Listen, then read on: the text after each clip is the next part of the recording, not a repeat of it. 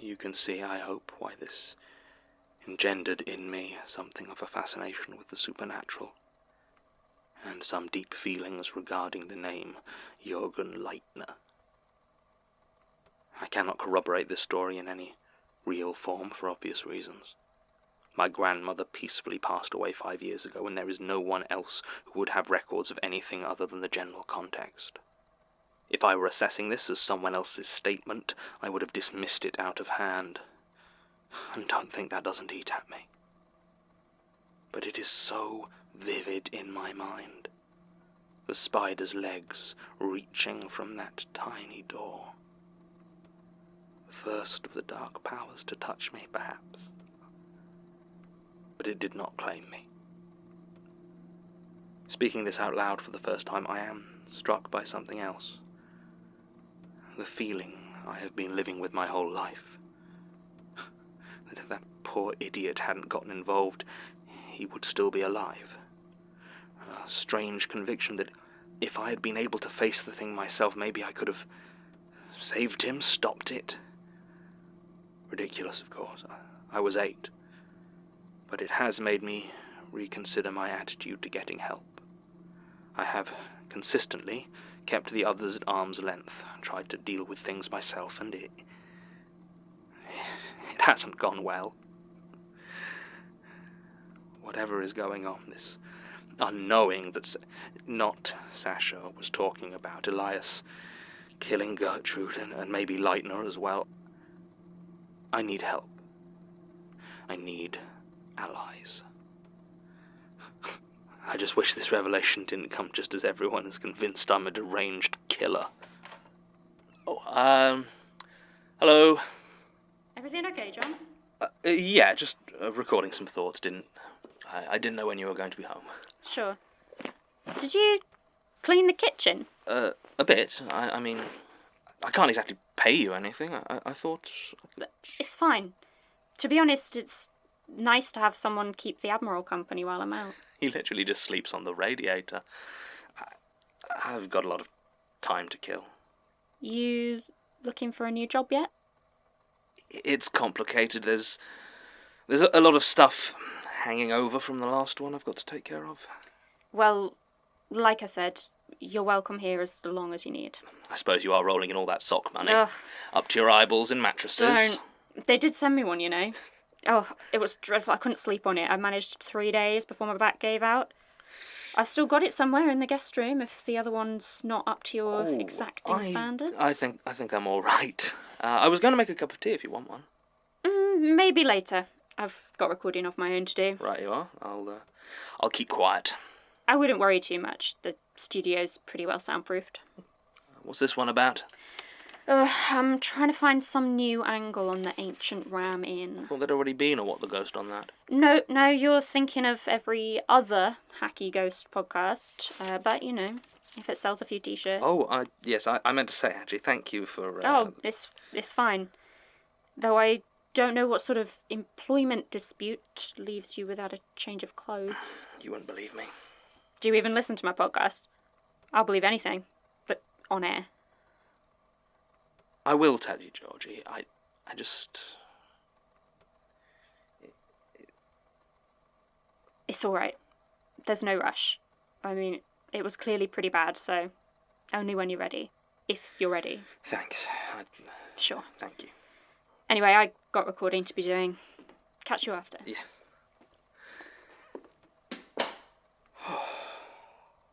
Fine. Sorry, I feel more comfortable with it on. I said it was fine. Yeah. Right, so, a statement of Martin Blackwood, interviewed by Detective Tonner, February 18th, 2000. What are you doing? I'm making a statement. Isn't that what you want? My statement? No. I just need you to answer the question. Oh, okay. I mean, you wanted a statement last time about... it was when I found Gertrude. Or at least your partner did. Didn't know who the killer was last time. This time is simpler, and Basir's not a police officer anymore. Oh. Look, you're sure it was him? I mean, I know, but I can't... He wouldn't. I don't think it was him. You think we should be looking for other suspects? No, I mean, not... Like, look, that tape that we gave you... Has a lot of distortion, some screaming, and a recording of you seeing the body you claim for the first time. Always suspicious when two suspects are each other's only alibi. I told you that there was someone else there. Which one should be asking, by the way? The man with knife hands, or the woman trapped in your magic corridors? It happened. Well, if your witnesses appear back in this universe, maybe the situation will change. Otherwise, it's an easy choice. Answer my question, or I pin it on you. You can't. That's not how this works.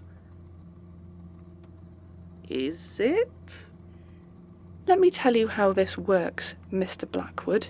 I've got a hell of a workload, no partner, and full operational discretion to make this whole situation go away.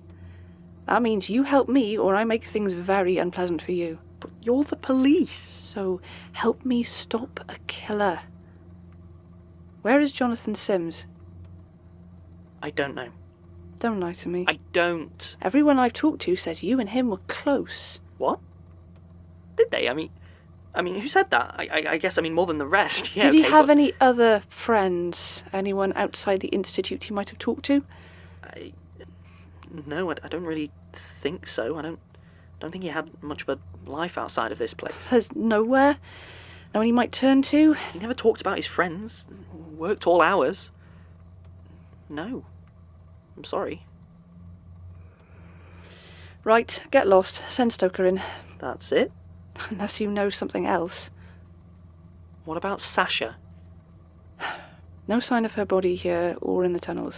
No evidence she was a victim of violence. Maybe she saw the murder, or caught Sims smashing up the storage room and took off. Maybe she's with him. Or he killed her too. Either way, quicker I find him, the better for her. So if there's anything you're not telling me... No, I just... Bring her back safe, okay? I'll send Tim in.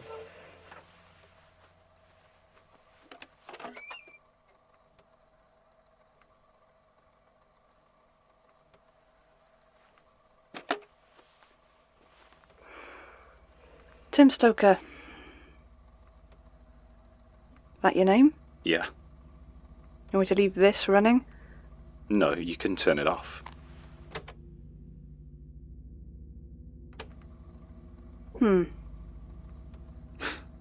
Seems about right. Look, just leave it on, or do you want to do this somewhere else? It's fine. Suppose you want my statement? I just need anything you know on the possible whereabouts of Jonathan Sims. Anywhere he feels safe. Any friends or associates he might turn to. No. You sure? Nothing that might help me find him? If you're hiding something out of some sort of loyalty... Look, if I knew, I'd tell you. We haven't talked too much lately. And you haven't seen Sasha James either? No. You think she's dead? Can't say yet. But looking at it, yeah. I think Sims killed her too. Sounds right.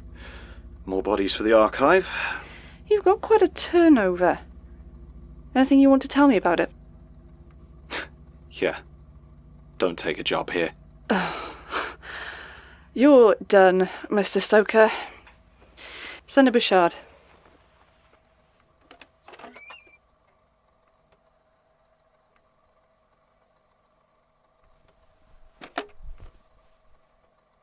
Elias Bouchard? Correct. Sit. So, what can I do to help? You want my account? My sworn testimony? My statement? What is... No, just a couple of questions. Of course. I don't suppose you know how to turn this off. Oh, leave it running. I'm sure John will want to review the tapes when he gets back. So you don't think he did it? Killed a man in cold blood? Certainly not. He doesn't have the stomach for it. People can surprise you. In John's case, I rather hope so. You want him to be a murderer? Have you had any luck identifying the body yet? Well? I'm the one asking the questions. Very well. Then I suppose this interview is over. Unless you care to arrest me? The victim isn't someone we have on file. Doesn't match any missing person. Still a John Doe. I say something funny? Nothing. Just remembering an old joke. Right. So, do you know anything about the current whereabouts of Jonathan Sims? Anywhere he might be staying? Any friends he might have contacted? I do. Well? I was wondering, is it worth it? Operating the way that you do? Just answer the question. Does the lack of oversight make up for the lack of support? What do you know about the current whereabouts of Jonathan Sims? Everything. I know exactly where he is, and who is with him. But I don't think I'm going to tell you. I can drag this down to the station if you want, you weird little freak. Maybe Sims didn't do this on his own. Please, Detective Tonner, you don't want this to happen in the police station any more than I do. Your superiors, exactly how aware are they of what you're doing right now? They know enough. They got a call and sent me down here. That's how it works. And then they don't ask any questions, as long as you keep it far away from official police channels. Except your partner leaving has made you sloppy. No notes, no proper interrogations, no backup of any sort. You've barely collected a scrap of evidence from the scene and made no official record of the dozens of interviews you've done with the Institute staff. You haven't even followed up on any of the other potential suspects or leads, and shown no interest at all in the fate of Sasha James.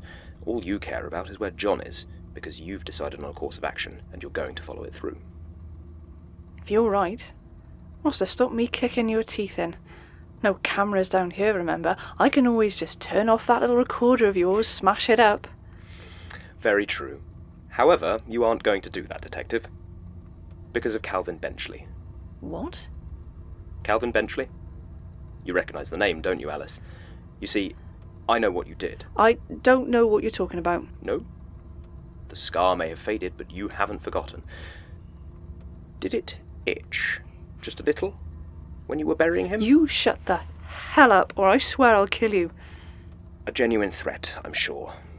But right now, what you're really trying to figure out is if I have any evidence that could make it back to your people. I mean, it seems impossible, of course. How could I? But you just don't know. So many impossible things happen in here, in this strange, musty place. Shut up. Here's what's going to happen. I'm going to make a statement, your statement, to prove to you what I know, and because I want John to hear it someday. And when it's over, you are going to leave. Because if you don't, I'll make sure your superiors know all about every nasty little thing you've done in the name of peace and order, and I'll make sure they are subject to the scrutiny they so desperately want to avoid. More importantly, I'll make sure they know it has all been exposed because of you. Is that clear? I will take that as a yes. If you're smart, you'll go back to the police station and put forward some half-baked cover-up for what happened to your mystery corpse and leave it at that. But I don't think you are smart, so in many ways I'm excited to find out what you do next. Statement of Alice Tonner regarding the crimes and death of Calvin Benchley. Statement never given. Don't. Do I need to go on, Detective Tonner? Good. Feel free to see yourself out. If you take any action against myself or this institute, I will ensure the police become aware of your crimes in a way that cannot be ignored or covered up. I leave the matter of Jonathan Sims up to you, though I will not tell you where he is. I suggest you close the case and move on, but if you find yourself unable to do so, my advice is to kill him quickly. There's no telling what he might be capable of.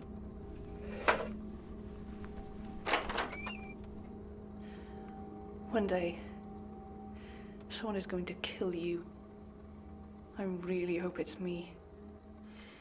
Good day, Detective. But she looked like she'd seen a... well, you know. So? So I'm just saying that she spends all that time in there with Elias and then leaves like that? Maybe he told her something. Or maybe she just hates it here, like a normal person. Maybe they said something about Sasha, you know? She's dead, Martin. Come on. Even you're not that blind. He got her too. Don't you say that. Don't you dare say that. I didn't. It was that detective. You tried talking to her about it? She didn't care. Just wanted to know where he was. Makes sense. No, it doesn't. Nothing about this makes sense. I don't know who that old man was, but John would never hurt Sasha. Fine. If it wasn't him, it must have been that thing we saw. It was only for a second. And what with that weird finger guy and the door, I mean, it didn't look like her. It did. You know it did. Look, maybe it ate her. Maybe it was her. Maybe she was always some messed up mutant and we just never noticed. Could have been Michael. I mean, it basically told us it was working with John.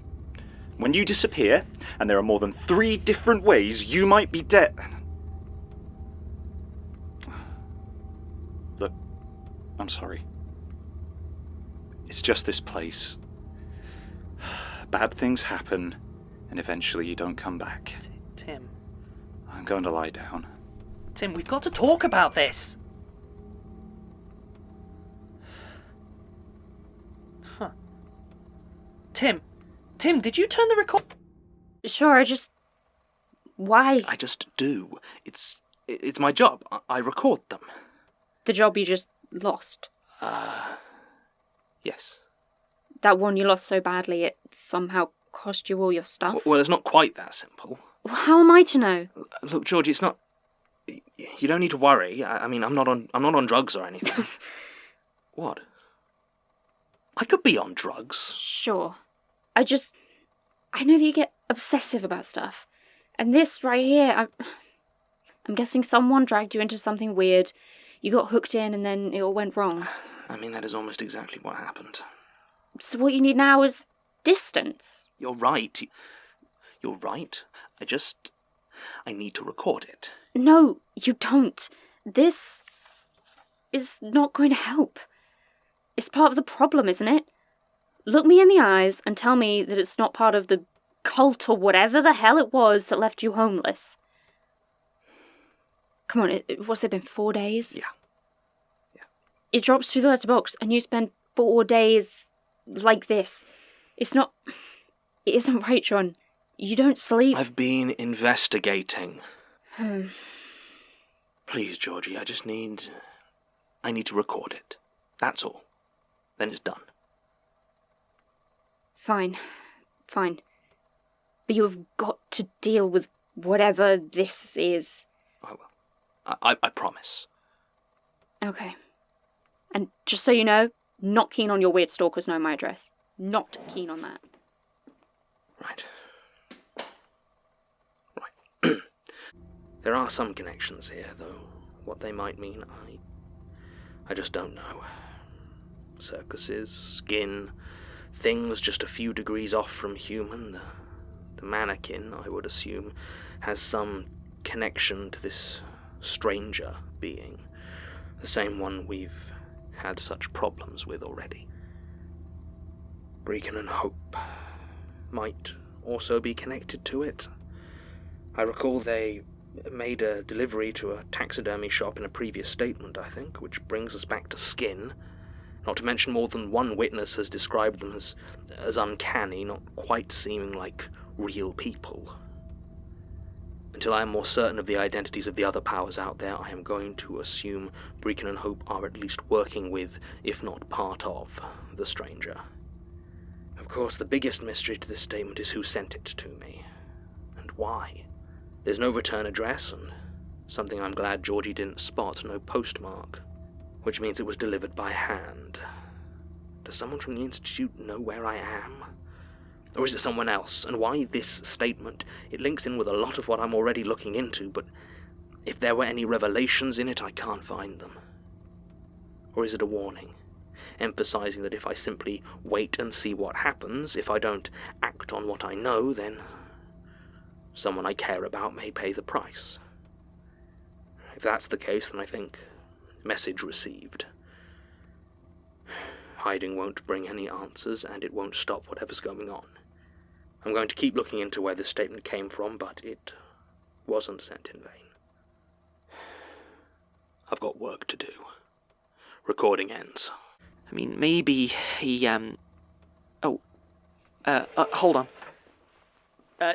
Excuse me? Excuse me? Oh, yes. Hello? This is... The archives aren't actually open to the public. I know. There wasn't anyone on the door, though. I'm I'm looking for the archivist. You're Miss Richardson? King. King, yes, right. Melanie is fine. Is he here? No, you were right. Oh, no. Not really. Got shot, sort of. In India. What? Oh, it's mostly fine now. I can walk on it at least. It's what I wanted to talk to John about. That's not really... I mean, I guess I could take your statement. Oh. I suppose. You mean now? Right. Well, I flew out, and I've been, well, that is, before that I was looking at some books. There were history books that were talking... Look, are you sure I can't just talk to John? You know, Jonathan Sims? He still works here, right? That's actually quite a good question. Okay, look, I'm sorry. I've obviously missed something here. What's going on? John's missing. They think he killed someone. What, he finally snapped, did he? Or did he accidentally bore them to death? I'm serious. Oh, right. So who'd he kill? He didn't. It's just everyone... Look, it was an old man. No one here knows him, and the police still can't actually identify the body, so... So, what, he's supposed to have suddenly just murdered some stranger? With a pipe. What, like burned him to death? Or... A metal pipe. Oh. Sorry, I just pictured him with like a smoking... You know. I mean, that doesn't sound like him, does it? I've only met him a couple of times, but beating an old man to death with a pipe seems kind of out of character. Right? But everyone just seems totally convinced he did it. I mean, they think he did something to Sasha, too. Jesus, which one? She was another one of the research assistants, like me and Tim. Yes, I know that. She vanished around the same time of the murder, I think. Oh, you know what? I am not doing this again. Are you sure you're all right? Yes, I just got... God, I'm kind of at the end, you know? The end of what? Everything. Friends, clues, savings, everything. Options. There's nowhere left for me to go. I don't know why, but I just felt that perhaps coming here might help. Talking things out with John, I mean he's awful. But at least he listens, you know? Yeah. Sorry. Is there anything that I could, like, maybe do for you? A friend of yours? Oh, it's okay. She's giving a statement. I see. Well, good to meet you. Elias Bouchard. I run the institute. Melanie King. Ah, you're not the Melanie King who runs Ghost Hunt UK, surely? Used to. Of course. My apologies. You used to watch it. I'm sorry to hear it's no longer running. Your techniques were rudimentary, but you showed surprising promise on occasion. Thank you, I think. I mean, Melanie was actually just leaving. I think we were done. Yes. Yes. One moment, Miss King. Martin has filled you in on recent events, I believe. I mean, a bit. Not everything. Then you are aware there is currently a vacancy for an archival assistant. Yes, and an archivist. I don't think we need to worry about that just yet, but the assistant role... Hang on. Are you offering me a job? What? You have some experience in the field, I believe. Well, yes, but... I mean, that doesn't actually make her qualified. Formal qualifications aren't everything, Martin. Do you want the job, Melanie? Oh. It's rather sudden, but, I mean, sure, yes. Yes, I do. Melanie, I'm really not sure that you actually... Problem, Martin? No. No, I guess not. Good. Well, if you want to come on up to my office and we'll have a proper interview. Hopefully get all the paperwork signed. Lead the way.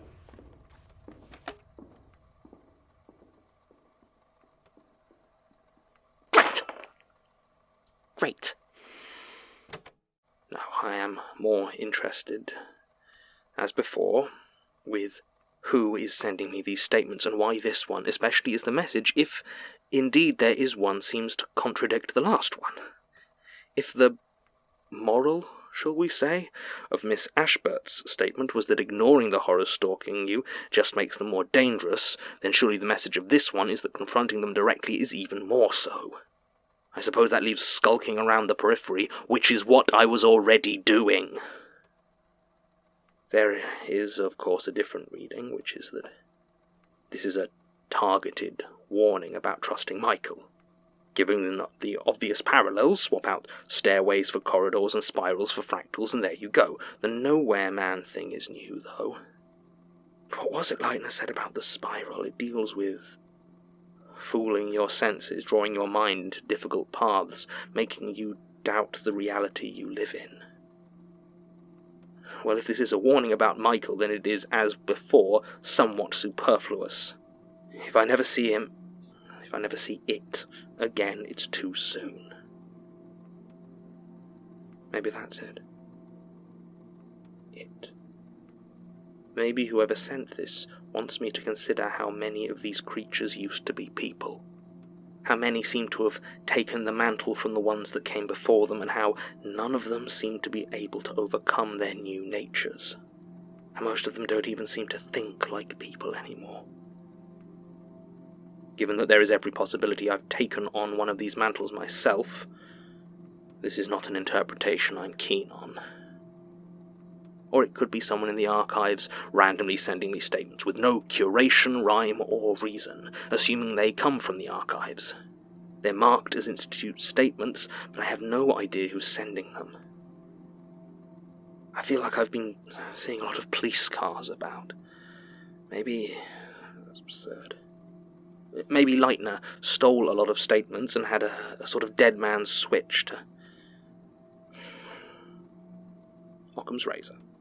For now, it makes sense to assume they're coming from the Institute, and they're only coming one at a time, so I will work on the belief that they are some way curated. So the current questions are who and why.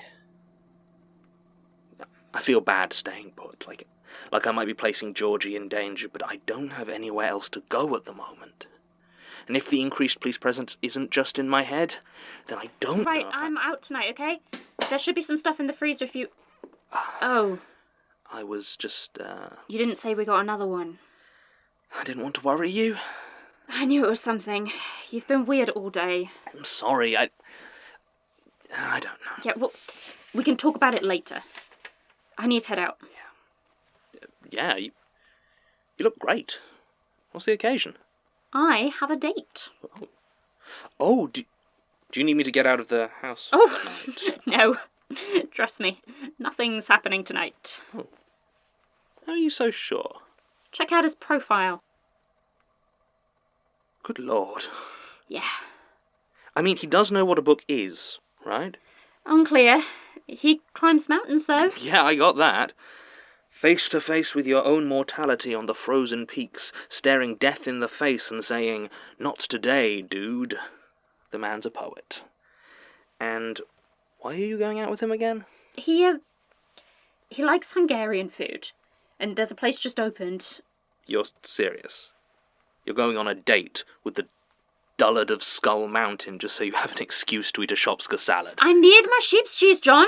No one else will go with me. You hate Hungarian food. Jeff says it tastes too Soviet, apparently, whatever that means. Melanie says it's too salty. Everyone I know has bad taste in food. I don't hate Hungary. Hold on. Melanie's back. You didn't hear? Hear what? Yeah, she had a bad time in India. She got shot. She... What? Yeah, I know. Is she... I mean, she survived. I hope so. I'm going for a drink with her on Thursday. Be a bit awkward if not. Right. I'd take you along, but, you know, she thinks you're a dick. Another startling insight from the piercing investigative mind of Georgie Barker. Is she all right? Well, she's had a hell of a time. Figured the least I could do was get her drunk and listen to her bitch about the new job. Oh, she found something then? Yeah, didn't say what. I think she was a bit embarrassed. Says her co-workers are super weird. Really? Really? Well, speaking of weirdos, I think you have a Hungarian mountain man to be courting. Yes, I do. I'll see you later. Don't forget the freezer. I won't. Have fun. Yeah, we'll see.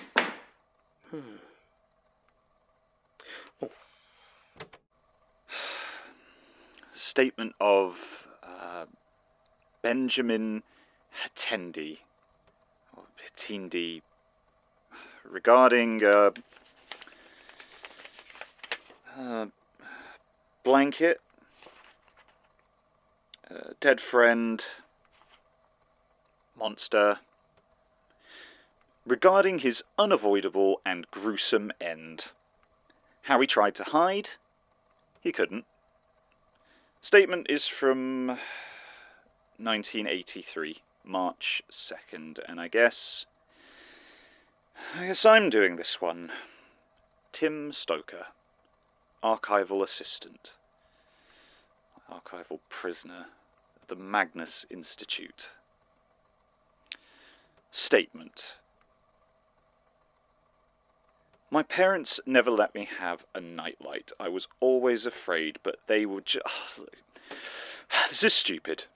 This is stupid. Look, if anyone's listening to this useless tape, it was stupid when John was doing it, and it's stupid now. I mean, just, what's the point? We might as well be engraving them on wax cylinders. Whoever's listening to this, right now, you're wasting your time. And if you work for the Magnus Institute, get out, if you can. I mean, that's what really pisses me off, you know. You spend so long getting used to a job. Come in. Hi. Tim, right? Right. I'm Melanie. Right. Melanie King? I know who you are. Did Martin not explain? Yeah. Yeah, you work here now. You sound thrilled. It's not you. It's his fault. He didn't warn you properly, and now you're trapped here. With us. Oh, is this whole you can't quit because of spooky magic deal? Yeah. He tried. No. And I'm not going to. I need a job, and it's fine here. I like it. It's quiet. Sure. If you ignore all the corpses, and the monsters, and the disappearances. Oh, trust me, you'll find plenty of those elsewhere. If this whole give quitting a try thing is meant to be some kind of subtle hint, I just feel like the two of you don't want me here. We don't. Martin's not big on change. I don't want anyone to be here. Well, thanks for making me feel like part of the team. You're suspicious and resentful, right? Welcome aboard. Good talk. Wait. Tell me about the two sashes. What? Martin said you were rambling about there being two sashes. Look, I don't know. Well, the first time I came to give a statement, there was a young woman working here named Sasha. And then when I came in again, there was a different woman working here. And everyone called her Sasha as well, which I didn't think was too strange. I mean, it's a common name, but everyone kept saying they were the same person, and they weren't, at all. John kept saying there'd only ever been one Sasha working there, but they were totally different. And everyone's been giving me really strange looks whenever I talk about it. What did she look like? What? Sorry? The first Sasha. What was she like? She was, I don't, maybe I'm getting it wrong. I just, okay, I can't, No, I think I understand. Or can you explain? Who am I even sad for? I'm sorry, I don't, I'm gonna lie down. Can you record this for me? It's part of your job now. I guess the tape's already running. Sure. Sure thing.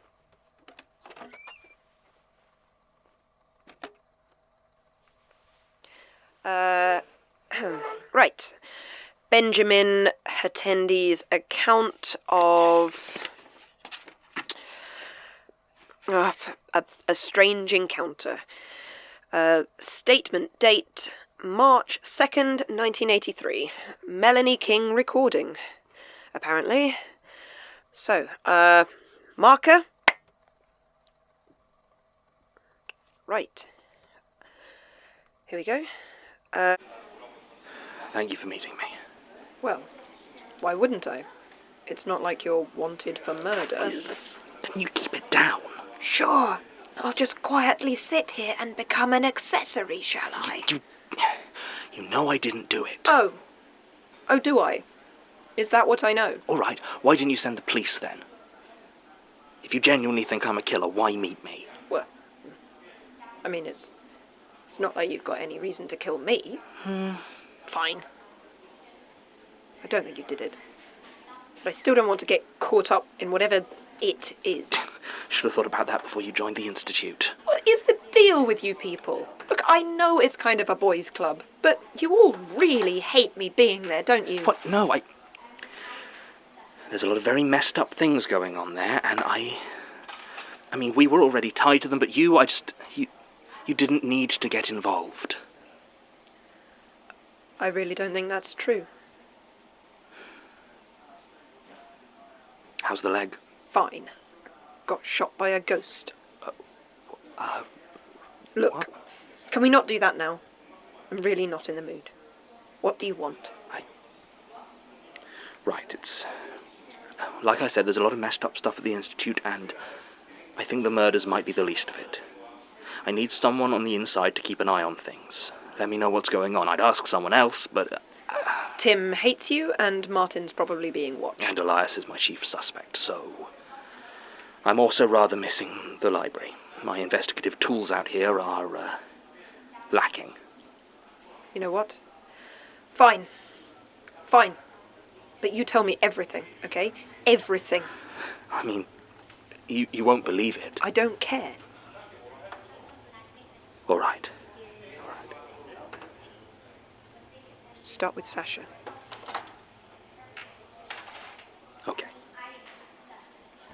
Look, I'm really not sure about I this. just need to borrow it for a half hour or so.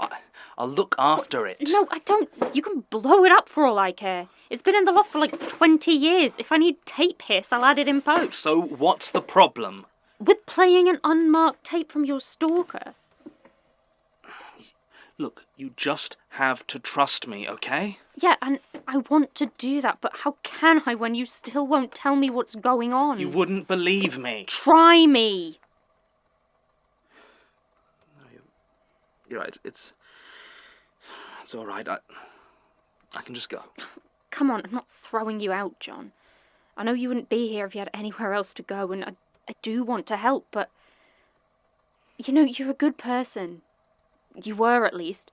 But whatever this is, it's messing you up. Look, I've got work to do. You listen or don't listen or cross-record or whatever you want. Just think about it first, okay? You can choose to leave it alone.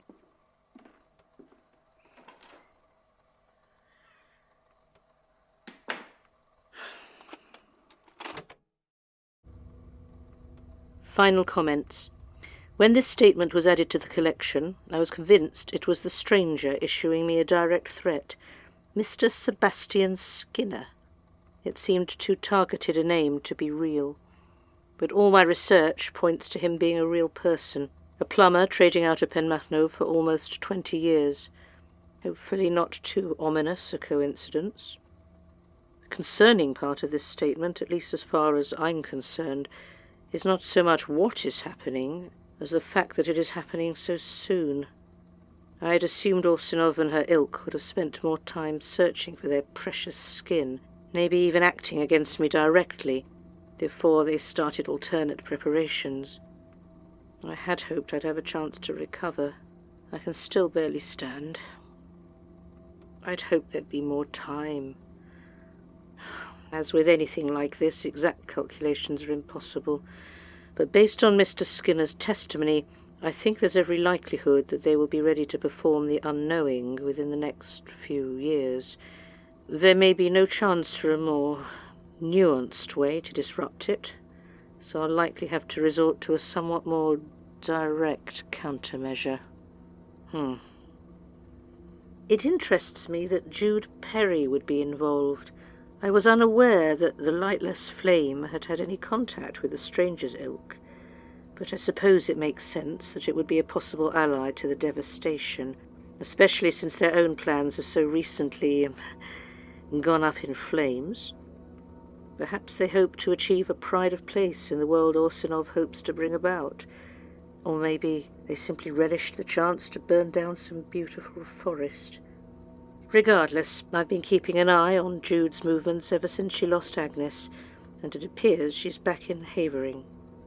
Part of me wants to confront her, see what she knows, but I'm not that desperate. Not yet. I've been unable to contact Mr. Skinner since he gave his statement. Sad, but unsurprising. There's no doubt in my mind that when the unknowing begins, one of the dancers will be wearing his face.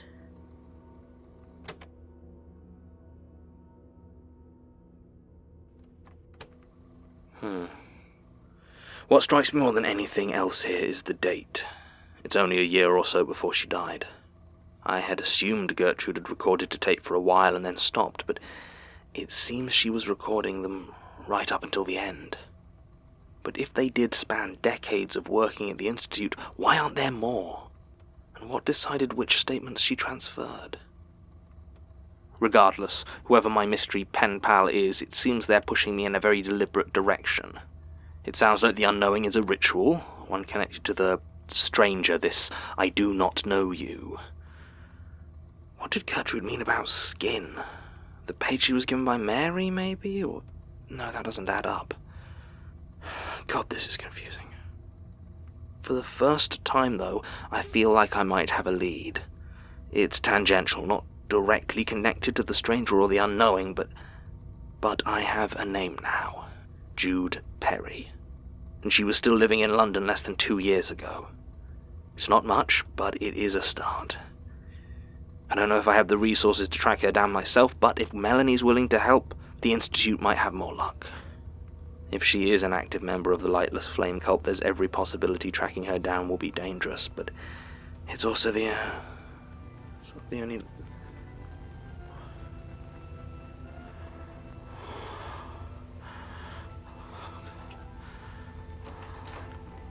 Can you hear that? Like an ice cream van or something. Circus. Yeah. Yeah, I thought it was going mad. Christ, are you alright? Was it the tape? What? No, it was outside. No, not the music, your face. What? That's it.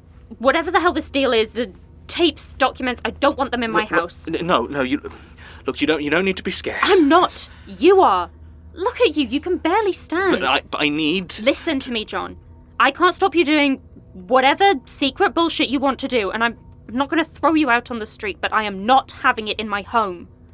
No, they won't. I'll make sure it does. I'll keep it far away. No, you need to stop. I'm not sure I can. Huh. Are you still recording then? What? Well, I thought that was John's thing. I mean, yeah, a bit. You wanted to see me? Yeah, well, your boss is busy, and I tried talking to Tim, but... Yeah, right. And he said Sasha's gone, so I thought I'd talk to you. Okay, what do you want? I'm looking for Daisy. Okay, I don't know where she is. I don't know where anybody is. Why does everyone think that I always know where everyone is all the time? Alright, sorry. They said at the station that this was the last place she checked in. When she was interviewing us, that was like a month ago. Yeah, I haven't heard anything, so I went to check in with her at the station, and they said she hadn't been in since February. And no one's looked into that? I mean, they don't keep a close eye on. Well, she goes off the grid sometimes when working a case. Never this long, though. I thought it might have something to do with, you know. Look, he didn't kill anyone, okay? I think something's going on, okay? I actually think he was framed. Yeah, well, I hope so. If not, well... Just can't believe I was so stupid, you know? He really got me. Got you how? I actually thought I misjudged him. Hell, I liked the guy. Wait, you mean like you? No, what? Ugh, no. Why does everyone right, think... yeah, because I don't actually. I mean, he was good company. You know, when he wasn't being a paranoia machine. He was funny, you know? What? John? Yeah. I don't think I've ever heard him tell a joke. Maybe you weren't listening. Right. Well, I'm sure it'll all get sorted out when Daisy brings him in, and you can probably talk to him then. Oh, sorry, I forgot you're not actually with the police anymore, are you? Thanks. So, you have no idea where Daisy is? I'm sure she's fine. She's probably just using her operation discretion to bully someone else. What did you say? Well, she was really rude, actually. She threatened to No. that I... Did you use the phrase operational discretion? Yeah, she said she had full operational discretion. Is everything all right? I need to find him. Well, I'm sure your partner will find him. I just hope she's not as... No, I need to find him now. You're sure you don't know where she is? No, I don't know anything. Okay, alright, fine. Just, here's my number. You call me immediately if you find anything out, Fine, okay? now, please, we're really busy. Yeah, I need to go. Yeah, good luck. Right, let's... But since then, it doesn't look like it's caused anything weird to happen. Yes? Hi, have you got a moment? Yeah, I think, Are you all right? yeah. Sorry, just a lot of change recently. You know, you and John and Sasha, and everything's gone a bit wrong. It's this, the not knowing, you know?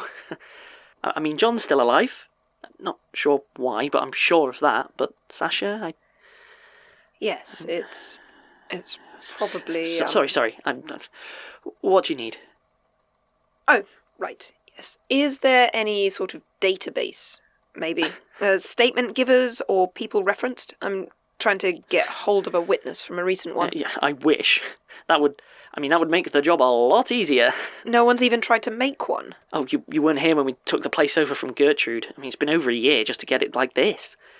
I mean, I think the database was on John's list, but... So how do you track someone down? Oh, well, you know, we've got a few contacts in various record offices around the place. Aside from that, it's just a bit of detective work, really. Tim used to do a great line in impersonating people to utility companies. Oh, the number of times he got them to, you know, give him his own address and... Right. This one, the name is Jude Perry.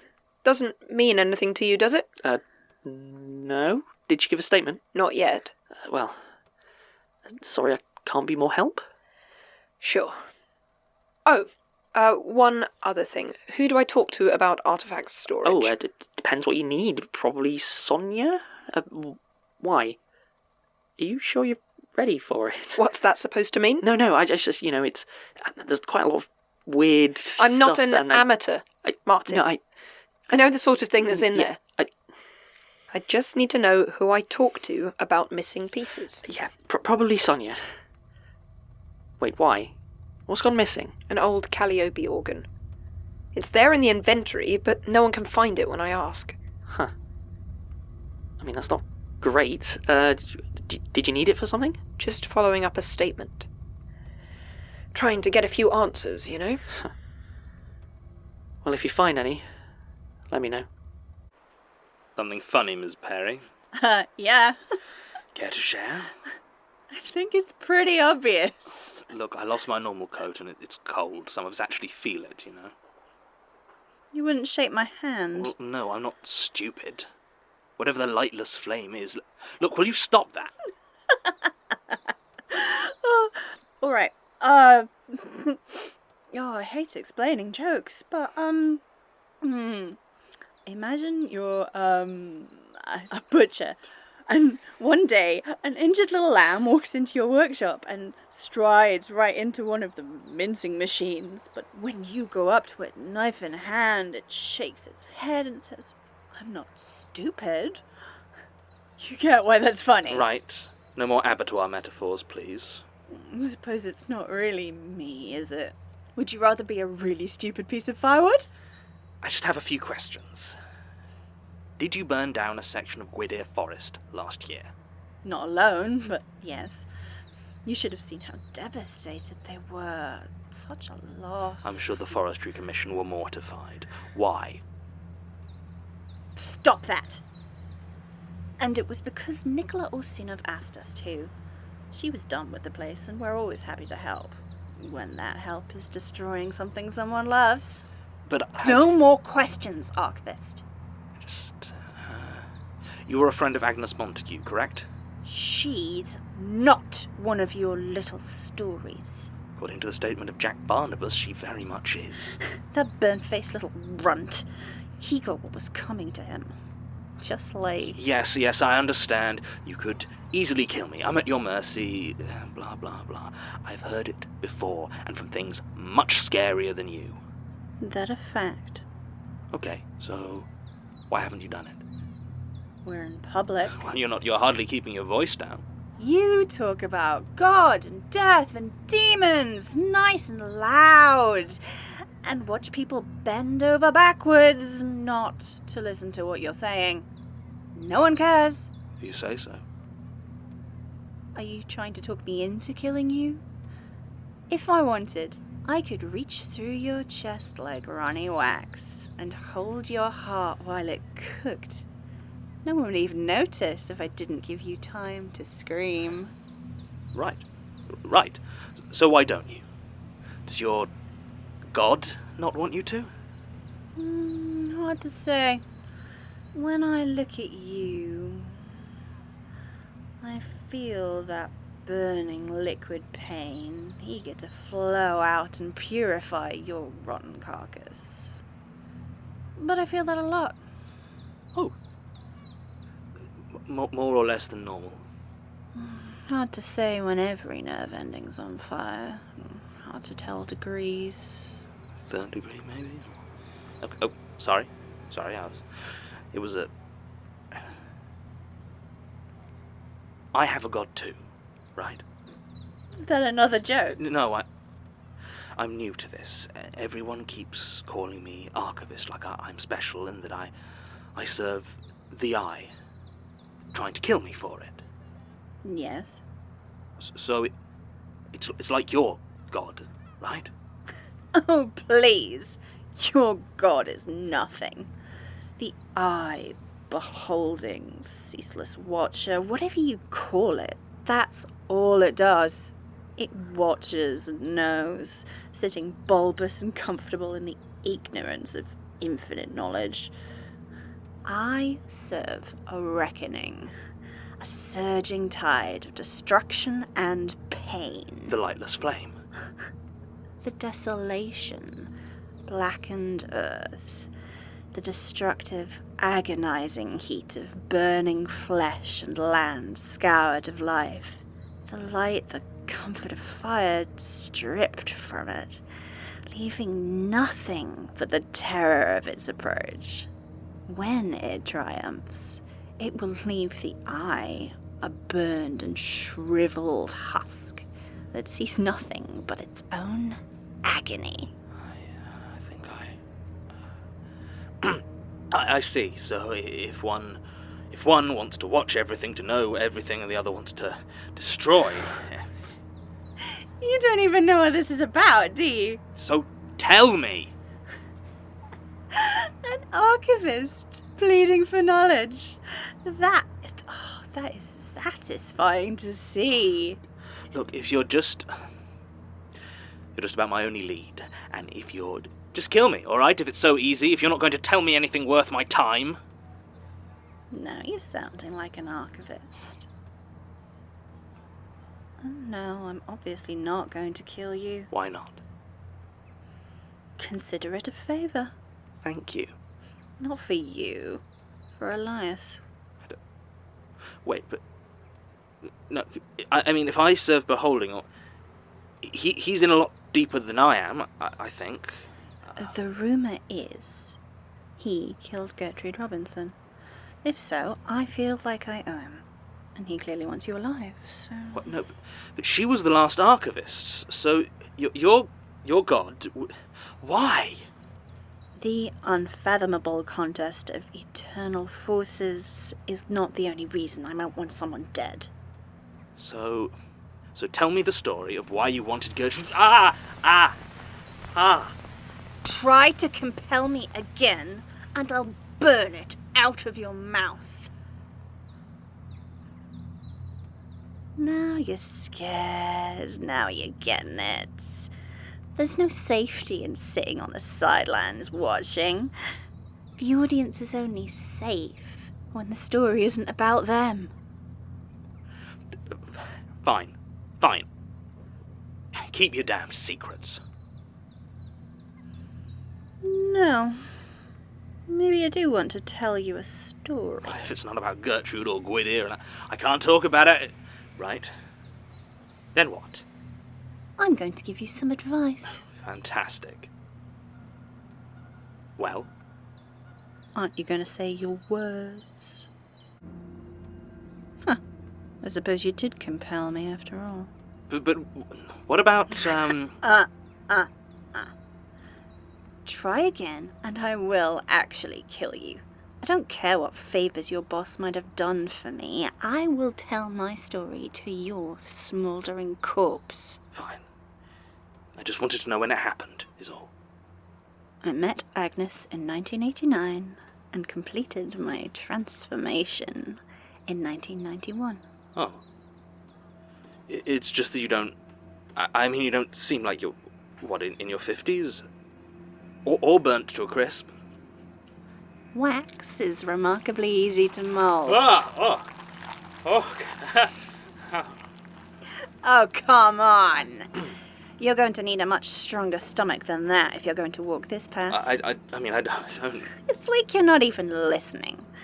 You have your god as I have mine. Feed it, fearlessly and without hesitation, or it will feed on you. But I mean, what do I feed it? You're the one it picked. Not a great choice, if you ask me. I didn't ask you. Look, is there anything else you can tell me? Yes. Anything you're willing to tell me? No. And I suppose I could talk to anyone else in your, It's fine, you can call it a cult. And no, they wouldn't hesitate. They're not as friendly as I am. Well, thank you for the advice. And the dead end. Wait. If you're really keen to keep chatting to things that could kill you, I might know someone. We're not on great terms. He's closer to your lot than mine, but I know where he exists. Who... what is he? Calls himself Mike. Michael? I guess Mike is normally short for Michael, yeah? Corridors, weird limbs, laughs like a headache. What? No. He's pale, got a big weird scar, smells of, Ozone! Yeah, that's the one. Hangs around with the Fairchild sometimes. Michael Crew. That's him. I know where you can find him. Where? Not for free. Okay. What do you want? Well, nothing much. Just shake my hand. What? You hurt my feelings earlier. I want you to shake my hand. Come on. It won't hurt. Fine. I lied. Tim? Hey, boss. What brings you down to the dungeons? Your office just too full of joy? Not quite. I heard you'd had some absences, some unauthorized leave. I just wanted to talk it through with you. Right? Were you sick? If you're sick, you really need to call in. Nope. Wasn't sick. Try again. Well, you hadn't booked any leave. No, I had not. So what happened? I hopped a flight to Malaysia and found myself a hotel. I see. You were trying to leave us? Yeah. But you returned. I got sick. The longer I was gone, I felt weak, like I was losing myself. You gonna fire me, boss? No. I don't think that'll be necessary. Of course not. but let's be sure it doesn't happen again. Hmm? You do know, right? I mean, you must know. Know what? About this place. About what it does to us. Tim, this place is very old. It has all sorts of idiosyncrasies, and not all of them are good for the people who work here. I think I'd prefer asbestos. I've always found the best way to deal with it is to lose yourself in work. Personally, the comfortable rigour of bureaucracy has always helped me. Perhaps doing a bit of mindless filing will help distract you. Yeah. I mean, maybe you're right. I'm sure I am. And no more unauthorized absence, okay? Oh, is everything okay in here? Yes, Martin. Very much so. Right. I was actually going to record a statement, if that's all right, Tim. Yeah, it's all already running. Oh, so it is. Why did you Right. You sure I can't get you a cup of tea? It's fine, really. Okay. You just seem a bit jumpy is all. Oh, I just, coming in, I thought that it's fine. Grand. Okay, what can I do for you? You're Michael Crew, right? It's Mike, please. Right. I'm from the Magnus Institute. Oh, you said. I read you feature in some of our statements. Oh? Statements of what?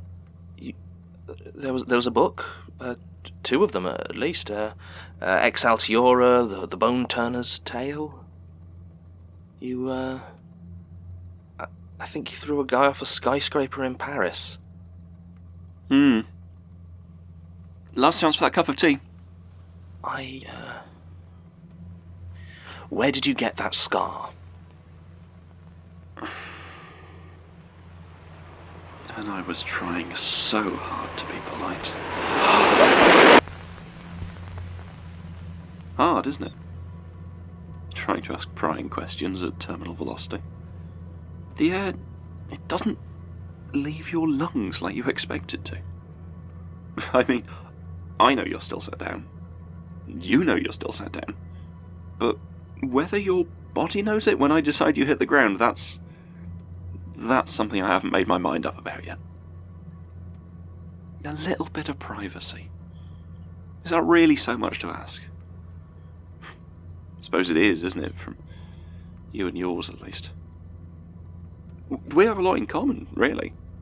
And after all, what good's the height, the terrifying draw of gravity, unless you really know the scale of what you're facing? Hey, maybe I'll let you live. I need to drag yourself back down to your den, but you need to learn some respect. That's all, I think. Since then, I've embraced my new life, gladly fed that which feeds me. A Paris skyscraper, was it, you said? Honestly, I can't say I recall it in detail, but it sounds about right. Sometimes it's hard to keep track.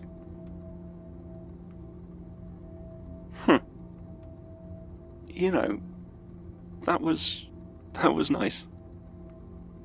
I'm not usually the sort for speeches. That was a pleasant change. So, off you go then. Archivist, take my mercy and leave. You have touched something few ever walk away. I thought you said you came alone.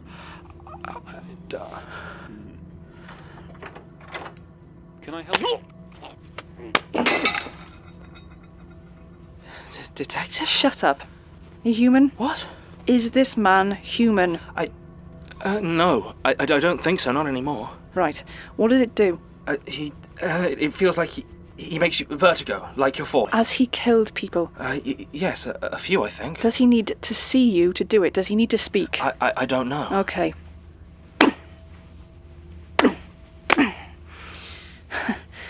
Doubt he can do it in a coma.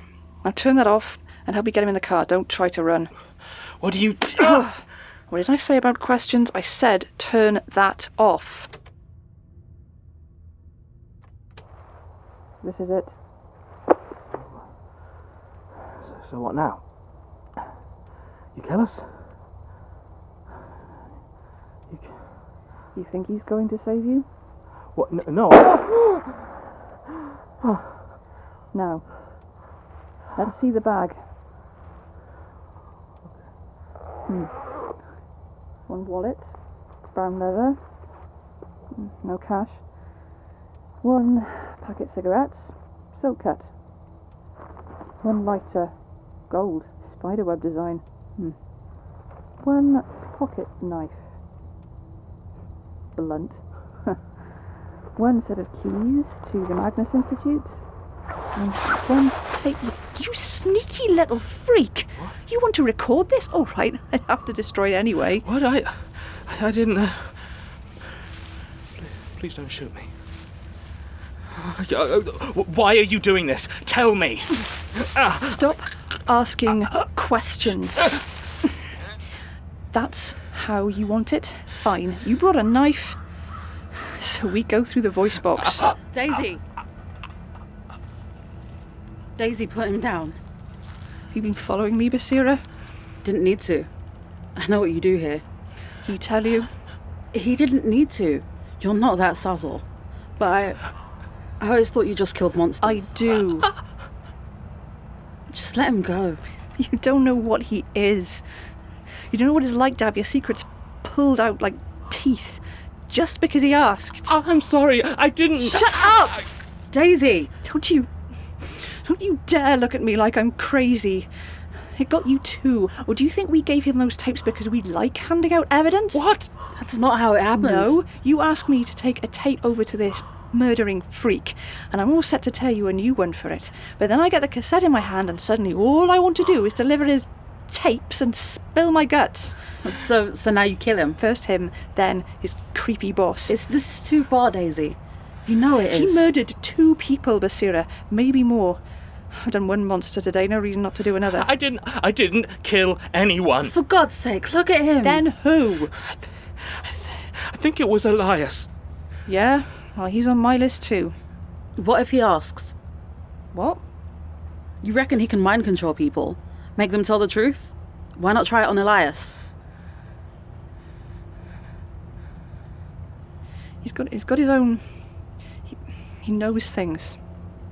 Would that work? I don't know. I could try. Daisy, this might be our only chance to find out what's going on. All right. But if this doesn't work, you're still dead. Yeah. What about Mike? Who? Oh. Grab a spade.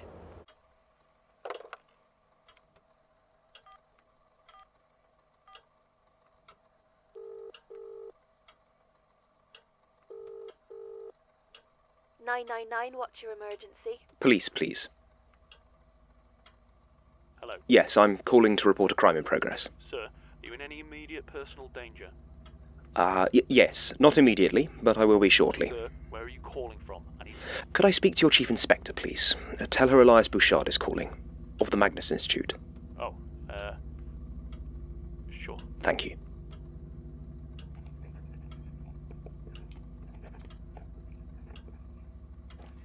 Chief Inspector Calgary. Yes. Good afternoon. Sorry to bother you. I believe you're looking for Detective Alice Tonner. Do you know where she is? I do, yes. She should be here in about 15 minutes. I'll send some officers over immediately. That will be wonderful. Much appreciated.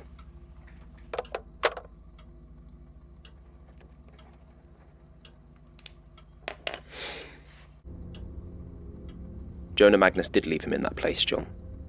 He got the letter, oh yes, and was on good terms with Mordecai Lucas. He could have interceded, perhaps even saved him, but he did not. And it was not out of malice, or because he lacked affection for Barnabas Bennett. He retrieved those bones sadly enough when the time came. Bones that you can still find in my office, if you know where to look.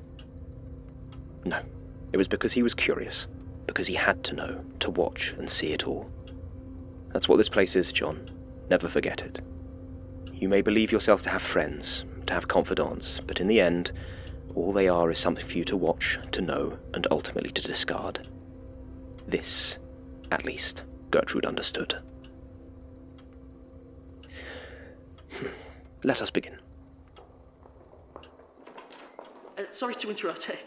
John's here, and he seems angry. I actually think he's brought a Bouchard. Easy. Hello, Elias. Goodness, John. Whatever happened to your hand? And your neck? That one was me. You look a mess. I've had a hell of a week. Martin, would you be so good as to fetch Melanie and Tim? I think it would be worth their time to be here. Right. Okay, I'll just... go then? Okay, let's do this. John, do you want to get this on tape? No need, Basira. I've already got one running. Now, you have something to ask me? Go for it. Before I strangle the grinning bastard. Elias, did you kill Gertrude Robinson and Leitner? That's quite nice, actually. Tingly, but sort of freeing. You know, even Gertrude never properly tried to compel me.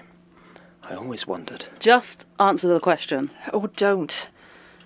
Oh, no need to worry about that. I just feel it's only fair to wait for your colleagues, John. They'll want to hear this too. It's also very important to me, in a personal capacity, that you understand I'm answering you of my own free will. I don't care. I know, but I do. There's so much of this place, and of ourselves, twisted by forces far beyond us. I just wanted you to know. Okay, so I've got everyone, but I'm honestly kind of Yeah, lost as to what's happening. Oh, Christ, what is it now? Yes, same question, please. Elias here is about to confess his crimes. What? Oh. Good. Is that like a... Yes, I was just saying to John, it's very important to me that you understand that no action I have taken has been controlled. I have done everything because I wished to. Get to the point. Of course, Detective. So, for the avoidance of any doubt, I killed Gertrude Robinson because she intended to destroy the archives, and I killed Jürgen Leitner because he was an unnecessary complication, likely to tell John too much too early. Bloody hell! Oh, no. Sorry. That guy was Jürgen Leitner. It was. Daisy, where do I know that name from? Oh, the Yusuf case, an introduction to higher anatomy. Oh. Oh, God. And you killed him. You sure shouldn't be giving him a medal. Very sure. And Sasha? Did you kill her too? Sasha died almost a year ago, Martin. What? Oh, God. When Prentice attacked something else, it replaced her. I still don't know how, but... God damn it, this is... It wasn't... Sasha. He's right, Martin. The thing you remember as Sasha was nothing like her. It toyed with your memory. If I showed you a picture of the real Sasha now, you'd have no idea who it was. So that thing we saw... Precisely. It finally tried to kill John, then Leitner killed it, then I killed Leitner. And I believe that brings us up to date, more or less. What about Michael? What about him? An irritant, interfering because he's bored and he resents us. He has no Right, purpose. that's enough for me. Even got it on tape. Everyone get back. What? Daisy, wait. Out the way. Now, hang on. I thought you were about Get to arrest out the way. John, do something! Don't. Excuse me. Yes? Elias, there's some police officers here to see you. Yes. Thank you, Rosie. Could you ask them to wait a minute or two? Yep, will do. There. That should make it even easier for you, right, Detective? I know you were planning to kill me, but surely an arrest is a consolation prize. Daisy? Oh, didn't she tell you why she hadn't gone back to the station? Allow me. She rightly suspected that I held evidence of various murders she had committed, and that I sent this to her superiors. She's quite the killer, your partner. All in the public good, of course. And she was correct. I spent some time acquiring that evidence, or creating it. And while your superiors don't much care about the killings, the fact there is proof, they're not happy. And they want you brought in. So, I kill you and go to jail. I'll take that deal. For someone who used to be a detective, you're remarkably reluctant to think things through. You think you're the only police officer eager to do violence and call it justice? No. There are plenty of other rabid dogs out there, mad with the hunt, and some of them have signed a Section 31. There are plenty of others your superiors can call on to clean up this mess. No, they wouldn't. Yeah, they would. And anyone close enough to be implicated, they will kill Basira. Okay, wait. That's the police that you're talking about, okay? They wouldn't. Would they? I'm sorry, Basira. Yeah. If the officers down there take you away... But perhaps I was wrong when I called them. Maybe it was a false alarm. What do you want? Collateral. That... what? A contract of employment for Basira.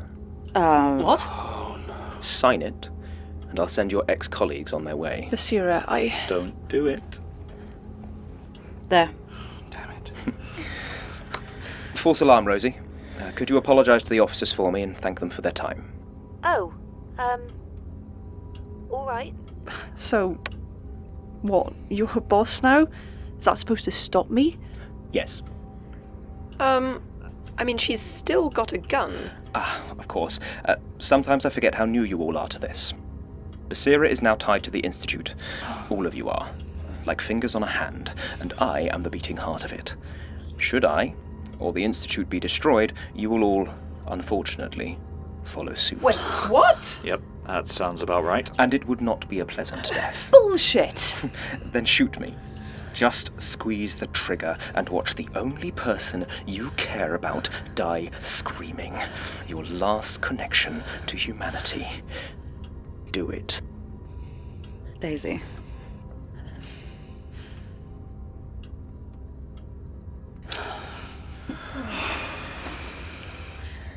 What do you want? The police are not the only ones who can find a use for your violence. I'm sure there'll be plenty here for you to do. Feel free to go where you like in the meantime. I'll be in touch. You piece of... Daisy, it's okay. We'll figure something out.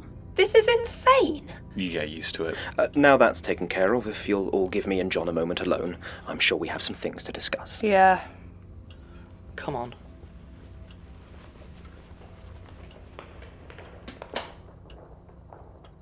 So, Come on, John.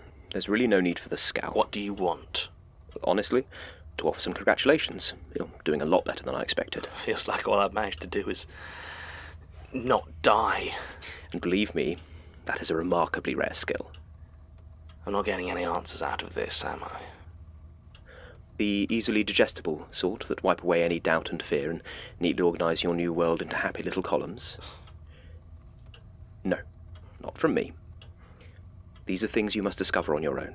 Why? What are you? The archivist. Precisely. It is your job to chronicle these things, to experience them, whether first-hand or through the eyes of others. To simply be told that, well... It doesn't please your master. Our master, John. I never chose this. You never wanted this, no. But I'm afraid you absolutely did choose it. In 100 ways, at 100 thresholds, you pressed on. You sought knowledge relentlessly, and you always chose to see. Our world is made of choices, John, and very rarely do we truly know what any of them mean. But we make them nonetheless. So what now? You were doing fine before you forced this little scene. I suggest you continue. So it was you sending me the statements? A little bit of direction never hurt anybody, so to speak. Directed towards what? The unknowing. I need you to stop it. Again with... What is the unknowing, exactly? A ritual. The stranger and its kin attempting to gather power enough to bring it closer. They're trying to... what? Summon it? Not exactly. These things that touch us, they don't have a form of the sort that could exist in physical reality, so the stranger wishes to remake that physical reality into something closer to itself. It wants to make this world its own. And how do I stop it? That is what you need to find out. No, you are not doing that. I know you have Gertrude's notes, her files. She was working on a way to stop this. Not to mention that apparently you can effortlessly see anything at any time. Hardly effortlessly, but I take your point. So obviously you know how to stop it. You could just tell me. I could. But I believe that if I did so, you would fail. The stranger is antithetical to us. We thrive on ceaseless watching, on knowing too much. What we face is the hidden, the uncanny, and the unknown. If you were to stop them, you need to get better at seeing. And my explaining things is simply not enough. And you can't just give me all the statements. John, even when you had all of them at your disposal, you barely got through one statement a week. Why do you think that is? It takes its toll on you, and I know you have had problems with moderation. So it's back to breadcrumbs and statements and risking my life talking to things that barely remember how to be human anymore. For now. I'll be in touch.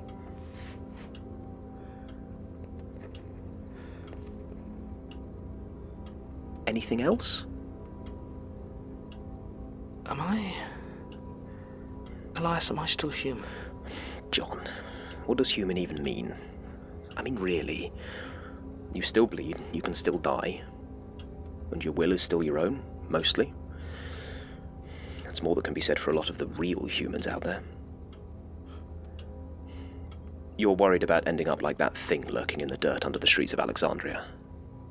Don't be. Just do what you need to do and you'll be fine. Understood? I suppose so. Good. Well, I have work to be getting on with. I'll send you a return to work form, but don't worry about the doctor's note. Now, if there's nothing else... Right. Statement of Lester Chang regarding the cleaning habits of his father in right, Hello, Admiral, how have you been? Yeah, I've missed you too. I'm trying to find you on a belly rub. Wrong hand, cat, wrong hand. Sorry, Admiral, it's been a hard few days. Hope I haven't upset Georgie too much. Now, how can she be mad? She's got you. Yep, that's your ass. Thanks for that. Look, I know I love you too, but can I have my lapper back? I kind of need to... okay. Belly rubs. You don't have to worry about all this stuff, do you? Bit over your head, I guess. Bet the world ends and you do just fine. Oh, right. You done? Okay. Elias gave me this before I left. Said it might help me clarify my next move.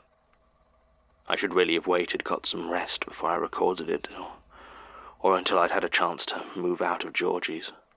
I've already stayed here too long. It's not fair putting her in danger like this. Or the Admiral. God, if Daisy had come while I was here. I wasn't sure what Elias meant by my next move until the end of this statement. Horrible as whatever it was that overtook Greg Russell must have been, it seems less than entirely relevant to the current situation. For Brecon and Hope, speaking Russian and helping transport a victim of whatever dark power rules over disease and rot, and insects, maybe. I was just about convinced that they served the stranger, and their speaking Russian might well support that, if it ties them to the circus, but this is not the first time they've been delivering things that seem to be tied to other beings. Are they a neutral party, carting around whatever horror needs delivering, just a piece of otherworldly infrastructure? Or are they fully part of the stranger, just serving as allies of convenience for other things that need to be moved? More importantly, though, it mentions a depot in Newcastle. Sasha checked on the Nottingham depot when they first came up. Almost 2 years ago now. A different time. But that had long been gentrified into luxury flats. Sasha never mentioned that there might have been other depots, and I never asked. I need to do some digging, because if the place is still there, if the building is still standing, I might just have an idea where to... So, what, you were just packing this away? Georgie, I needed to do one more. I asked you not to record them here. I'm sorry, I honestly forgot. It's been a hell of a week. Yeah, not just for you. What, you think you just disappear for 5 days, then turn up looking like the end of Die Hard, and I'll just write it off? Classic John, what an interesting life he must lead. No, Where have you been? And what happened to your hand? I don't want to talk about it. Tough. Look, I'm moving out anyway, so just forget it. I'm out of your life, all right? No. No what? You leave, you don't get your tapes back. What? When you disappeared, I took the tapes you recorded and locked them away. Honestly, I thought I might need them as evidence. You want them back, you tell me what's happening. Georgie, please, you'll think I'm delusional. I really hope so, John. Because right now, I just think you're a dickhead. All right. Okay, it started when I got that job at the Magnus Institute, you remember? Yeah, they do studies on ghosts and psychics and that, right? More or less. Well, I was hired as a researcher, and that was fine. I enjoyed it. Nothing really paranormal, but life was fine. It was good. Then, a couple of years ago, the head of the archives, Gertrude Robinson, she disappeared. And Elias, my boss, chose me as her replacement. Why? What? Why would he give you that job? He thought I could do it. You were a researcher, John. I mean, that's a long way from an archivist. And I know you don't just have a library science degree hanging around. I mean, it's all the same data and papers and stuff, isn't it? Not really. Well, I was given some assistants. Tim, Sasha, and Martin. They helped. Look, were any of them trained in information science? I don't know. I mean, I haven't even got to the weird bit yet. No, I know you talk a good game, John, but hiring you out of the blue as an archivist is pretty weird. Head archivist? Well, that does make sense, actually, in context. I'm not sure I follow. What I mean is, if there's no one above you, there's no one to point out you're doing everything wrong. Look, can we put my professional competence to one side, please? Because I'm trying to tell you monsters are real. Okay. Okay, what? Okay. I know monsters are real, and I assume there's more? You know? Yeah. You just believe me? Yeah, I mean, it's not belief. I've seen them. You've seen monsters? Not the time, John. Right. It's just I think I'm turning into one. Really? That's not great. Yeah. Ever since I took this job, I've felt a compulsion to read out some of the statements, the ones that really touched the supernatural. And when I do, I feel them. I feel their confusion and fear. I tried to write it off, and I can make people tell me their stories. Anytime I ask a question, people just answer. Okay, well, that bit will need some proof. Fine. What is something you would never choose to tell me? When we first met, I thought you were putting on that accent to sound more impressive. Oh, John, I'm sorry. It's all right. I mean, I guess I did exaggerate it. It's a long time ago, anyway. Proof? Yeah, I guess so. The Institute is... There are beings, like weird gods or powers or something. That they're outside our universe somewhere, but they push through sometimes in the form of these monsters. And sometimes they choose people to be servants or conduits. Avatars? Avatars. But they end up getting these abilities. And they lose a lot of their self. Sometimes all of it. And you think that's what's happening to you? Yes. Yes. The Institute serves one of these beings, at least Elias, who runs the place, does. Since accepting the archivist job, I've been different, and I can't quit or apparently do any violence to him. I'm bound somehow. That does at least explain why he picked you. If your job is asking questions, I mean. You were always the one who pushed too far and asked smart-ass, awkward questions. I always was surprised you never got punched. Well, I think that bit of luck's run out. So, you've discovered your boss is evil, making you kind of evil, and you can't quit, so you fled here? And there were some murders. Oh! I assume that's why I had the police asking after you. Oh, they came here? It's fine, you were asleep. What? But anyway, that makes sense, but it doesn't explain the hand. Oh, that was one of the other avatars. Of your guy, or...? Well, no, my patron is focused on knowledge and observation. Elias calls it the eye, but I've also heard it called beholding or ceaseless watcher, a lot of names. This one was the lightless flame, or I think she called it the desolation. It's burning, destruction, pain, all the bad bits of fire without any of the light or joy. Sounds lovely.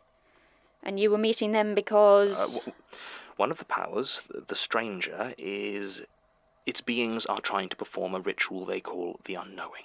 Apparently it's meant to remake the world, to bring it closer to their master. I don't know exactly what that means or where it is, but I need to stop it. Jonathan Sims, are you trying to save the world? Yeah, I guess I am. But I need information, so I've been trying to find as many like me as possible. I've got a lot of leads, a weird Russian circus run by Gregor or Nikola or Sinov, and these weird van drivers that seem to turn up everywhere, and mannequins and taxidermy and skin and all sorts, but nothing solid. Elias has been sending me statements, apparently to prepare me, whatever that means, but some of the people I've been talking to have been very dangerous. I'm starting to feel like a bit of a punching bag, to be honest. It would be nice to meet a monster and not have a scar to show for it. Well, shit. So, you believe me? Yeah, I do. Thank God. John, these things you're talking about, is one of them like death? Yes. I think so. There's one I've heard called The End. Why? I'll make us a cup of tea. Right. And you're sure you're okay with this? And with me recording? I mean, no, but you told all your stuff, so, I mean, it's just fair, I think. I mean, maybe I know something that can help. No, it's not, there are some things it doesn't help to know more about. So, how does this work? You just tell your story. Right. Would it help if I asked? Yeah, maybe. Okay. There was one thing that never returned to me afterwards, though. Since that day, I've never been able to feel afraid. My fear's just gone. I'm not foolhardy. I can still recognize danger and I understand the likelihood of harm, but actual fear? It's simply not something I experience anymore. And I've never been able to figure out if it was cauterized or if it was stolen. So that's it. I see. That Explain some things? A bit. I can't believe you never told me. Well, I can't believe you didn't tell me you were on the run from the police over 2 murders, so... No, you're right. Are you alright? You look like you're about to keel over. No, I just... There's been a lot of statements in not a lot of time. I'm exhausted. Kind of wish I knew even one person who genuinely wasn't involved. Maybe that's why you thought of me. I mean, it's been years and there must be other old friends you lost touch with. Maybe you did know. Yeah, maybe I... It's all right, John. You sleep. I'll tidy up here. Yes. Yeah. Statement done. I don't like recording these. There. I said it. I'm sorry, whoever's listening to this. I know it's unprofessional, but I don't like it. I guess we're past professionalism now, probably. I don't even know why I'm still doing them since John's back now. Well, back is a strong term. I guess just nobody told me to stop. Melanie's been asking about cases related to wars, so I thought... I mean, it's not even like there's any follow-up I can do on an unofficial Italian military operation from a period in Italian history where there's basically no records. John came by. He asked Melanie to see what she could hunt down about the owners of an old depot up in Newcastle and asked me to get him a couple of books on taxidermy from the library. Then he left. Again. I mean, I'm glad he's back, and I guess he seems to trust us a bit more now, but... And I'm glad we can help, of course I am. It's just, what he's doing seems really dangerous, and I get that he's worried about us. I mean, we worry about him as well. I worry. And we should just... Can you pass me that pen? Yeah, hi, Basira. How long have you been there? I don't know. Couple of hours. Why? You didn't say anything. Yeah, I was reading. Did you need me? No. I just... feel a bit... self-conscious? About what? Well, I was just, doing a statement and notes and... Oh. Was it good? You weren't listening? No, I was reading. I just... do you want me to find somewhere else to read? Somewhere more... I don't know, obvious? No, sorry, you just surprised me is all. Sorry. It's okay. What are you reading? Introduction to Alchemy. It's really interesting, actually. You know, a lot of the symbols people use come from astrology and alchemy. Like the symbol everyone thinks is the female symbol is actually the old astrological sign for Venus, which means it also means copper in alchemy, which is kind of... What? Nothing, you've been reading a different book every time I've seen you for the last week. Well, it's my job now. Kind of thought your job was to be a hostage. I mean, I guess, but... What, you want me to just sit and mope around? There's a huge library up there, and this stuff is kind of fascinating. Shouldn't you be, I don't know, trying to escape? Sure. How's that gone for you? What? The way Tim tells it, we're all in the same boat here. So, how's your escape plan coming? How? Doesn't it bother you? Well, of course it bothers me, but so do a lot of things I can't change. So, you make the best of things. And hey, you never know. Maybe there's something in these books that can help us. That's not a bad point, actually. So, do you want me to move? No, I'm just about done.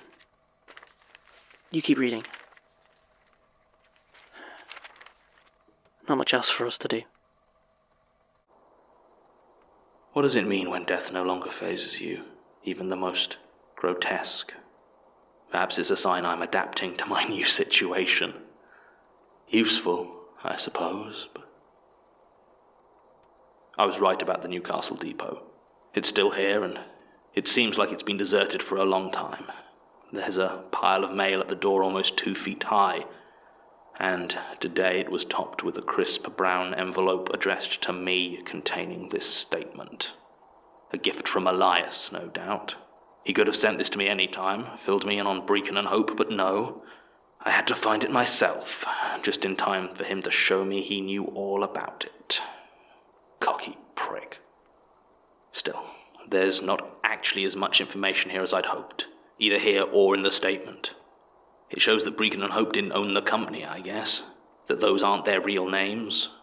It does seem to confirm that they have some connection to the circus, judging by clandestine meetings with someone apparently dressed as a ringmaster, as if it's not obvious if you're dressed as a ringmaster, and their apparent Russian origins. I say origins, perhaps it's just the last link in a very long chain.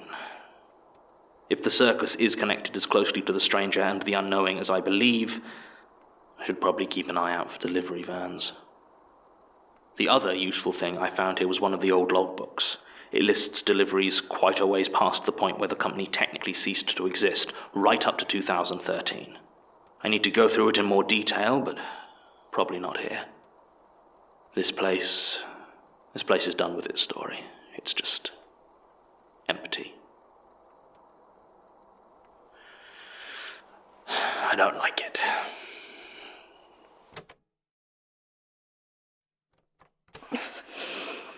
Who the hell are you people? Let me go! Like I said, you're under arrest. What for? Shut up. You're recording again? What? It's hardly your first crime on tape. And if we're going to question her... Is that what we're doing? You're making a mistake, is what you're doing. You thought we were going to, kill her. Elias didn't say. No, he doesn't, he's not big on micromanagement. It's Elias now, then. What? Get on with it. I'm not a fan of taxidermy. Don't like wasting time. Last chance. I really don't want to be interrogating her where those animals can see us. They're dead. They can't see us. Yeah, it would just be a bad idea. What's your name? Sarah Baldwin. Are you the same Sarah Baldwin that disappeared in Edinburgh in August 2006? Some of her. Skin, a few memories. Not on the inside. Hand us that knife and I can check. Smells rank enough already. No, not yet. Did you go as part of a filming expedition to the Cambridge Military Hospital? A mistake. Thought I'd have fun with some over-curious idiots, but it turned out I had trespassed. I paid for it. So, what? Now you sell dead animals. What is this place? The trophy room. A taxidermist shop in Barnet. It says above the door. Surprised to meet an archivist who can't read. Nice. Why are you here? You and Daniel Rawlings, and I assume the others taken by that mimic thing, the anglerfish. It's where we were told to be. What is it? The thing that stole you? It doesn't have a name. What did it do to you? Exactly what you think. They always suffer. How do we kill it? You don't. There are dozens of deliveries recorded here by Brecon and Hope. What were they delivering? What is the significance of this place? Nothing, except what people give it. But they give it a lot. Make it a place of power for us. Enough to keep certain items here. The couriers brought them, and took them and moved them where they needed to be. What items? What was stored here? Books. Relics, but nothing since the skin. The ancient taxidermy, the one that Scaplehorn, the one he saw. I don't know who that is. He was a tax inspector. He came here, and Daniel Rawlings, or his replacement, showed him something he claimed to be the oldest piece of taxidermy in the world. Gorilla skin from Carthage. Was this when you sent your Sasha to interrogate us? Don't you dare talk about... Sims. Shut up and focus. Right. Is the skin important? Yes. For the unknowing? Yes. And where is it now? You have it. What? You don't know. What do you mean I have it? The old woman, the one before you, she stole it. She killed Daniel and took it. Why would... What? You really don't know where it is. I see.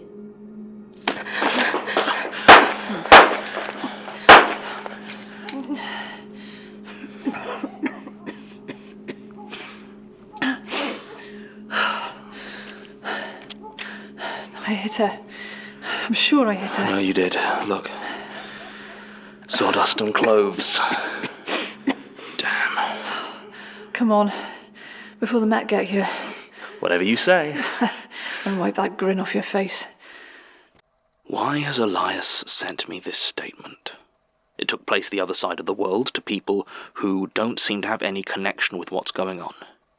I've suspected for a while there may be some power concerned with caves and enclosed spaces being buried alive or crushed. So I suppose it's nice to get a statement that goes some way to developing that theory, but I cannot figure out what it has to do with our current situation. Is it the nameless old man, the old woman, or whoever was crying in the car? Is he trying to warn me not to ignore my own metaphorical pit? Because if so, what is my metaphorical pit? You know, it's somehow worse now that I know I can ask why he's sending me these statements, but that he still won't tell me. I did my follow-up. Mr. Ellis is still alive and well, currently living in Tacoma and unwilling to discuss these events any further. The town of Pacoda itself is... well, it's gone. Newspapers reported it as an earthquake, and tremors were felt as far away as Castle Rock. But despite every article describing Pacoda as having been destroyed by the earthquake, there are no pictures or records of the destruction itself. No damage seems to have occurred outside of town limits, and all of the roads in the area seem unaffected, despite there being no evidence of rebuilding works taking place after the events.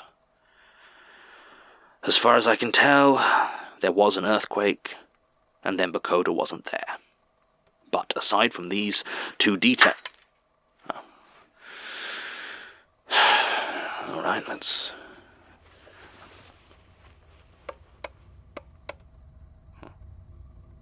Georgie, where's your fuse Right. Keep saying it's not meant to trip whenever one bulb goes, but no, John, I don't want to bother the landlord.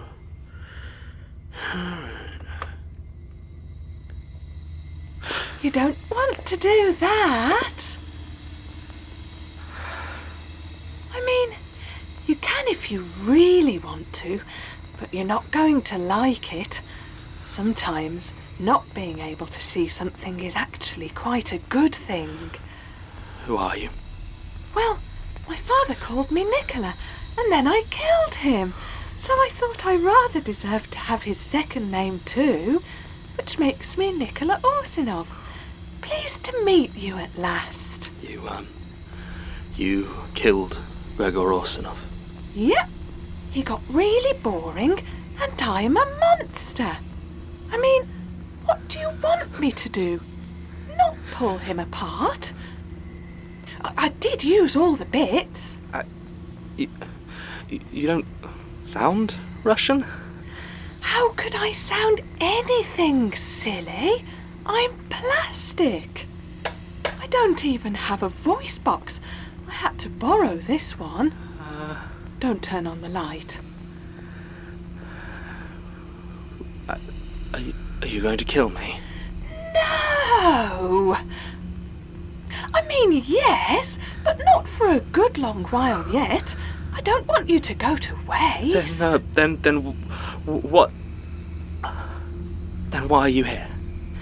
After you attacked poor Sarah, I thought it was about time we had a good old chat. Face to no face. Eye to... well... What do you want? You remember that old piece of skin you were talking about? We'd like it back. We thought that mean old Gertrude had destroyed it. But then you went looking, and now we think that maybe she was just very good at hiding. I'm sorry, are you asking me to find it for you?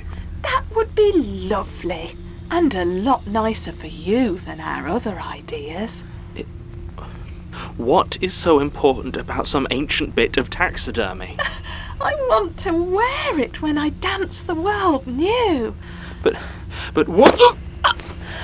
Question time is over, little archivist. Find the skin for us. You have until, well, until I change my mind. Shh. Save your energy for the dance.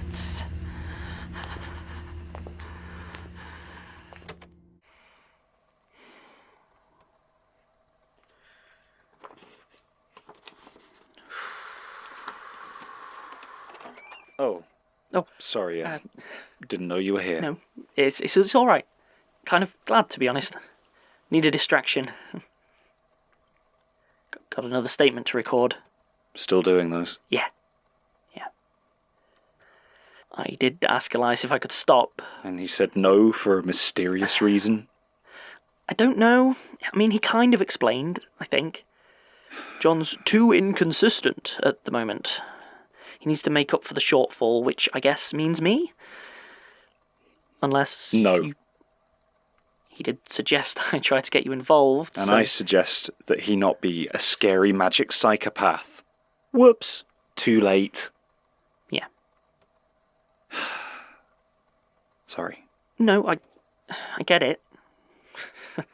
Not exactly much fun.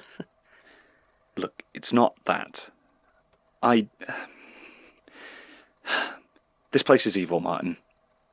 And I think doing what it wants probably makes us evil. And it wants those things to be read. I mean, I'm not going to stop you, but at the same time... I get it. Look, have you talked to John about them? Not... I don't know, he always gets so weird about the statements, and I guess I didn't want to make him jealous. Jealous? I don't know, sort of. I mean, look, it didn't come up, alright? Have you seen him since? Kind of. We tried to talk, but he reached for that. He wanted to turn on his recorder. I freaked out a bit, and I said some stuff. If he wanted to talk, no tapes. I just hate that thing. You? Yeah, we talked. Not long. I think he thinks that the distance keeps us safe, you know? Like if you make sure that we're not involved, we're somehow fine. He's an idiot. Look, we didn't know what that door was, and it still trapped us. Ignorance isn't going to save anyone. No, I mean, you're right, I guess. He was... we know about Sasha now, and he said he doesn't want to lose anyone else, like it's his fault. Isn't it? No, it isn't. I mean, you heard Elias. We never really stood a chance. Yeah. Maybe. But Elias wasn't actually the one who offered me the job down here. No, Sure. Listen, I've got to go. I've got stuff to do. Sure.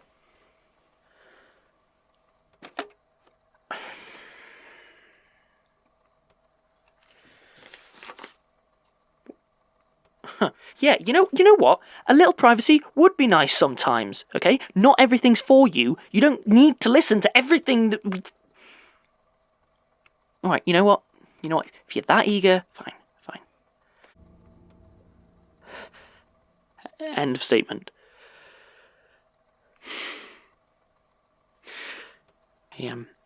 I think I might need to sit down.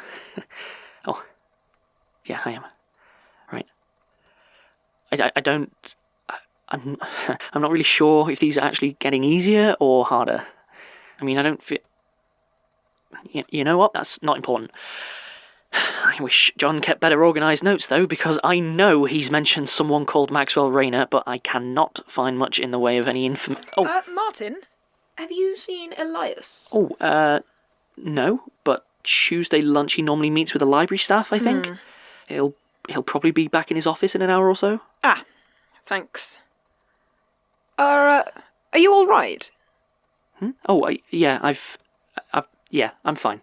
You just look really pale. I was just recording one of the statements, and they are... Ah, right, yes. They're a lot, aren't they? Sorry? I mean, they really take it out of you. I must have slept, 20 hours after I did one. Hang on. You recorded a statement? Yes. It was about a bed, funnily enough. I don't suppose you'd mind doing some more. Elias wants to make up the shortfall while John's away, and... Sure, no problem. Although I was just going to have a talk with Elias, so maybe I can convince him to cut you some slack. I wouldn't hold my breath. Right. Fair. Listen, you really look like you could use a drink, and me and Basira were just about to pop out, so...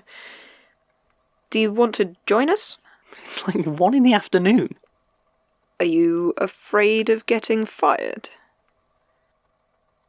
I'll get my coat. Great.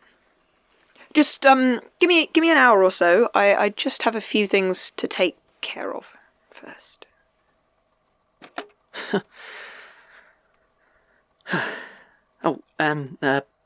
End recording.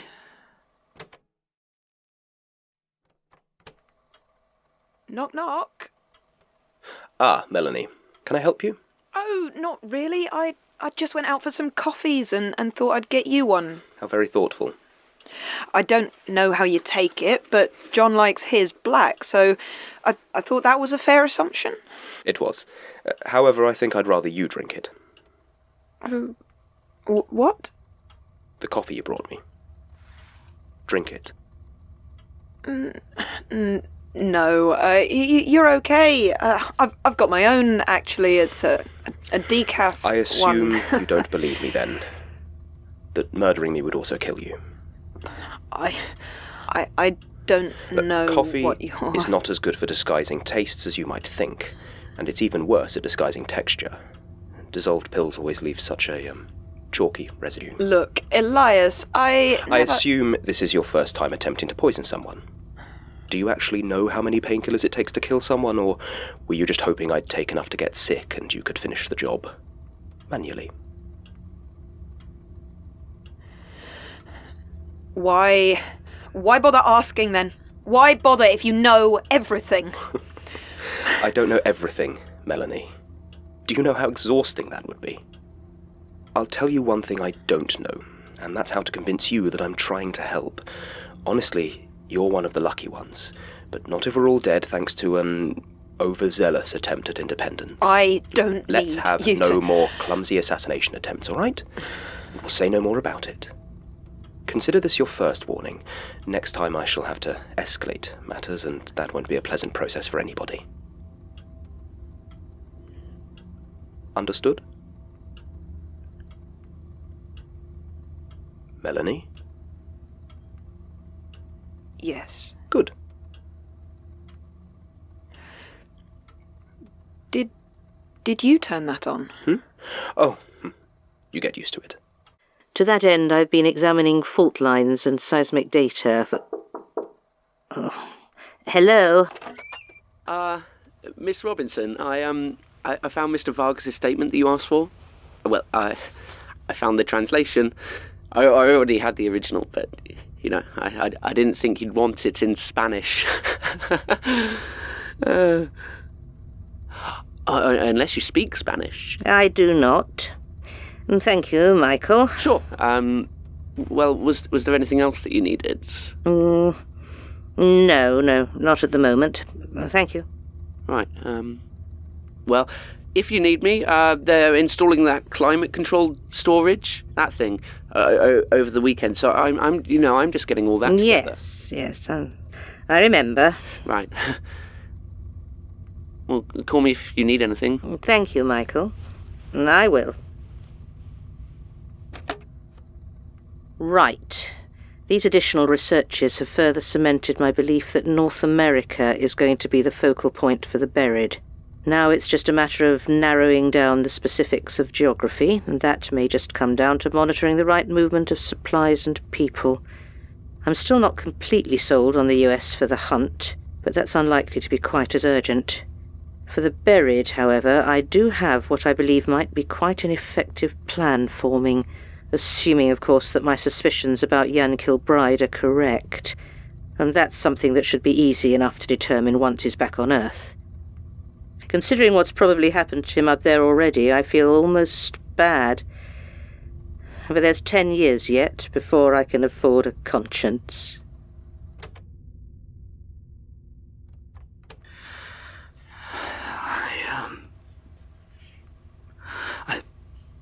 Right. My head is...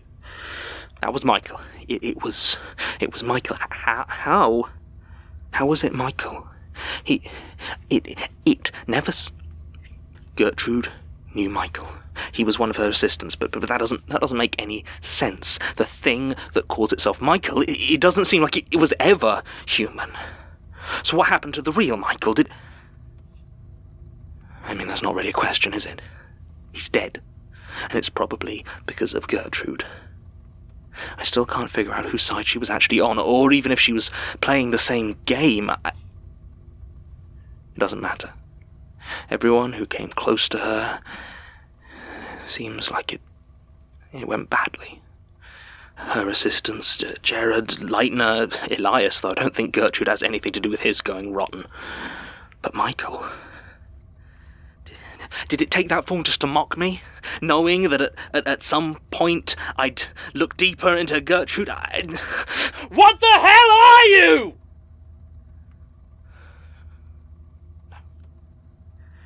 No, never when you call. Just one door.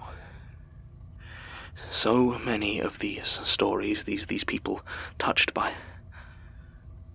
Once you're on the path to becoming a monster, an avatar, it looks like it gets more and more unhealthy to be around you. I think I need to... John, did you call me? I was in the studio, but I thought I heard you shout... No, it's a false alarm. Okay, sure. You're right. Yeah, Look, I've been thinking... Are you sure? You look a bit... No, I'm fine. No, really, you're Look, really... Georgie, I need to move out. Yeah, I thought you were looking for a place. You know, now you've got a salary again. No, I mean now. What? Now? It's like 5 in the afternoon. Well, tomorrow, then. I don't like staying here. Well, thanks. You know that's not what I mean. I feel like I'm putting you in danger. Well, yeah. You are. A horrible mannequin thing turned up. I had to change all my light bulbs. This is my point. I said I'm fine with it, at least until you're properly back on your feet. You're not doing well. You keep apologising and saying you're changing, but it's all just the same. If you leave, I think it's just going to get worse, and I don't want that. I do appreciate... I mean, I don't... Georgie, you literally can't feel fear. Are you sure that that's not... Okay? I'm well aware of my situation. It does not make me an idiot. And it doesn't mean I've got a death wish either. Is it... Why are you so insistent on keeping me around? Because you're trying to cut yourself off, and that's really bad. Look, when's the last time you spoke to someone who wasn't me? I talked to Martin a few weeks ago. Did you talk to him, or did he talk to you while you tried to find a way to escape? Look, you're worried, I get it, but if you really think you're turning into something inhuman, you need people around you. You need anchors. All my anchors are just as deep in this as me. You still need them. Maybe you're right. I'll talk to the others, check in properly, see if I can help with Elias's new management style. But I won't stay here. If something happened to you, or God forbid the Admiral, because I was here... All right, fine. I mean, you're a grown-ass man, and you want to leave, find a hotel. I can't stop you. Just keep in touch, all right? You know, don't be a stranger. Georgie. Oh, come on, that was classic Barker. Just not in the mood.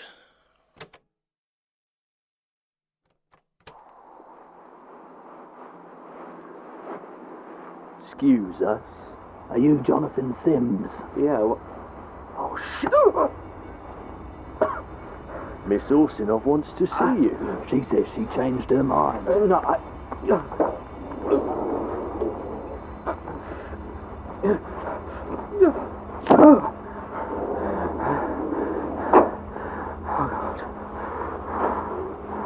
Oh, God. Sorry again that the archivist isn't actually in today, but I should be absolutely fine to take your statement if that's okay with you. Yeah. Okay. Are you comfortable? Yeah. Right.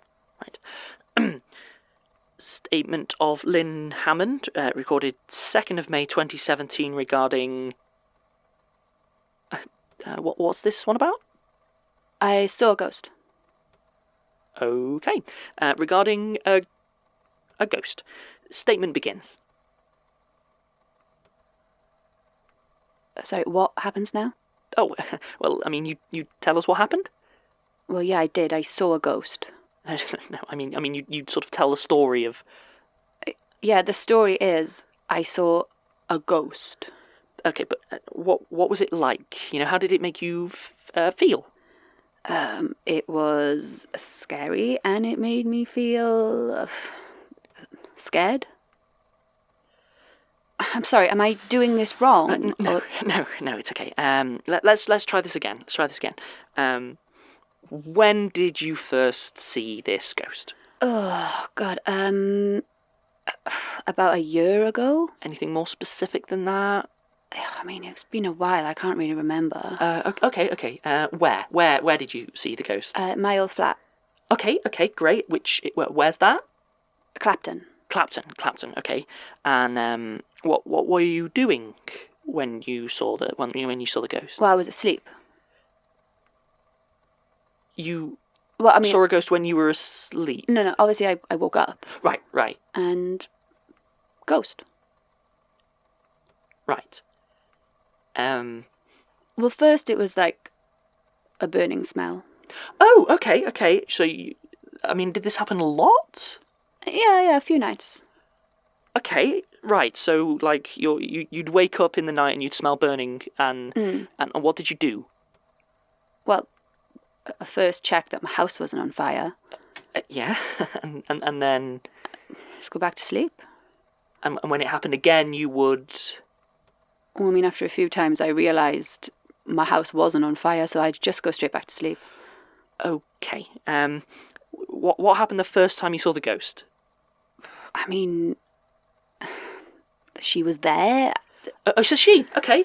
So describe the ghost to me. It's a woman, a girl, Yeah, a young woman. And what was she doing? She was on fire. Okay. So she's on fire. So what did you do? You're waking up in the night and you're seeing a woman is on fire in your flat. So you... what can you do? Like, she wouldn't be there for long. Okay. So you didn't call the police or... Well, no. It sounds a bit crazy, doesn't it? Okay, so what is it that sort of made you... Why are you here? My friend told me that, this is where you report stuff like that, so... Okay.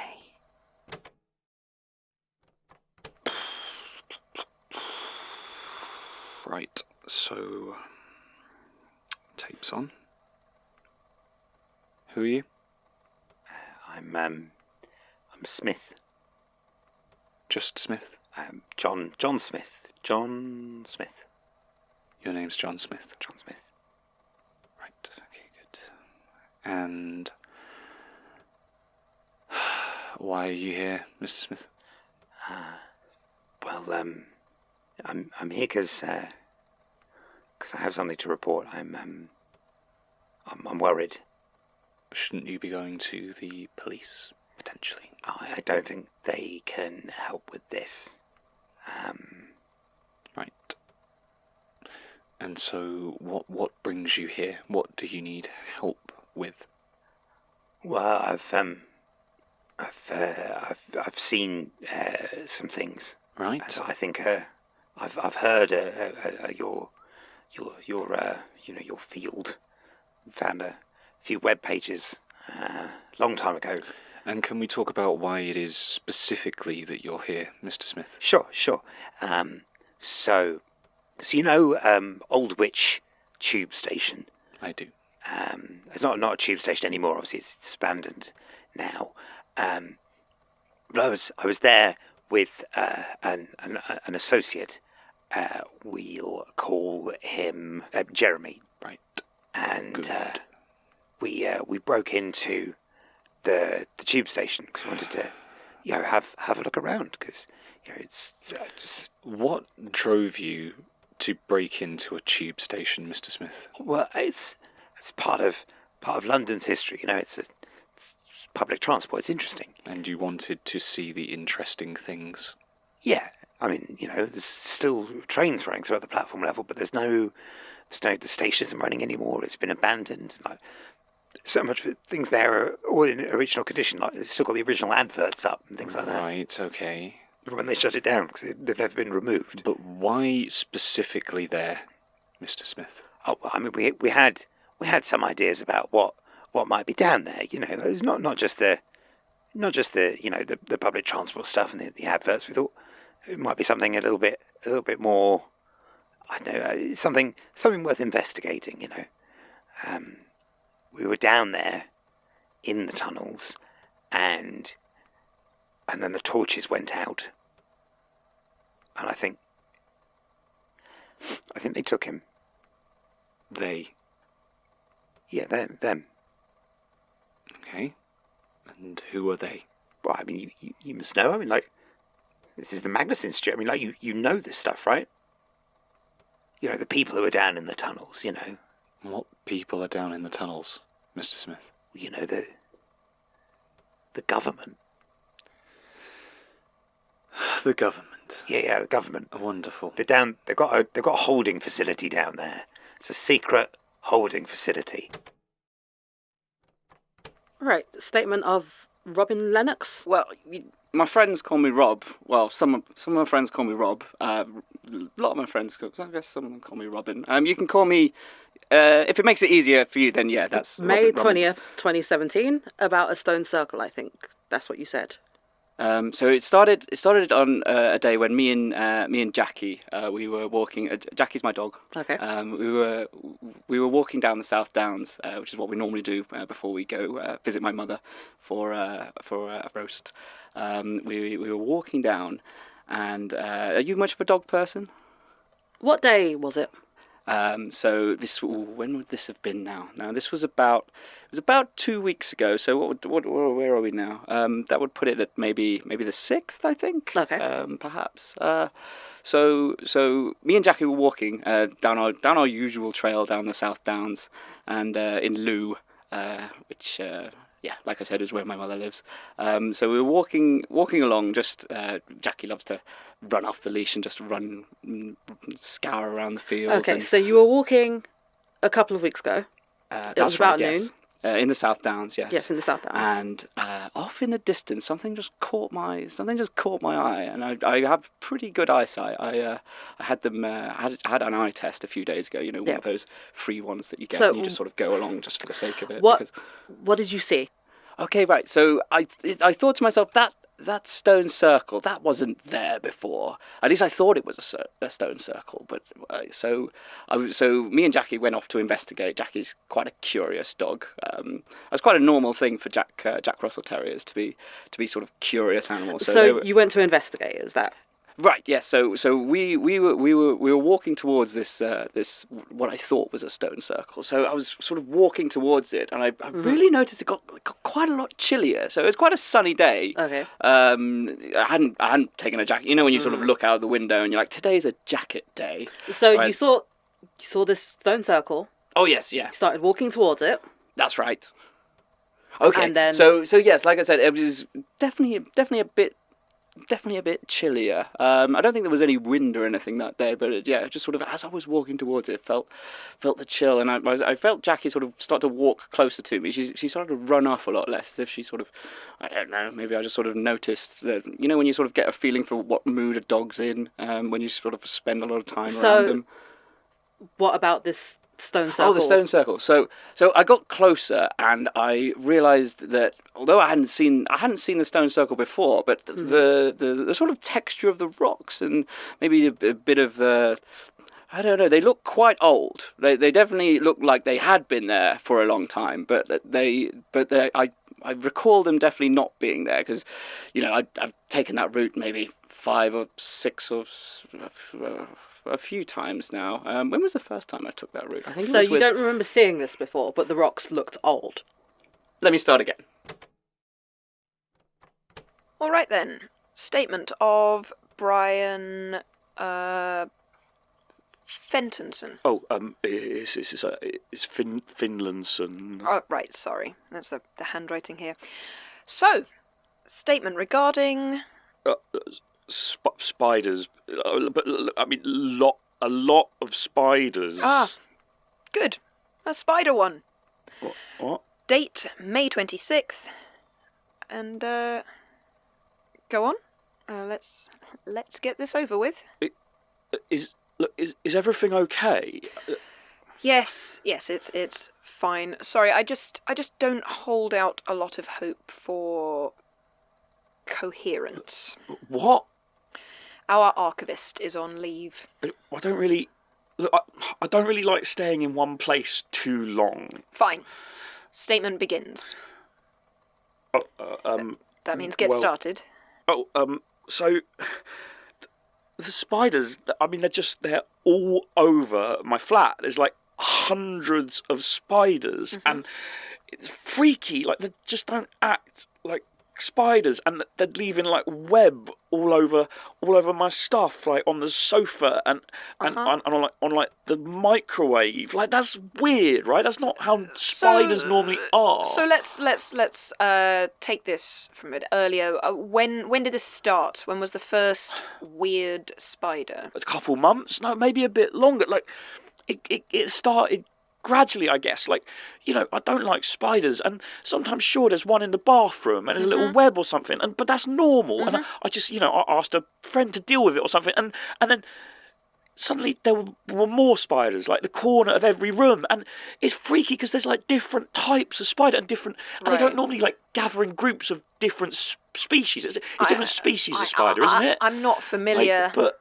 I feel like they're watching me. What do you mean? Are they looking at they sort of move when I move, and like when I go into a different room, I feel like there's a flow of spiders to the same room, but they don't let me touch them, or if I try and whack them with a newspaper, like, they don't let me get near.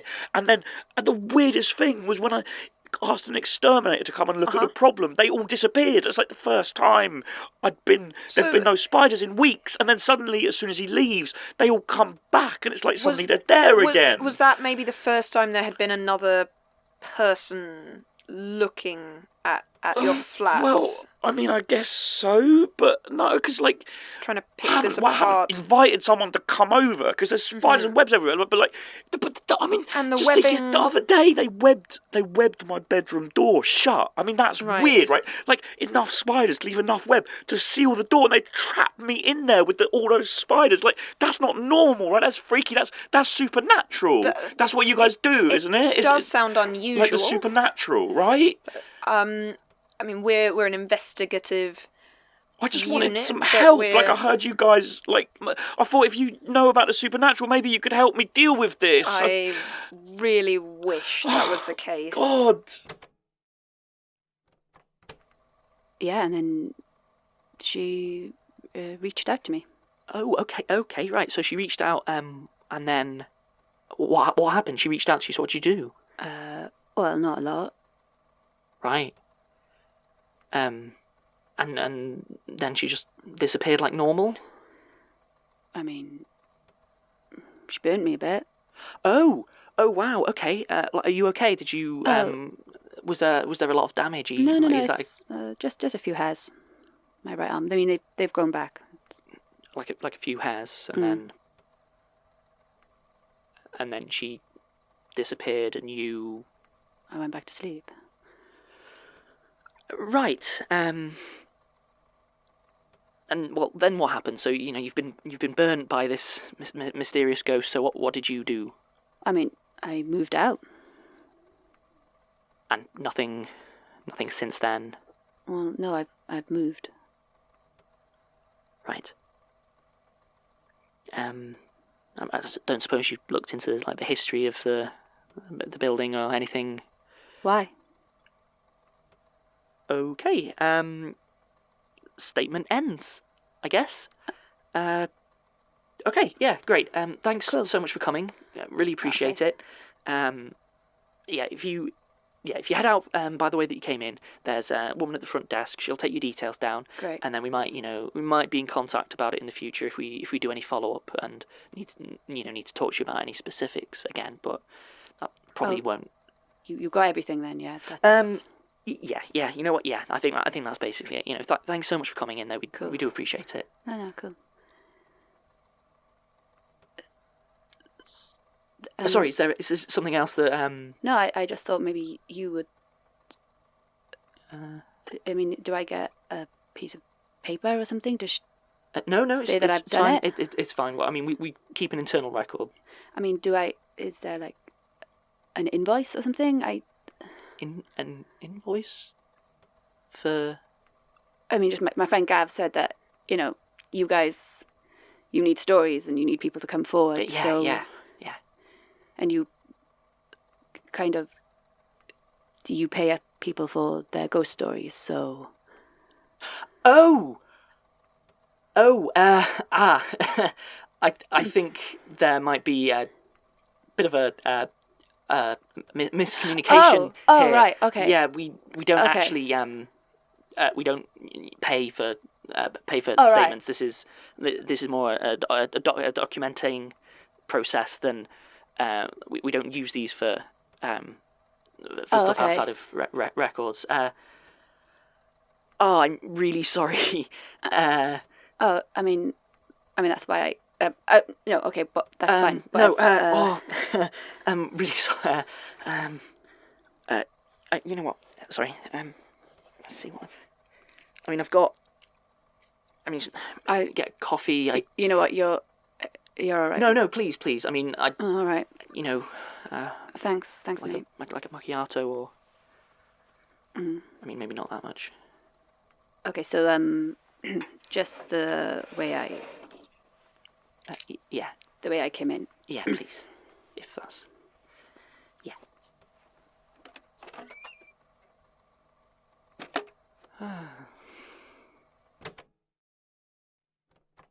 Mr. Smith. Look, Jeremy is somewhere under London right now having bioweapons tested on him, yeah? And I know that 100% certain because it's a fact. I think you might possibly be looking for a different agency. Well, I think so. Look, I came here because I have uncovered a massive government conspiracy, yeah? And what are you doing? You're just frowning at me skeptically. And it's possible you should take that to someone else, well, Mr. Smith. Well, probably I should do that because that fat lot of use you are menaces, you rubbish. Statement ends. Yeah, people have always said to me that Jack Russells can be difficult dogs, but I've always found that as long as you sort of treat them right and you give them lots of treats, and it's really. So you were in the spiral, and you heard an old man crying. As I was meandering around, and when you hear someone crying, but you can definitely sort of say there's an age in that voice. Like it sounded like have you heard many old men crying? So you were following. Yes, that's right. So you know how sort of at places like Hampstead Court where they've got those little hedge mazes, and rather than sort of bounding straight into the middle of them where you can just sort of walk over all the hedges, you have to sort of follow it through. It sort of put me in mind of that. So I sort of imagined myself in exploring. So you followed this the maze. So I followed the. I folled the spiral round, and I could definitely hear this sort of old man crying, and I was definitely an old man because it really reminded me of this old chap I met once on a train going to Liverpool. So what happened? So as I was going round and hearing this old man, I suddenly realised that I was going to be late for my mum's dinner that she had planned. But didn't you say it was about noon? Well, that was the funny thing. So you see, I looked at my watch and I realised that 6 hours had gone by. 6 hours. Yes, that's right. So at that point, I left. I'm sorry? Yes, so I would have been late for dinner. So you left? So I got out of the spiral and went to dinner. The statement ends, I suppose. Is that all you need from me? Yep. Are you sure? Yep. You don't need anything. Do you want any more details? Nope. Thank you, Mr. Lennox. Okay. and I don't know what to do anymore. I think they were following me. I think they followed me here. I saw a spider in the basement outside, and the webbing, it's just a heavy webbing, there's tea there. The sticky kind, and I don't know how I can keep. I just need. This is the first time I've been in a room where I haven't seen a spider, and maybe this is safe, but maybe they're outside. I just don't know. It's really. I don't know how I can. It's really not safe. Carry on. I'll get you some biscuits. I'll get you something. Just breathe for me. Okay. Yes. Good.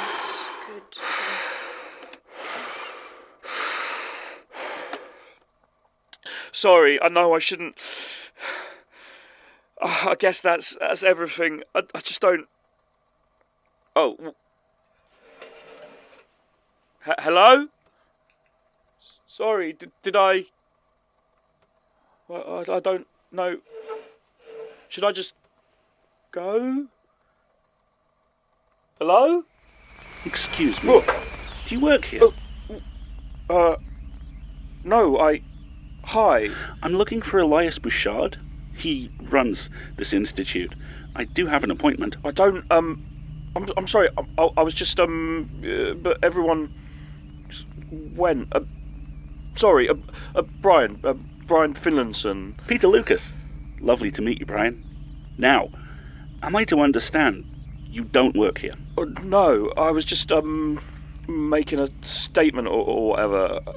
That's probably for the best. Elias can be quite protective of his people. Never really understood why. I mean, in the end, the only person you really have is yourself. Wouldn't you agree, Brian? I don't... What? Well, plenty of time to make your mind up, I'm sure. Now, if you'll excuse me, like I said, I have an appointment to get to. You are sure you don't know where Elias Bouchard's office is? No. I'm sorry. Not to worry. I'm sure I can find it. And I'm sure you need some time to get used to your new situation. What? Good luck, Brian. Yeah, thanks. Oh. Hello? Hello? Oh, it does work.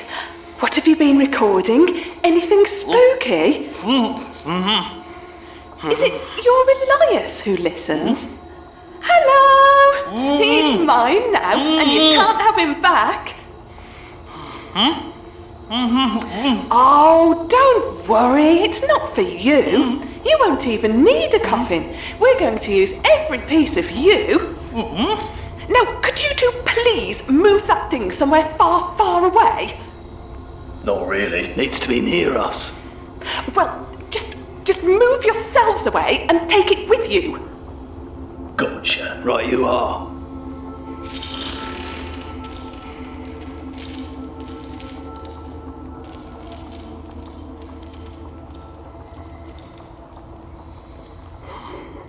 Right, where were we? Oh, of course. So, Elias, can I call you Elias? Let me set the scene, as I know you can't actually see this. He's tied to a chair. Sarah wanted to use nails, but I talked her out of it because I'm a good friend. You're welcome. And he is absolutely surrounded with waxworks. Not good waxworks, though. Weird ones. Wax faces where you feel like you almost recognise who it's meant to be, but then instead, it's downright uncanny. Excuse me, I'm talking to your boss, and I would thank you not to interrupt. You know, I must say, Elias, can I call you Elias? You've not raised this one very well. He is rude, and he just will not stop asking questions. Ooh, but now I can ask the questions. How are you feeling?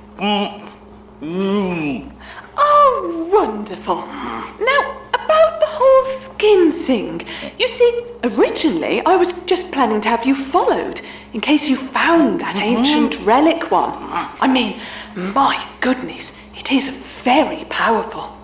And if you didn't come through, well, you're quite powerful yourself. And more than that, you are symbolically appropriate. So I thought you'd make a lovely frock. Exactly. And, well, I was going to wait, but, you know, have you ever had one of those backup plans that, when you think about them, they're just more fun? So I thought, out with the old, in with the you. Oh, no. I'm afraid he can't see you. Can you, Elias? Can I call you Elias? What's the point of having a secret place of power if you can't hide it from a big, stupid eye? Anyway, you sit tight. Lots to do. Oh, also, do you have a preferred brand of lotion? Because you have not been taking care of your skin, and we really do need it in better shape before we peel you. All right, I'll just ask them to pick up a selection.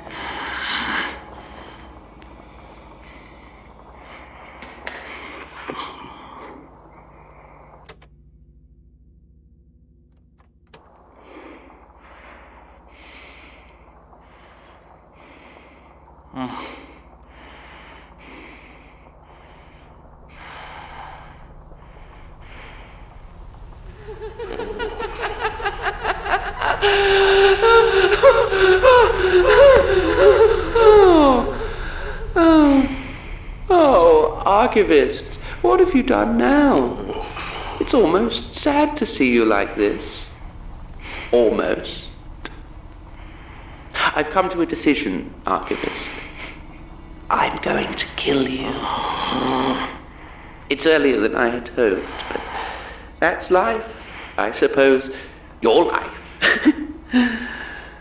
Before I do, however, I want you to understand, even if it does go against my nature. So,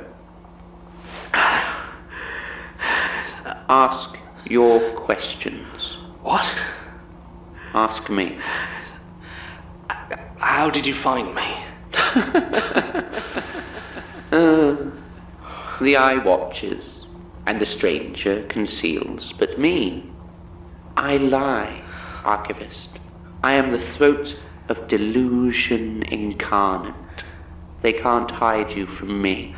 What do you have to do with the unknowing? Nothing. Nothing whatsoever. Except perhaps that I would like it to fail. Why are you here? I already said to kill you. But why? Because I don't want the circus to win, and I don't want the archives to either. Killing you myself, it's the best of both. And of course there's revenge. Revenge? I still don't even know who you are. I am Michael. I was not always Michael. I do not want to be Michael. Being Michael stole the only purpose I have ever known. You were Gertrude's assistant, weren't you? No. But the tape, I heard you.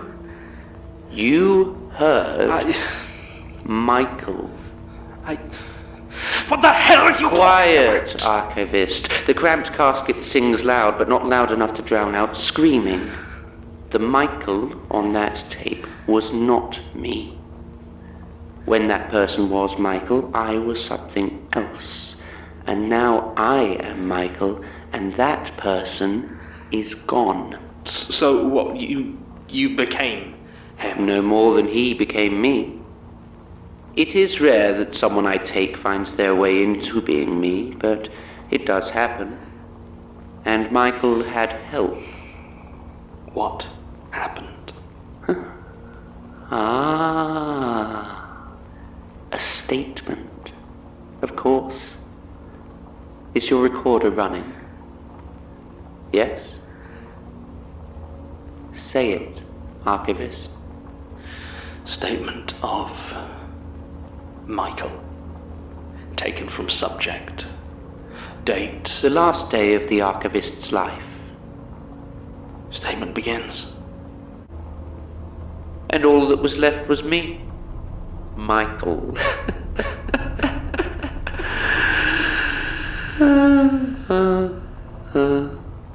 My very existence tied to my pointlessness, wearing my failure as the very fabric of my being, reduced once again to feeding on the unsuspecting and confused. That is who I am. But you never tried to take revenge on Gertrude. She knew how to protect herself. She knew what she was creating. And killing her was not as important. She wasn't as good an archivist as you are. So why not kill me before? I had hoped that you would stop the unknowing first. Destroy the workings of I do not know you. But instead you are here, and may bring it about faster. So better your death happens now. Is there anything I can do to stop you from killing me?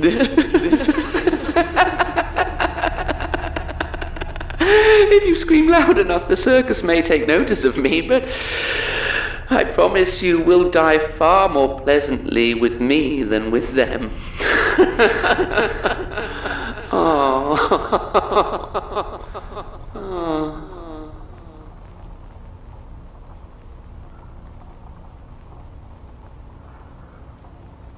Okay. Good. Right this way. Open it. Open it, and all this will be over.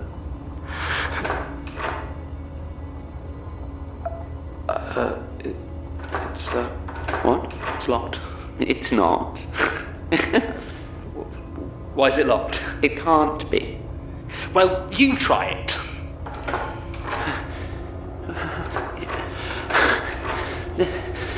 That's not... Oh. Oh no.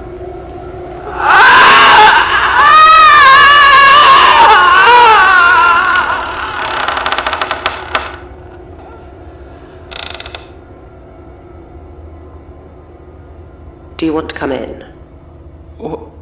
Helen? Helen Richardson, but Michael... Michael isn't me. Not now. What happened? He got distracted.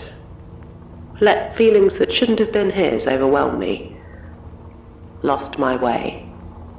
And now you're Helen. I don't know. I never know, not really. Do I need a name?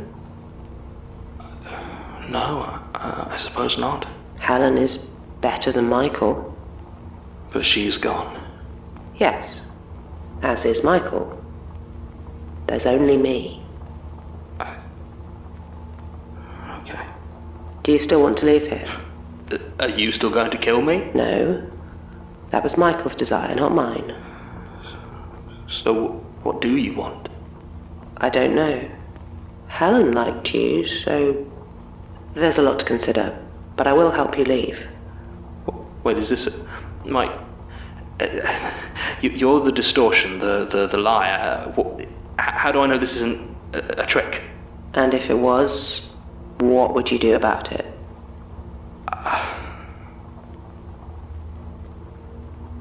Right.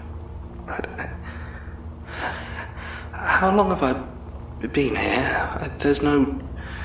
It was hard to keep... Time is hard, Archivist. It's difficult to follow without a proper mind, especially here. A while. Right. Door is open if you're ready. No, not really, but...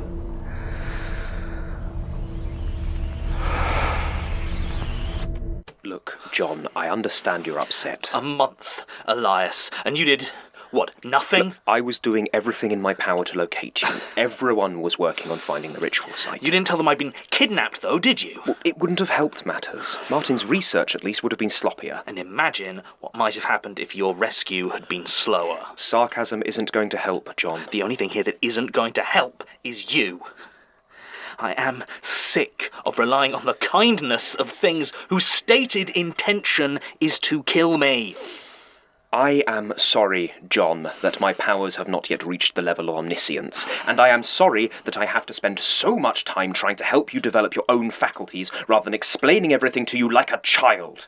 But you have a job to do, and I cannot fight your battles for you. As far as I can tell, the only battles I've been fighting have been yours and Gertrude's. I should have thought preventing the horrific transformation of our world is not solely my concern.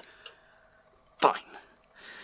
At least we now know you're of zero practical use here. So aside from sending me other people's statements, what can you actually do to help? I have been trying to give you the information you need. Sure, when you're not bashing its head in with a pipe. Leitner was... I will admit I possibly overreacted to his sudden re-emergence. He could have helped. You? No. To you, he offered nothing but the crutch of simple answers. If I hadn't stepped in, he could have significantly stunted your development, left you defenseless. Yeah, I can't imagine what it must feel like to be defenseless. I do regret... Gertrude's notes on the unknowing are lacking. I only shared the statements for a reason. You didn't even know why you were sending them to me, did you? Just... what, a box of random files she labelled? You were hoping I could figure out the reason Gertrude chose them. There is a possibility some of them were misfiled. So what do we actually know? John. Don't you dare John me. If you want my help, I'm going to need that crutch. Gertrude believed that the unknowing was going to take the form of a dance. It required a great deal of intact human skin to clothe what she referred to as the corpse de ballet, though I suspect that's just her sense of humour. There is also one, the danseuse étoile, that requires a costume of special power or distinction. Gertrude believed that Orsanov and his circus created a dancer specifically for this role. I've met it. Calls itself Nicola. There's also something else in the notes she calls the choir, but no real detail on that. As far as where it will happen... It's a wax museum. Old. Mostly abandoned, I think. I don't know exactly where, but... That still narrows it down significantly. I'll have the others start digging. How do I stop it? Gertrude seemed to think that once the dance begins, it's tied to its location. Sufficiently disrupting that might be enough to derail the ritual. She mentioned she had acquired something for this purpose, but she gave no detail as to exactly what that might be. And you can't just see where she put it? She got very good at hiding things from me. How embarrassing for you. Is there anyone else who might know what it is, or where? Aside from Leitner or Jared? Sorry? Gerard Key? Yes? How did you... Who told you he was working with Gertrude? No one. I read it in one of the statements. I don't think you did. You just knew it? Well, no, that's not No, John, this is good. It's a promising development. No, it's just deduction. Is this the first time it's happened? Look, Jared's not really a lead. He's dead, isn't he? Well, yes, but I believe he and Gertrude travelled together shortly before he passed away. Perhaps if we could retrace their steps, we might find something. And by we, you of course mean... I'll see if I can hunt down a few relevant statements. What? Melanie is on her way up here with a knife. Could you talk to her for me? Sorry, what? She's hoping that even if I see it coming, she'll still be able to overpower me. She's wrong, of course, but I'd be keen to avoid that sort of struggle. So she's trying to kill you? Yes, again. Even more than the others, she has a visceral hatred of being trapped, regardless of how much freedom I afford her. I don't... Come in, Melanie. Elias, hi, just brought... What are you doing here? Put the knife down, Melanie. Melanie! Get out of my way! I don't believe this isn't the way... You haven't been here, you don't know... I was kidnapped! Oh. Sorry. I mean, yeah, Elias... Seriously, you too. Has he got everyone fooled? If he dies, we die. It's not even a good lie. Why would it not be true? If he's managed to bind us, why wouldn't he be able to do that? John, Look at me. There is only one way out of this, and it is through Look, him. I get that you hate being here, Melanie, but do you really want to trade it for prison? No. But the way I see it, the police seem really keen not to investigate crimes committed here. That's actually fair. Shut up! Melanie, please. It's not just being stuck here, John. It's not just me. He's manipulating you. He's manipulating all of us. Can you seriously not see that? He's pulling all the strings, and I don't think there's any other way to stop it. So get out of I'm my sorry, way. Melanie, but we need him. We will find a way to deal with him, but not today, and not like this. I am still here, you know. And if you weren't, I assume you would be watching this conversation. So, Melanie, we can't do this. Not yet.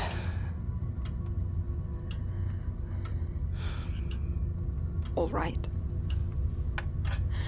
We'll try it your way. But whatever your way actually is, you'd better figure it out fast. Because it is your fault that I'm here. Fix it, or get out of the way. Thank you, John. Shut up. This is written in French. All of it. I don't speak French. I don't read. I've never. I wish I could find it in myself to be surprised. A statement, it seems, given directly to Gertrude, though not apparently recorded. Did she perhaps leave her tape recorder at home when she took this little field trip with Gerard? June 2014. Barely a year before her murder, and less than half that before Gerard Key's brain tumour would lead to his own death. Did he know already that his life was ending? Was he trying to accomplish one last good deed before the end? Were they both? Most helpful of all, though, is the simple fact that Gertrude was in Toulouse in June 2014. The information I found from her laptop doesn't give a complete picture of her travels, but now I know when to look. And it appears that when she left Toulouse, she did not return to London. Instead, it looks like she took several connecting flights, eventually ending up in Wellington International Airport in New Zealand. I can't find any other details on the computer, but I'm going to ask the others to see if they can hunt down any statements referencing New Zealand in or around mid-2014. It might be a wild goose chase, but it's the best lead I have. In the meantime, I have a new flat. I should try to get comfortable, change the locks, even if I might need to be leaving it for a while. Oh, and I suppose I did tell Georgie I'd try to talk to Martin. You're sure you don't mind? No, it's fine. I've kind of stopped noticing, if I'm honest. They just sort of turn themselves on these days. Look, I'm so sorry, John. Elias didn't even tell any of us that you'd been kidnapped. I didn't know. No one else was telling me. And there wasn't it's all right. It's all right. Elias didn't tell anyone. There was no way you could have known. I mean, I wasn't exactly here before. No, you weren't. But I am sure that if you could have been, you would have. Are you all right? They didn't hurt you? Oh, or? no, I'm okay. I mean, my skin's in better condition than ever. Is that a weird thing to say? A bit? It was basically all she talked about. Awesome enough. It was... How's everyone been? Oh, well, we've been fine. I mean, well, not great. Tim's still not doing well. Melanie seems okay, but I get the feeling she's, I don't know, planning something? I got that feeling too. Basira's the only one doing... Well, she seems weirdly calm about the whole thing, like it's... like she's on a vacation or something. Maybe she just suits the academic life. What about Daisy? Don't see her much. Which is fine by me. Does the rest of the Institute know what's going on down here? I mean, I never really paid attention, but... No, not really, I think. I mean, Tim's been going on about it to anyone who listens, but I think they just think he's had a bit of a breakdown. Well, I mean, they can quit, you know. Hannah just left to have her baby, though. I don't know who that is. Yeah, you do, Hannah. She works in the library, black, kind of stocky. Had that whole thing with the milk in the break room last year. Sorry, I really don't... Well, anyway, I think they all just see the archives as kind of weird and leave us to it. You know? Better us than them. I mean, they're not wrong. So... Are you coming back, or...? I don't know. Probably not yet. There's a lot of... I think I might be on a bit of a treasure hunt. Oh? Treasure in the sense of the world not ending. Oh. I will keep in touch. I'm going to need all of you digging into stuff. Elias mentioned... He said you'd been reading statements. Oh. Yeah. Well, he thought it might help. Right, I mean, they're not... They haven't... You've been okay. Yeah. I mean, it wasn't fun, but... I mean, if it helps, okay, then if you're sure, just... Make sure the others help you, alright? Statements can be... If you're not used to them, it can be... a bit weird. Sure. Anyway, I should go. I've got a few leads to follow up. Right. I'm sorry, Martin. I know we haven't talked much since Sasha and everything. Well, I mean, it's not too late. You know, unless the world ends. Yeah.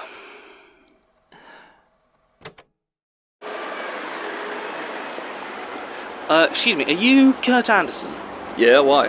Dylan Anderson is your brother? Yeah. Why, is he in some kind of trouble? Oh, no, I want to... I just have a couple of questions. Look, buddy, I'm not sure It's about a pig he owned back in 2014. Well, no, I don't know anything about weird that. One. No, look, I know we haven't met... I don't know what you're talking about. Fine. What do you know about the pig? I only met it once, and it freaked me right out. I haven't been back since, but Dylan says he managed to get rid of it. Did he mention an old woman who helped him? Yeah, but he didn't say how. Told me some weird guy turned up afterwards, and she went off with him in a real hurry. Left heaps of stuff behind and all. What stuff did she leave behind? I don't know, papers, letters, a couple of old plane tickets. Now listen, dude. No, did he say what he did with them? He sent them to me, asked me to get them back to her. And did you? No, couldn't be bothered. Then I forgot. I've still got them somewhere, I think. I work with her. Could I collect them? No, I don't even know you. Just get away, dude. But those papers are very important. Get away from me. Fine. What's your darkest secret? I don't know. Sometimes I take little bribes and not give people a ticket. Oh, what the hell? Right, okay, and I imagine Lambeth Borough Council will be very interested to know that, and I have it on tape. So, let's go get those papers, shall we? What are you?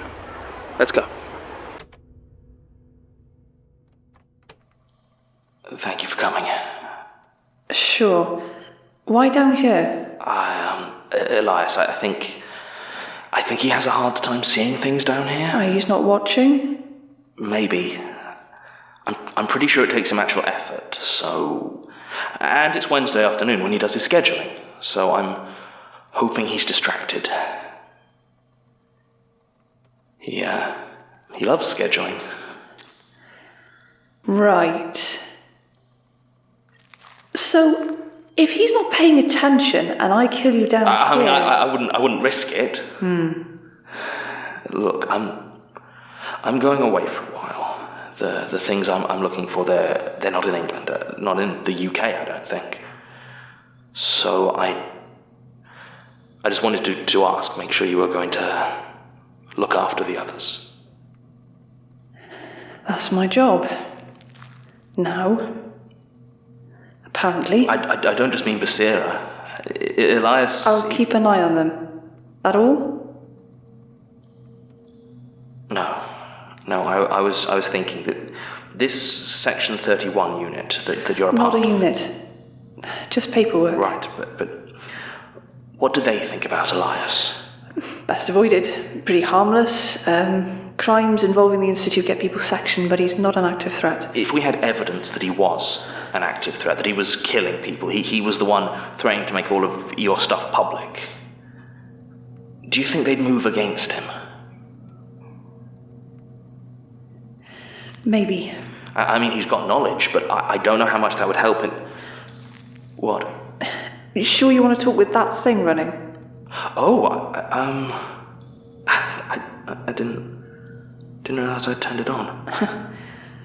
We don't know how he's watching. No evidence. Right. Statement of Eduardo Acosta regarding the night of October 9th. Sorry. Oh, Christ, Tim! Oh, Oh, God, it's alright. It's just a shock. I didn't realise you were... I've been moving boxes in here for a while. Have you? Yeah. Everything alright? Yeah, I guess. I kind of zone out a bit when I have to read a statement. Right. We'll see ya. Oh, no, Tim.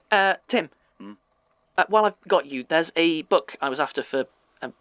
it was The Marvellous Spiritualism and the Circus in the 19th Century. I asked up in the library, but Tom said you had it checked out. Yeah. Why? Oh, just looking into anything and everything that might pin down the unknowing. The what? The unknowing? Well, am I supposed to know what that is, or what? I just thought someone would have told you by now. Well, they haven't. What are you talking about? I mean, I'm not sure. Martin, what is the unknowing, and what does it have to do with the circus? It's a ritual. I don't know that it's bad.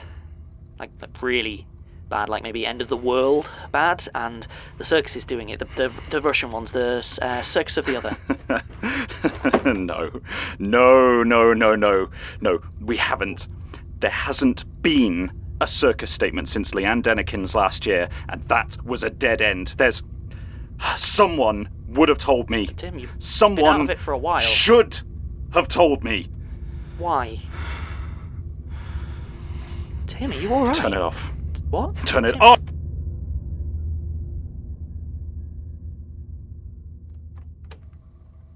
Please, Tim. No. He needs to hear it. I don't care. He can't help if he doesn't know. I don't want his help, Martin. Elias seems to think that he's the best chance that we have to stop them. And what? I'm supposed to just trust Elias now? Please.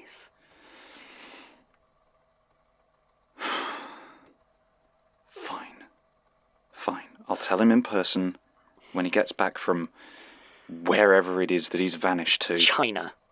And if you try to tell him in person, you'll just end up at each other's throats. You know you will. Statement of Timothy Stoker on the disappearance of my brother Danny 4 years ago. June 14th, 2017. Thank you. Statement begins. That was the last time you ever saw your brother? Yeah. You never went back? To the auditorium? No. If I had, I don't think they'd let me leave a second time. That's why you joined the Institute, isn't it? I thought I might be able to find something about what happened, but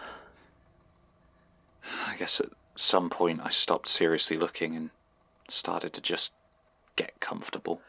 Until John... Until the archives. Yeah. Tim, the clown that you described yeah, is... I know. It didn't take too much looking around to match the description of Victorian London's most famous clown, Joseph Cromaldi, Covent Garden Theatre regular. I mean, 200 years is a long time, but... Yeah. It's him, though. Or it looks like him, or His ghost or something.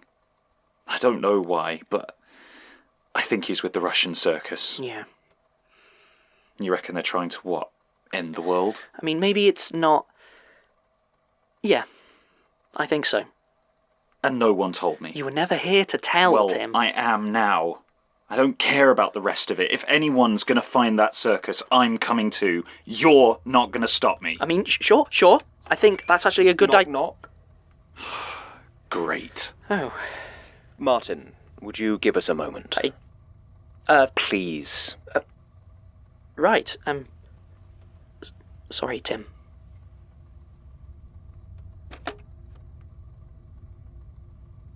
You were watching then?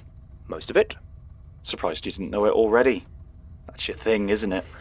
I knew there was some trauma that drew you to us, but I can't say I ever thought to look much deeper. An oversight, perhaps, but I'm looking now. All right. Hit me with your X-ray eyes then, boss. What do you see? Disruption. An unpredictable, angry man with nothing left but the desire to feel in some way revenged. Oh, terrifying. Surely only magic could have let you see so deep inside my very soul. Tim, I'm only going to tell you this once. Please stay away from the unknowing, the circus, all of it. I don't believe you can help, and I don't know what will happen if you get involved. Oh, sure. I'll just forget about it. Go back to sulking in a corner. Tim. Don't worry about me, boss. I'll just stop. It's what I'm best at, right? Don't want to get in the way of your evil plans, do I? I mean it, Tim. Oh, you mean it? Oh, well, that's different. Okay, well, let me tell you what. If you want me to ignore everything that's going on, forget my brother and everything that's happened over the last 2 years, how about you kill me? I don't want it to come to that. Well, me either. But here we are. So my proposal for you is this. Either kill me, or fuck off. I'll come back when you're feeling more reasonable. Then I guess I'll see you in hell.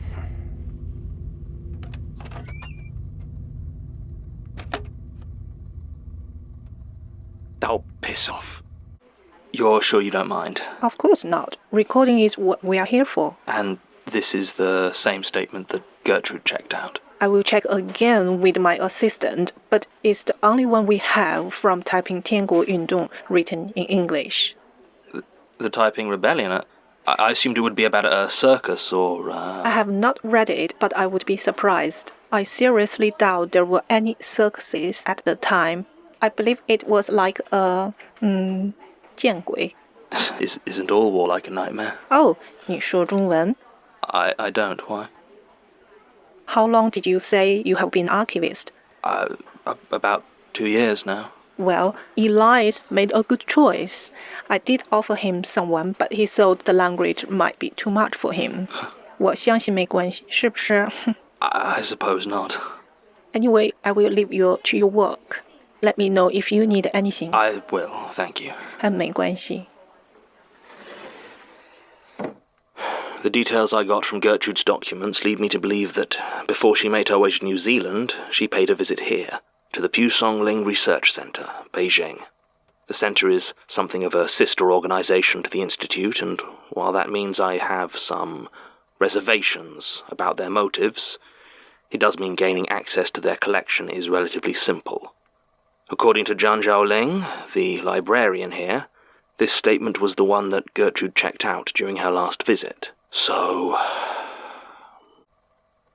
It looks like Zhaoling was right, though. No circus. Nothing even that resembles the working of the stranger. It seems to be purely war and violence, whatever power that might be. So why did Gertrude want it? I feel like I've chased dead end to dead end until I finally give up. I mean, what am I actually looking for? Jared Key after he faked his death? Some long confession he left tucked away in a library somewhere, telling me the ancient chant I need to stop the unknowing from coming to pass? Maybe this is pointless. I should head home. Help the others in their research. If I knew Mandarin or Cantonese, maybe I could look here for more answers, but As it is, these files... Hang on. I think this says 2004. Yes. 1992, 1997, 2004. If I'm reading this right, this file hasn't been accessed for... Wait. Oh.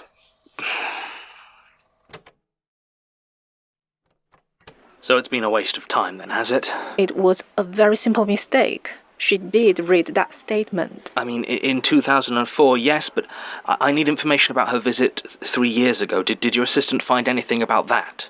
Yes, there were 2 accounts Gertrude took out in 2014. And can I read them? According to our records, we don't have them anymore. Well, what happened to them? Where are they? Apparently, they were sent on at the request of the Magnus Institute. Gertrude asked for them to be sent to her. I believe so. To the Institute, or...? No, we have other channels of delivery for that. Then where? I believe it was an American destination. Oh. Oh, would you still have a copy of the address? I think we do. Thank you, Xiaoling. Not a problem, 建筑师. Beyond that, there's only a few things worth... Hey, are you ready for that drink? What? Oh, yes. Just give me a second. Finishing off a statement. Oh, sorry. I thought, because the door was open. No, I just needed a bit of airflow. Yeah, it is not cool down here. Summer in the basement, I suppose. Yeah. Speaking of not cool, did Martin say he was coming today? Wow. Ouch. Oh, what? You're gonna judge me? I literally don't know anyone here you haven't made cry. You only know Tim and Martin. And Elias. I made Elias cry. I don't know, probably. You can be very mean. Right, well, the jury's still out on Elias. And anyway, Martin's always been lovely to you. I don't know, I mean, you should have seen him when I turned up last year. I think he thought I was trying to steal his precious archivist. I got the exact same when John was hiding out and came to me with his sauce on the inside stuff. Martin was not impressed. Oof.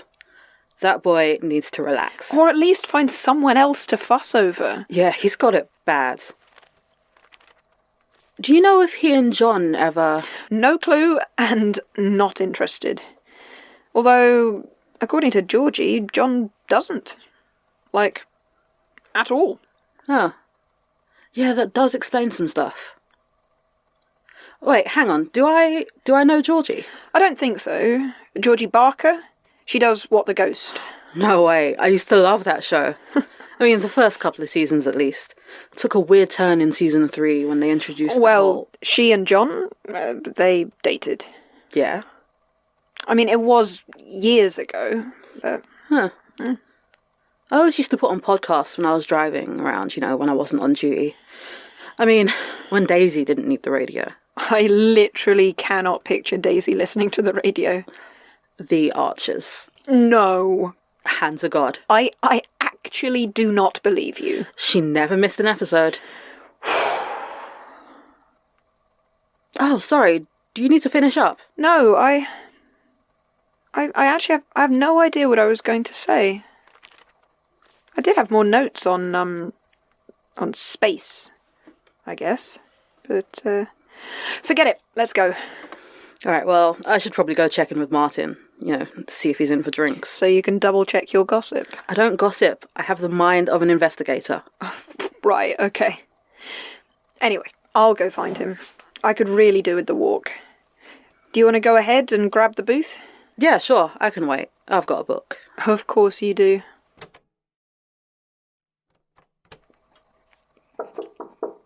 Come in, Melanie. Martin said you wanted to see me? Yes. Please come in. I thought it was about time for your first performance review. I didn't even know that was, there wasn't anything scheduled. No. Well, given the recent, tensions in the office, I thought it probably best if you weren't aware of it in advance. Right. Less time to prepare. You understand? Right. So, have a seat. You've been with us a few months now, I believe. Yes.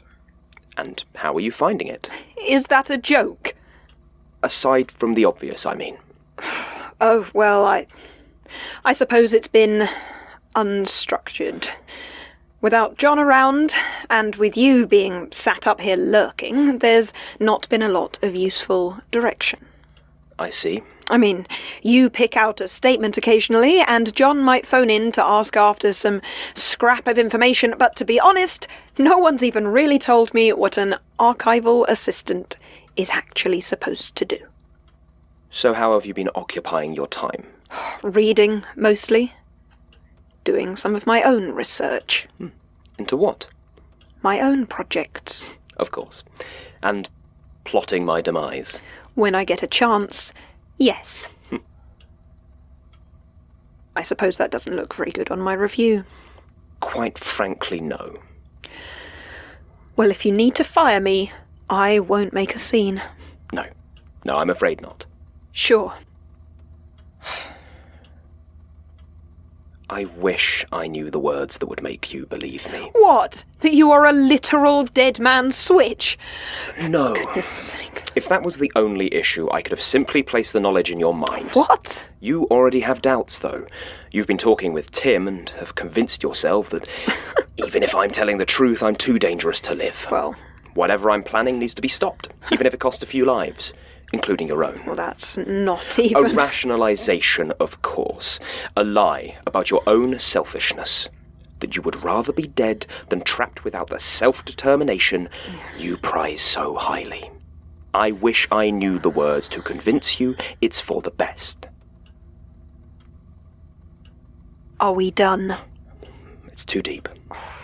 I can see almost anything I care to, read knowledge from someone's mind or place it there, but I just cannot change the nature of a person. And I am struggling to think of what could rid you of this misguided rage. So let me go. Or kill me. You know, that is the second such ultimatum I've heard in as many weeks. But no, there are always other options. And I am not above threats. Threaten, then. I've got nothing. That's almost true. Your life is indeed shockingly absent of any meaningful connections. That's actually one of the reasons I chose you for this job. Your father was your last real anchor, wasn't he? That's none of your business. Perhaps. 5 years is plenty of time to grieve. It's a real tragedy, isn't it? Dementia? Especially so early. But he always remembered you, didn't he? Little moth. Shut up. At least you got him into a decent care home. Hard to afford on an irregular income like yours, but your mother's life insurance helped plenty. And Ivy Meadows wasn't as expensive as some of them. It's a shame about the fire. But I'd have thought it would offer something of a relief. What are you talking about? Oh, of course. They told you he died in his sleep, didn't they? Smoke inhalation. A real tragedy, but at least he didn't suffer. Do you want to know what really killed him?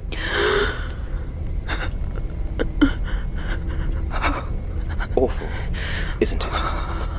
He really suffered. Not really your fault, just bad luck. But that doesn't comfort you, does it? Take it back. Take it back. I'm afraid that's not really something I can do. I can promise not to make it worse, though. What? No. You know how your father really died, and I am sure that is unimaginably painful for you. But be aware, if I choose to, I can make you see it. No. If you try to interfere with me again in any way, I will drive that image so deep into your psyche that even if you are right, even if you live, it will be there every time you close your eyes. No. That's all right. Take your time. Tell you what, why don't you take the rest of the day off? I'm sure you have a lot to process. Anyway, aside from all of that, I'd say your performance has been satisfactory. I've just touched down in O'Hare International Airport, following up on the address I received from Xiaoling. Apparently they were staying in West Pullman, Chicago. At least they were when Gertrude requested the statements forwarded onto them. I'm going to get a hotel and follow up the address tomorrow. I wouldn't normally bother recording here, but I thought I was being followed. I might just be jumpy. I'll keep my eyes peeled. The address didn't really pan out. The place deals in short-term rentals, and a dozen people must have gone through that apartment since Gertrude and Jared stayed there. The owner did remember her, that old Brit and her son, but he said anything they left behind was either sold or thrown out.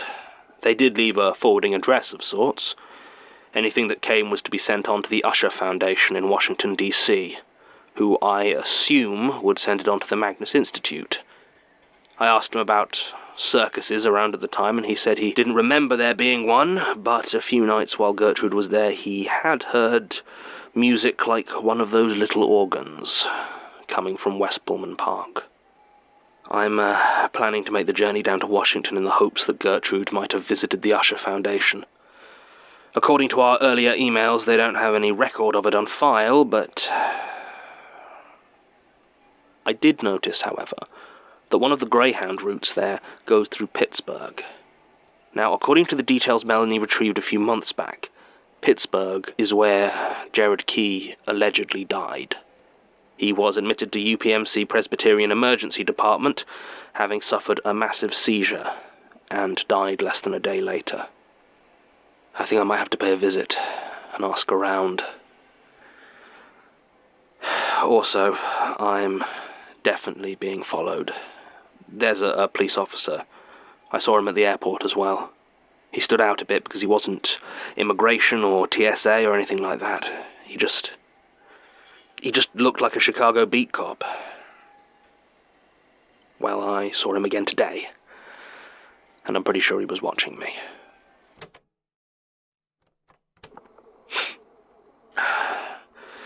The hospital was interesting. It's all very well being able to get people to answer your questions, but if they genuinely don't remember something, it's not always as useful as it seems. I only found one person, Lewis Brown, a nurse who recalls working the night Jared Key was admitted. His mother was with him, and I almost feel like Gertrude took a perverse joy in the pretense. She explained his condition to the doctor, though could apparently offer no good reason he wasn't in full-time treatment, as his cancer was by this point very advanced.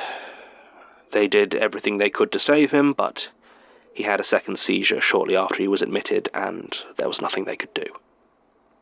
Unless he was somehow able to lie to me, this nurse, Lewis, honestly believes Jared Key is dead. Maybe I came all this way for nothing. There's one thing I very much do need to follow up on, though. Apparently Gertrude was arrested shortly afterwards. Lewis only heard about this second-hand, but she was, apparently, caught breaking into the morgue where Jared's body was being kept. I need some sleep. I haven't seen the cops since I left Chicago, so maybe I was wrong. I'm not feeling so good.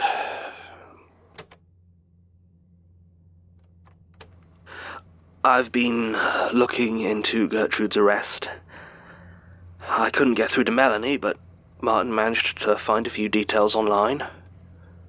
Gertrude was arrested for trespassing, but released shortly afterwards without being charged. I managed to track down the arresting officer, one J. Rebix, who said that she'd been found over the body of Jared Key, reading from a large, strangely shaped book. They'd been unable to determine if the mutilations on Jared's body had been done by her, and in the end she somehow managed to talk them out of pressing charges. Officer Rebix didn't remember what she'd said, but he did recall that she never returned for the book. It was sitting in evidence for almost a year before As far as Rebix was aware, it simply vanished. I don't really know what to make of any of this. I'm confused, I'm dizzy, I think I saw the police officer from Chicago again in the station where I was talking to Rebix. I'm not feeling well. Elias says, I got a letter, well, an envelope. It's a statement. There's a note to tide you over. I don't...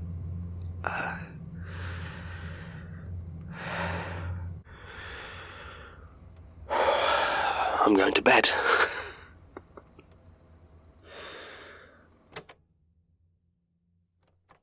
I feel a lot better. I'd love to rattle off a list of potential other reasons for this, nice rational causes of recovery, but I think we're past the point of transparent rationalizations. It looks like the recording of statements has now passed over from psychological compulsion into a more physical dependence. I don't know whether this is some sort of classical addiction or something a bit deeper, but either way, this is not the time for experimentation. I am on a deadline, and if I need to be reading statements to stay well enough, then I suppose that's what I shall do. What irritates me most is that Elias was clearly aware of this, hence his sending me this, which seems to serve no other purpose but as a restorative. But as usual, he chose to keep this very useful information to himself. I think I've reached another dead end here. I've decided it's the last one. The Institute needs me there, not jetting around the world following a cold trail that may well not have led to anything useful the first time. I've a Greyhound booked down to Washington, D.C. tomorrow. I'm going to stop in at the Usher Foundation, just in case they have anything that might help.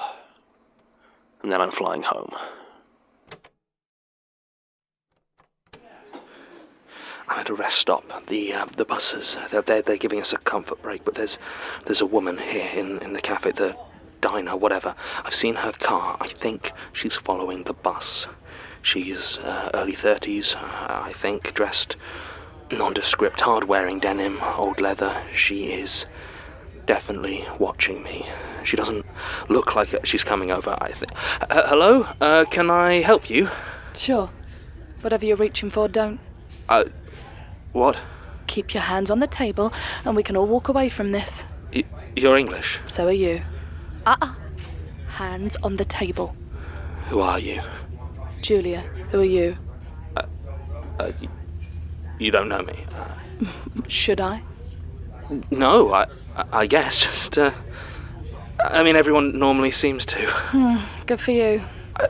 Not really. So who are you? Oh, Jonathan.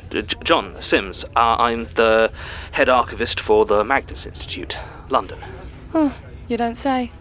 So what brings you down to the I-70? Pennsylvania. Look, I mean, you're the one following me. Told you we're asking some interesting questions around a few places back in Pittsburgh. And you seem to have attracted the attention of something we've been watching for a while. My bus is leaving. Let it. You're riding with me. I don't think so. Then try to run. Go on. So, kidnapped. Again.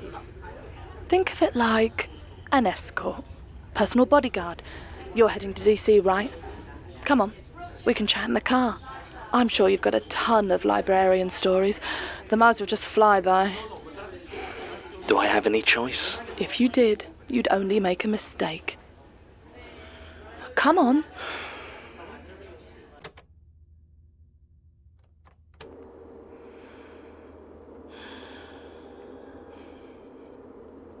Are you alright? You seem, Sure. Just keeping an eye out. Waiting, you know. So, you're from the Magnus Institute? Yes. You know the Institute? Oh, yeah. Checked myself in there a while back. Ended up spilling my guts to this old woman about my dad. Just letting it all out. Oh, that would be Gertrude, my predecessor. Didn't catch her name. Weirdest thing, really. Didn't mean to spill half of it, but really helped me put the pieces together. You know? I'm starting to. You still haven't told me what you're doing this side of the pond, or why you're asking around about Gerard Kay. Would you believe me if I said I was trying to save the world? Probably not.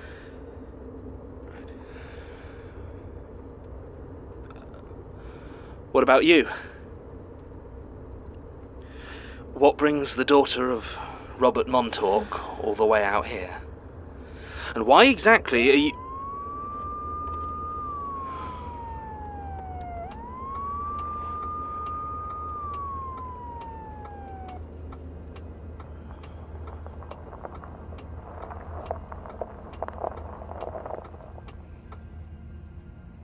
Hunting.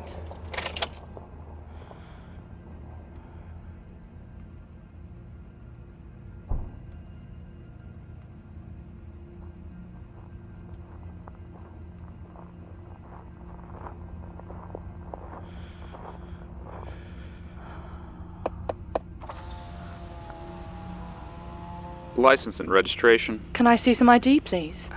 Of course. You British? I have my green card, Officer Musterman. And your friend? Visiting from home. Julia. Does he have his passport on him? Julia. I assume so. Can't say I asked him. John? I don't think... Step out of the car, please, sir. Now, hang on a second. Step out of the car.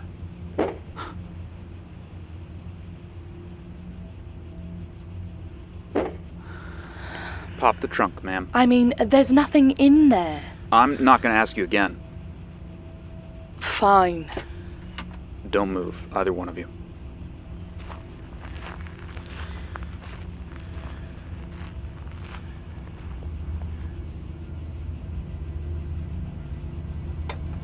Honey!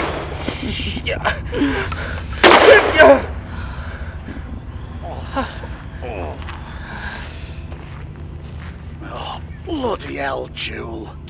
You said he'd stop after a couple of miles. Been near on an hour. Oh, you look at my neck, it don't feel right. Oh, you knew it might take a while. Is this him then? It is. John. Trevor.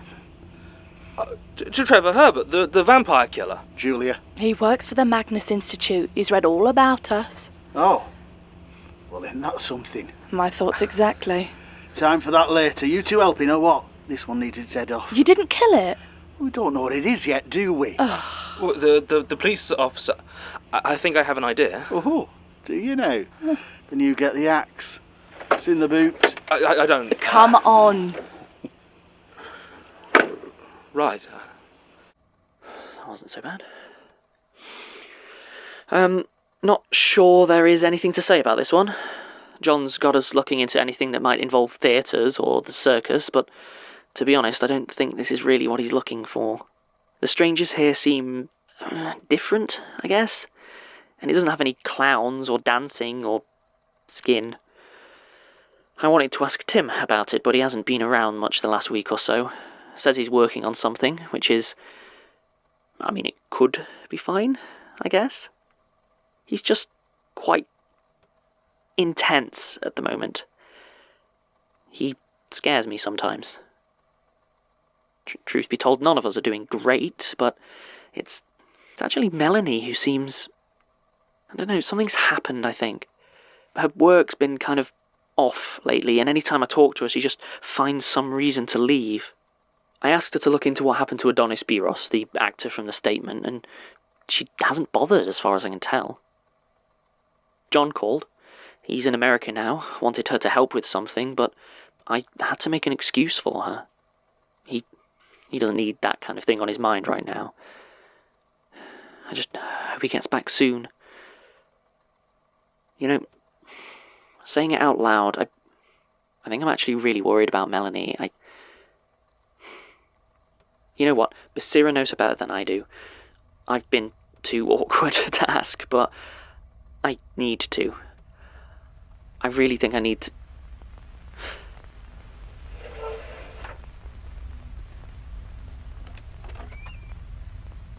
Sarah? Melanie? Tim? Martin, isn't it? You don't move. Don't you come any closer, okay? I've got a knife. Do you? That would seem wildly out of character from what I've been told. Okay, stay back. Please, Martin, I'm not going to hurt you. I just thought we might have a chat. Alone. Oh. You're one of them, aren't you? A Lucas? Yes, that's... Peter. Pleased to meet you. Now, how did you know that? I was just reading. John left some notes and... I see. I'm sorry to have disturbed you. It's one of Elias's little jokes. What? Did he suggest you record a statement today? One that mentioned me? Yeah. Sort of. I mean, not you specifically, but... I'd Lucas. have a meeting with him today, he suggested. I'm sure he's watching from his office, grinning from ear to ear. Don't... I almost thought he genuinely wanted me to meet the team. Oh, well. I'm really sorry. I don't actually... Do I scare you, Martin? Yes. Probably for the best. And what's Elias like to work for, aside from orchestrating unsettling encounters? That's a lot of it, to be honest. And that's not something you look for in an employer, I assume? Well, he's... I mean, you've just said he's watching us. Almost certainly. How is he as a boss? Fine, I guess. I mean, not so much with the manipulation and sometimes the murder. Oh. That doesn't sound like the Elias I know. He killed people himself? I mean, I wasn't there, but that's what he said. And I did see the bodies. Elias Bouchard getting his hands dirty. Well, must be the end times. So your advice would be less murder? I suppose? No, it's a good observation. I thank you for it. You're welcome. Well, I'm sure I've disturbed you quite enough for one day. Martin, I have a meeting to get to, and a few things to tell Elias to his face about wasting both our time. Be seeing you, as it were. Yeah. Bye. What? Did you call me? Yeah, did you see anyone? When? Out there. Just now? No. No? No. That figures. So did you need anything, or... Does the name Peter Lucas mean anything to you? Oh, yes, actually. I've been reading a bunch of old statements. He's that creepy old boat captain, right? From the family Elias doesn't want us bothering. Yeah, well, apparently that warning doesn't go both ways. He was here. Yeah, I think so. Was he... Woo! I mean, a bit, yeah. Oh dear. Maybe, I don't know. Honestly, he was just a bit... weird. Yeah. Is that why you wanted me? Oh, no, are you busy? A bit. I was reading through a bunch of stuff about the Church of the Divine Host. Did you look into that statement about the chapel in Hither Green? Because apparently right around that time there was a full solar eclipse going on in... guess where? I don't know. Near Alisund. Mm-hmm. And when Natalie Ennis talked about it being 300 years ago, well, how much do you know about the relationship between Edmund Halley and John Flamsteed? Halley like the comet? Exactly. Look, Sarah, that's really interesting, but that's not why... Oh. You're close to Melanie, right? I guess so. Closer than anyone here, I think. Is she doing okay? Why? Did she say something? No, it's just her work's been... Look, she's always been quite, conscientious, but then recently everything's... Okay, look, I don't know what the situation is. She won't tell me. But she's not doing well. We were meant to go for a drink last week, but I think it has something to do with Elias. Elias? Oh, God. Yeah. Well, maybe we can... What? Oh, right.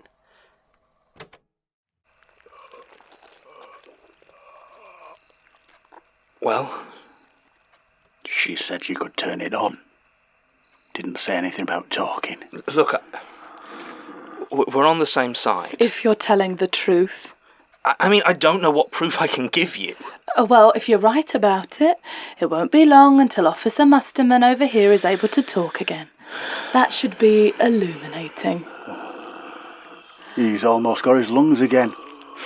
If you can call them lungs. Oh, as long as they can push air, it'll do. And if you don't like what he has to say? Then this cabin is a long way away from anything that can hear you. And if I run? I'm very much hoping that you do. I read your statement. You know, you don't kill people. Only monsters. The line gets blurrier every day. What about you, Julia? Following in your dad's footsteps? It's a legacy I've learned to be proud of. There are people who'd sell us all out to things you can't even imagine. I'm happy doing what it takes to stop that. Murder? Why not? Everything dies. You think if you walk out of this cabin, you just keep going. Something gets you, even if it's just time. Mostly, though, life on this planet ends violently. It's the most natural thing in the world. And sometimes it makes the world a better place. And when something comes for you? Then I die. That doesn't scare you? Every second.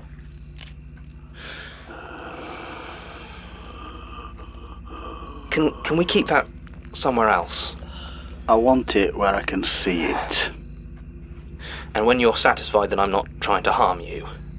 If you're right about that ritual, I guess you talk to Gerard. You said he was dead? He is. Right. So we just wait. That's the plan. Right.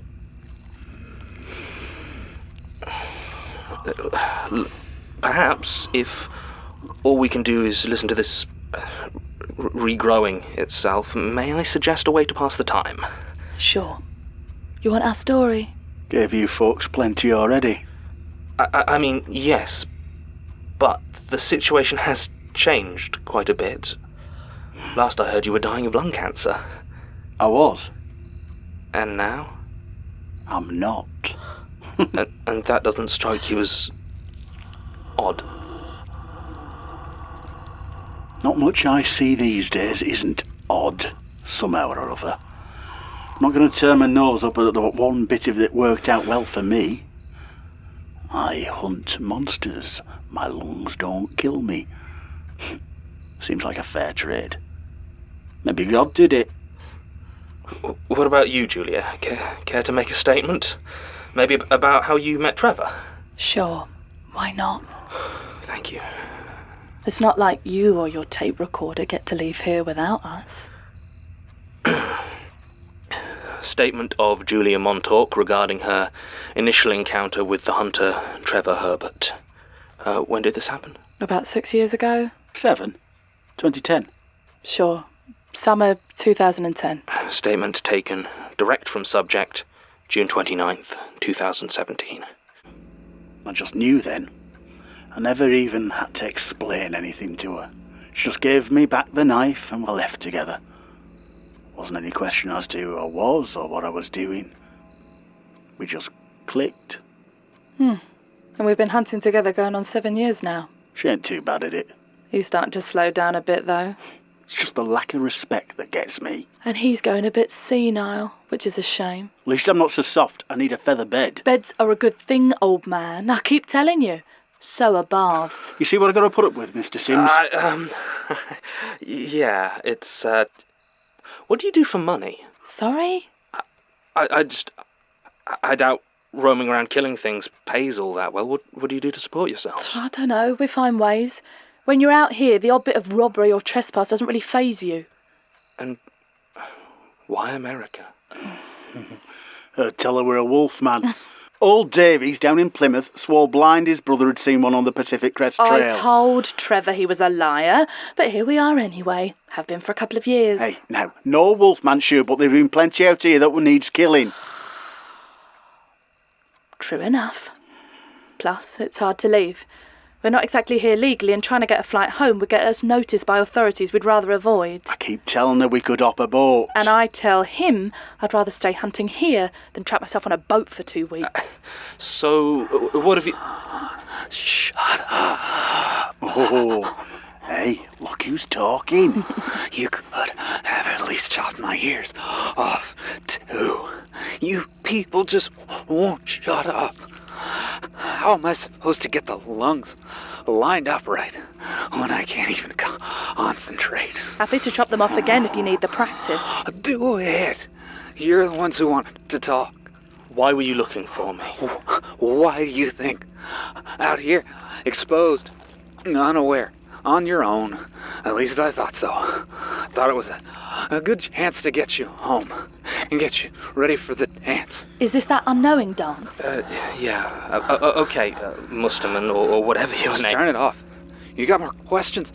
You turn that thing off. I don't think you're in any position to make demands. Maybe not. But are you sure you know what's listening in? Do you?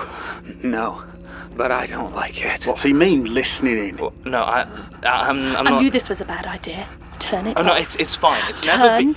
it off. Now that doesn't make sense. Can he even do that? I don't know. I guess so. I mean, so what? He can just reach into your head and put something in there? I don't know. I guess so. I mean, does it even have to be a true thing? Do we know for sure he's not lying? Like magically lying? I don't know. Right. Sorry. It's a lot to take in, you know? Mostly for Melanie, yeah. Oh, of course, yeah. Sorry. Look, I'm not the one you need. We can't just ignore it. Well, yeah, but what do we didn't even know that was something he could do. What if there's other stuff he could do to us? We are not letting him get away with it. I didn't say that. Look, Martin, I know you care. I know you do. But caring isn't enough. You can't just stand next to someone with a cup of tea and hope everything's going to be all right. That's not fair. You don't even know me. Prove it. We need to do something. Because if we just let him... Oh, hi. Hey, Melanie. Can I get you a cup of tea? So she told you, then? We need everyone if we're going to have any chance. Right. What about Tim? Tim is... Elias is watching him too closely. He's probably watching me, too. We could try the tunnels. John says they might help. Right. Or maybe when he's not paying attention. Distracted, like during your performance review. Wait, what do you mean? Yeah, what? Well, I was heading out and, Martin, you remember you knocked over that huge stack of papers? They shouldn't have been there in the first place. Besides, I cleaned them up. But not in the right order. And when I brought them up to Elias yesterday, he asked why they were messed up. You didn't tell him it was me. It's not the point, Martin. The point is... He wasn't watching you. He was busy. Yep. Hang on. Not here, the tunnels. Right. Melanie, I'm really sorry that... I'm just sorry. Yeah. Right, so I just read it. Here's the last page. Good luck, I guess. You're not staying to, I don't know, keep an eye on me? It's not a... Trevor doesn't like using the book. I don't either. Makes me feel off. Dead should stay dead. So, I mean, why keep it around? Because sometimes talking to the dead can stop you joining them. Come on, Julia. Just give us a knock when you're done. Sure.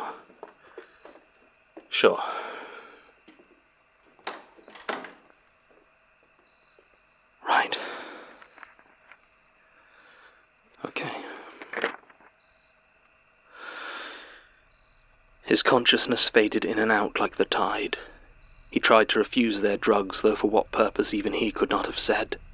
Perhaps he was simply trying to push away the smell of disinfectant and grief that rose from his hospital bed.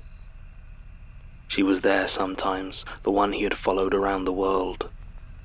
There was almost sadness in her eyes.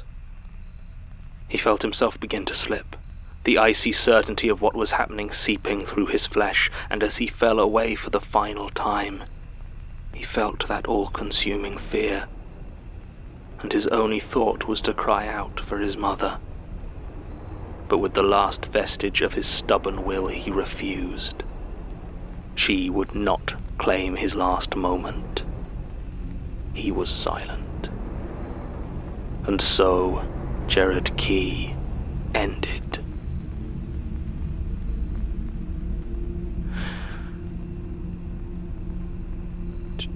Jared?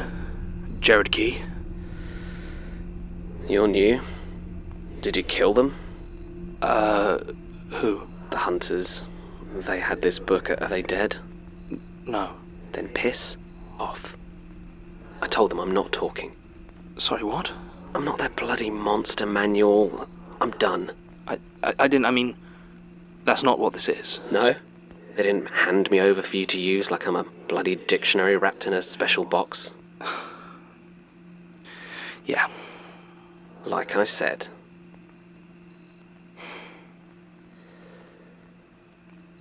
You got a cigarette? Oh, yeah, here. Can you smoke it? I guess not. Yeah. Nice lighter. You a spider freak then? What? Oh, no, I never really, I never really thought of it. I'm John. I'm with the Magnus Institute. I'm the archivist. When did she die? About a year after you did. Was it peaceful? No. Good. Don't think she would have wanted that. God, I can't imagine her dying in bed. So you're the new guy then? Following in her footsteps? I mean, some of them, they don't exactly lead where I thought they would. Yeah, she was like that. I'm trying to stop the unknowing. She didn't manage it then? Not before she, I need your help. Do you now? She thought she'd found a way to stop it, I think. If anyone knows what that was, it's you. No. What? Why not? If it happens, if the circus... Yeah, the world changes in horrible ways. For you. I'm a book. You can't be serious. I'm dead serious. It hurts being like this. And it's not like any pain you can feel when you're alive. It hurts to exist. To be dead and still here. And those two want to keep me like this so I can answer questions about their Dracula of the week. So no. Help me or you go to your little apocalypse with nothing. Fine. What do you want? I want to go away. I want you to take my page and burn it. I can't do... They'd know. They'd kill me. Tear it out and take it then. Do it somewhere else. But if they check the book... Yes, you better hope they don't. Jared, please. You want answers, you tear up my page now. So I know you can't back out. Okay. Okay. Ready?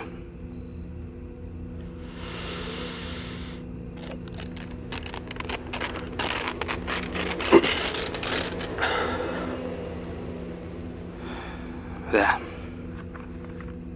Thank you. Well, you've probably killed me. Dying isn't so bad. It's staying dead that sucks. Well, these nuggets of wisdom are certainly worth it so far. Relax, they won't notice. So? Okay. You got questions? Just one. How do I stop the unknowing? No, I don't know. What? Okay, I don't know exactly. But me and Gertrude went all over, tracking clowns and skinwalkers, trying to find a way to mess it up. I didn't find much, but Gertrude, she figured a few things out. She reckoned it could be delayed, but nothing we could do beforehand would actually stop it properly. Even the dancer could be replaced, but once it starts, then it might be vulnerable. Vulnerable to what? I don't know. Oh, God damn it. But she did say she thought she had something that could do it. What? Well, not long before I ended up in the hospital, she told me that if something got her first, There's a storage unit on an industrial estate up near Hainault. She said she rented it under the name Jan Kelly and hid a key for it somewhere in the archives. Oh, I think I found that. Well, it's in that storage unit. Whatever she thought might disrupt the ritual, stop the unknowing, that's where it'll be. But you don't know what it is? No. When I asked her, she said she'd show me when we got back to London. Mind you, she had this weird look in her eyes, like it was some kind of joke. I mean, it wasn't. What was it? A joke? I don't think so. Gertrude didn't make jokes. Well, worst case scenario, I suppose I continue to have nothing. I guess.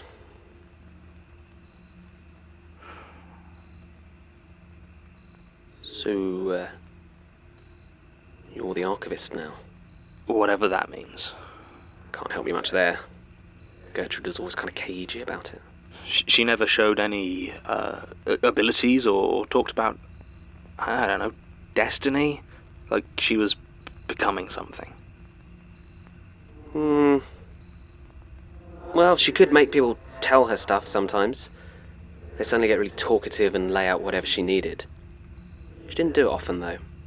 I don't think she liked it. Oh, I can do that too. Right. Do you like it? I don't know. I never really thought about it. Yes, I suppose I do. Did she read statements? Sometimes, if she was getting shaky. They perked her up, I think. Feeding the eye, you know. I'd sometimes hear her through the wall, just reading into the air, feeling it all. She didn't use a tape recorder? Not when I was with her. She travelled light. Left things behind. Kind of sounds like you didn't trust her. Yeah, I didn't. I wanted to. I really did, but it was always the work. Sometimes she just reminded me of my mum. Did you ever meet her, my mum? Not in person. It was only by reputation. Well, she was also goal-orientated, ruthless. But at least Gertrude tried to do something worthwhile with it. My mum only had her ambitions. She'd never have even admitted it, though. She was too proud for that. She saw herself as real working class. Always said the occult was just a club for rich boys playing politics with things they didn't understand. Reckoned her tradition was less the academic and more the, village witch? You sure you don't know her? Yeah. But deep down what she wanted wasn't all that different from the Ivory Tower idiots she hated. You know, I think, secretly, she dreamed of starting a little mystic dynasty of her own. With me. Like the Lucases or the Fairchilds? Well, Fairchilds is just a name. They're not really family. The Lucases, though, yeah. Thing is, it's harder than it looks. What's out there doesn't care about blood. Well, I mean, except for the vampires. Yeah, obviously, except for the vampires. But they care about your choices, your fears, not your parents. Families are just useful because they can push you in the right direction. And the Lucases are very good at that. And I imagine they're not reluctant to remove any members that might put that legacy at risk. Right. You know, for a group that worships the power of loneliness, they never seem to have any problems breeding, or finding spooky singles to marry them. Just one of those things, I guess. But most times you try to put your descendants on the path to worship, it doesn't go great. Just takes one stubborn heir to freak out about the truth and the whole thing comes crashing down. And that was you. Yeah. Turns out not everyone grows up caring about power and knowledge like my mum. What happened? I tried to abandon her. I see. Do you want to make a statement? Why not? I'll try to make it quick, before the Van Helsings get bored. Right. Right. I think you know the rest. I joined Gertrude's work for a few years. Didn't realise how ill I was until it finally caught up with me. Then I died. I think I finally understand why she brought me back. I just don't understand why she left me behind. What was Gertrude's work? Huh. I mean, I'm sorry, I know a lot about what Gertrude did, but I don't really know why she was doing any of it, or what her intentions were. Same as you, I think. Stopping the unknowing. Not just the unknowing. All of them. There are more rituals. That's what she said. What do they do? I mean, they change the world. They make it new. An apocalypse. Kind of. How much do you know about these things? You know, the eye and that. I don't. They're malicious. Many consider them godlike, and they have the power to affect the world in unnatural ways, but they cannot directly exist within it, so they rely on avatars or servants that they corrupt, and sometimes monsters that they create. They use their power in ways small enough to stay hidden, and I think they feed on our fear. No, they don't feed on it. They are it. What? What do you mean? I mean what I said. These things, these forces, they are our fear.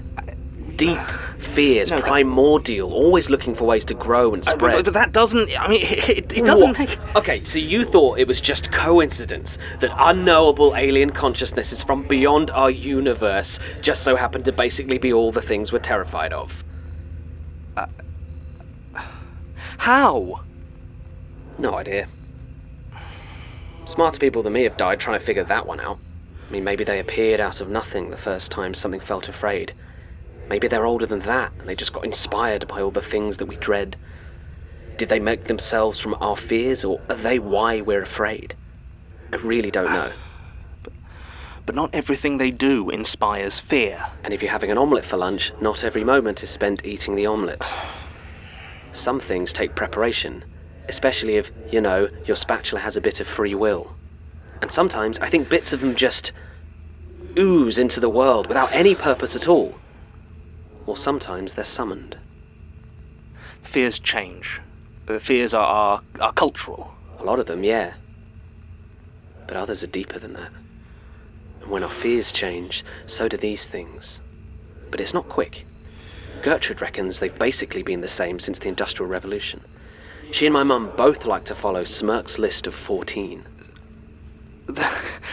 I mean, there are a lot more than 14 things to be afraid of in the world. Where do you draw the line? I always think it helps to imagine them like colours. The edges bleed together and you can talk about little differences. Oh, that's indigo, that's more lilac. But they're both purple. I mean, I guess there are technically infinite colours, but you group them together into a few big ones. A lot of it's kind of arbitrary. I mean, why are navy blue and sky blue both called blue when pink's an entirely different colour from red? You know, I don't know, it's just how it works. And like colours, some of these powers, they feed into or balance each other. Some really clash and you just can't put them together. I mean, you could see them all as just one thing, I guess, but it'd be pretty much meaningless, you know, like trying to describe a shirt by talking about the concept of colour. Of course, with these things, it's not a simple spectrum, you know, it's more an infinite, amorphous blob of terror bleeding out in every direction at once. Now you're getting it. Like colours, but if colours hated me. Got it. Christ, I need a cigarette. Yeah, well, you can wait. I don't know how much longer we have. Hang on. If these entities are all based on our fear, then what about the rest of... No. There aren't any godlike powers of hope or love or indigestion or whatever. At least not that I've seen. Just fear. I don't know why. Fine. So I know a few, but what are they, these 14? Robert Smirk divided the beings into 14 distinct powers, each comprising a variety of smaller terrors, some direct and practical, and some more abstract. Right, I know the eye, fear of being watched, right? Being watched, being followed, having your deepest secrets exposed, needing to know, even if your discoveries might destroy you. The feeling that something, somewhere, is letting you suffer just so it can watch. Is that me? Is that what I do? You're the archivist. You tell me.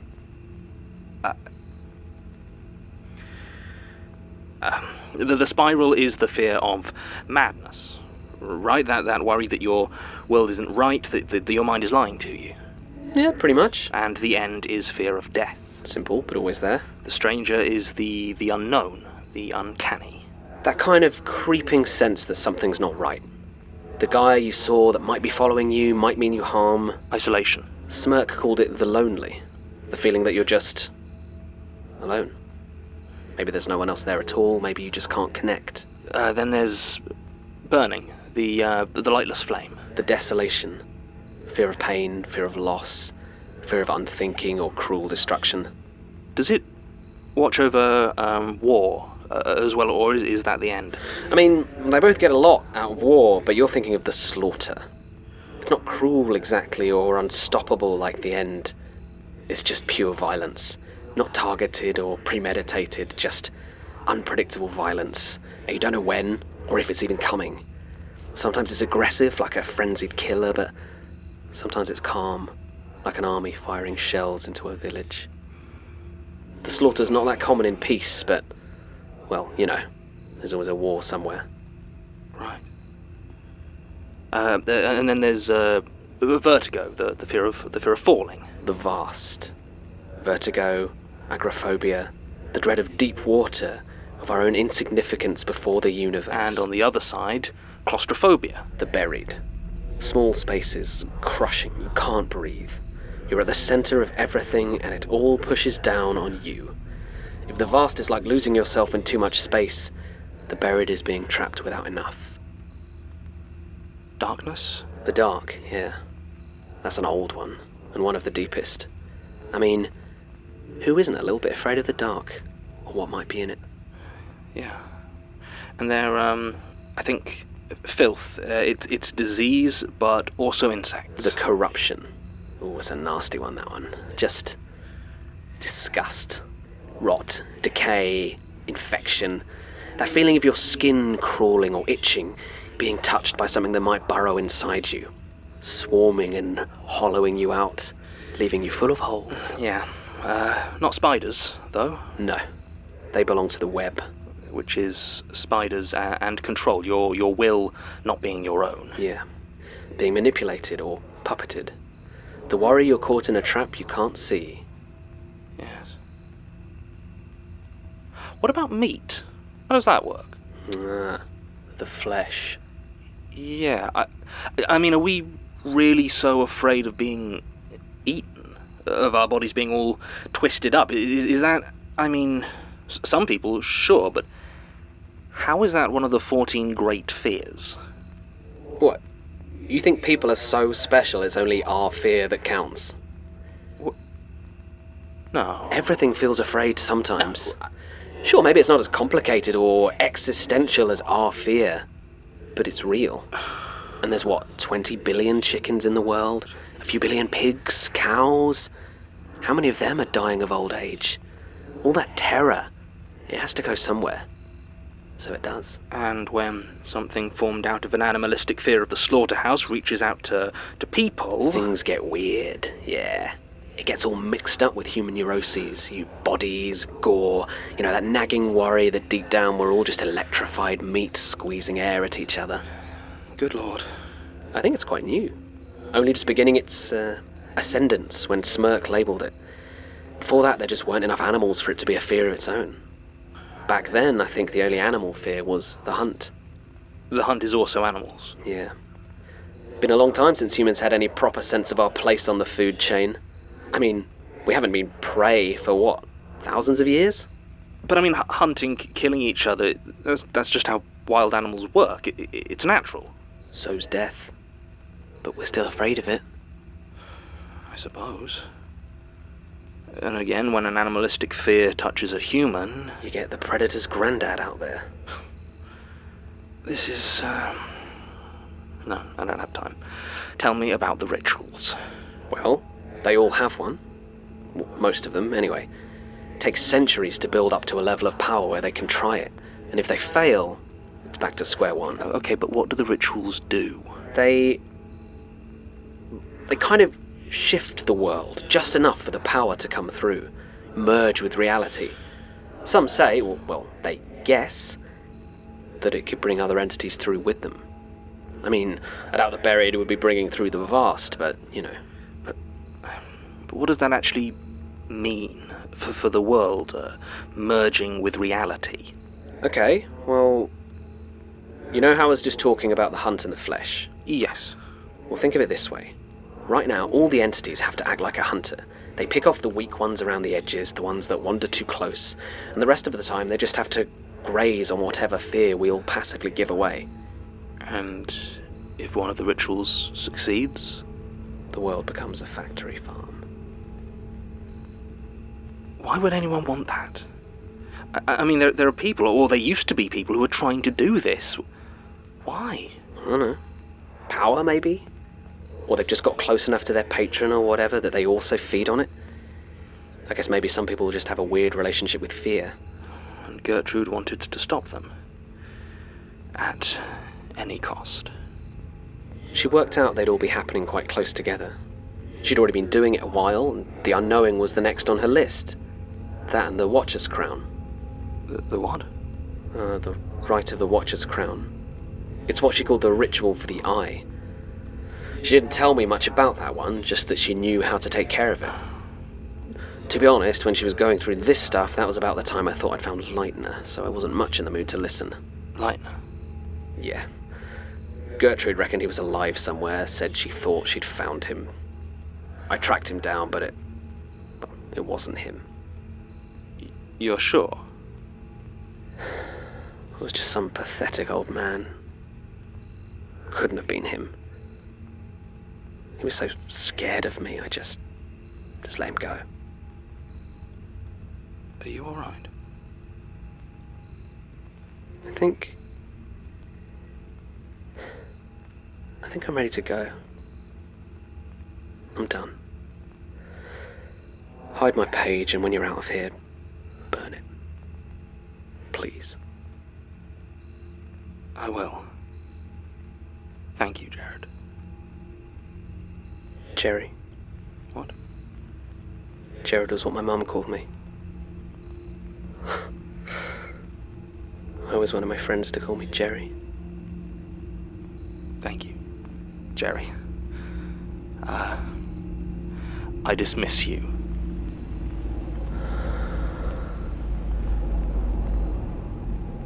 Oh. Alright.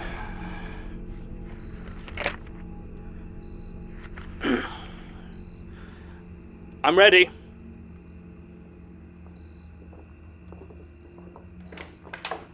All done? Yeah. I think so. I'll get it back in the box. Did he tell you what you needed? I don't... Maybe. He told me a lot. Yeah, he does that. I mean, I feel like I knew most of it, but... Hearing it all laid out, right? Like a punch to the gut. Yeah. You need a drink? Yeah.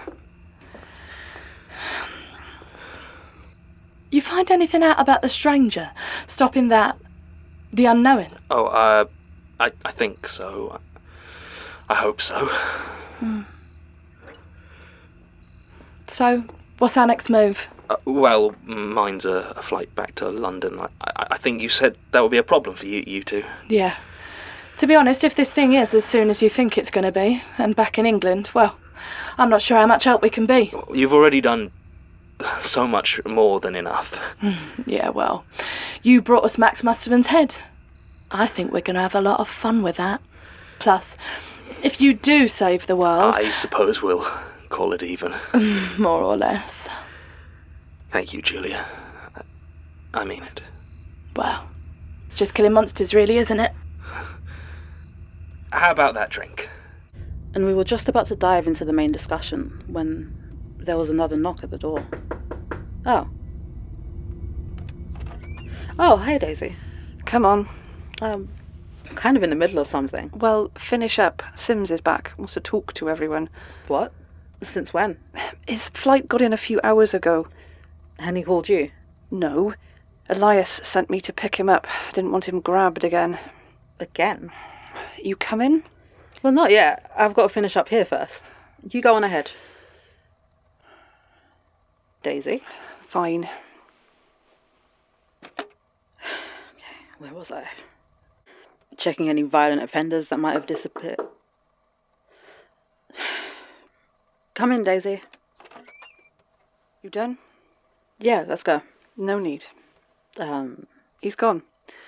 Heading over to some storage unit. Says it's important. Oh. So are we going to meet him there, or...? He asked for someone to stay back. Distract Elias a bit. I said we'd do it. Both of us? Yeah. Couldn't find Tim, but he's gone with Martin and the other one. Melanie? Sure. I mean, it might be dangerous. They'll be fine. Is there something wrong, Daisy? No. So, how's your new job? Working a lot of overtime? It's, alright, I guess. Once you get used to constantly feeling like you're being watched, it's just a bit of low-level dread. Kind of peaceful. Been reading a lot. How about you? Elias is keeping me busy. Hunting. Takes a while. I'm used to working with a partner. It's fine. Daisy. It's fine. Right. But it's not, though, is it? You're getting comfortable with all those books. Don't forget why you're here. I know where I am, Daisy. And I know that I'm a prisoner. And you want to escape. Yeah, but not on my own. We're working on something. I'll ask Melanie to fill you in. Fine. Maybe you could ask Elias if you can join me on a case. How does it feel? What? How does it feel when you make a kill? I dunno. Good. Why? I don't know. It doesn't feel like the warm glow of an approving parent, tinged with a bloody sweetness. Don't. What? I'm not one of your bloody puzzles. I'm sorry, I worry. Worry about yourself. I'm fine. Are you sure? 'Cause you look... Are you sleeping? Yeah. Do you still have the dreams? No, not really. Not since we joined up here, I don't think. You? Yeah. They're getting worse? No, not. It's just... Doesn't matter. We need to decide what to do with Elias before the others get to Hainault. Daisy? I'm thinking a fire. Maybe something a bit subtler. A problem in the break room. I could beat someone up. Maybe. Anyway, do you want to, I could do with some air.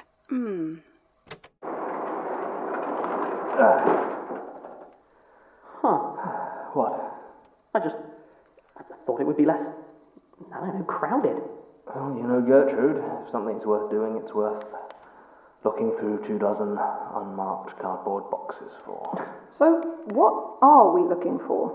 I'm not exactly sure. It might be an old taxidermied gorilla skin, or not. Apparently it should be obvious. Right. Then let's get on with it.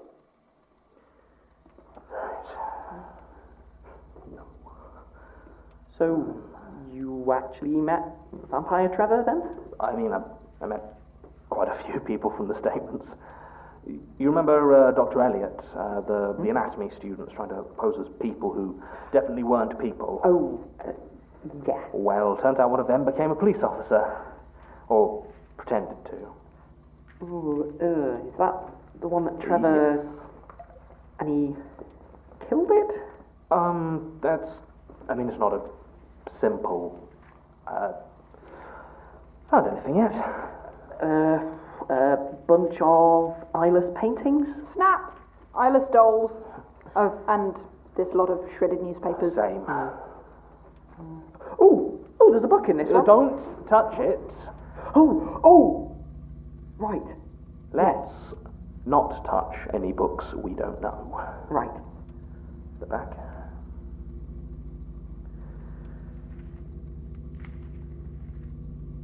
It's just a notebook, I think.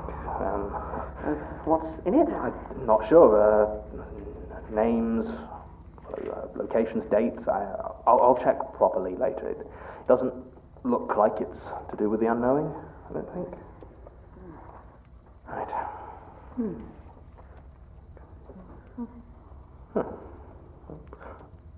So, how was it? America and China. I've never really actually done any, travelling. It's not all that.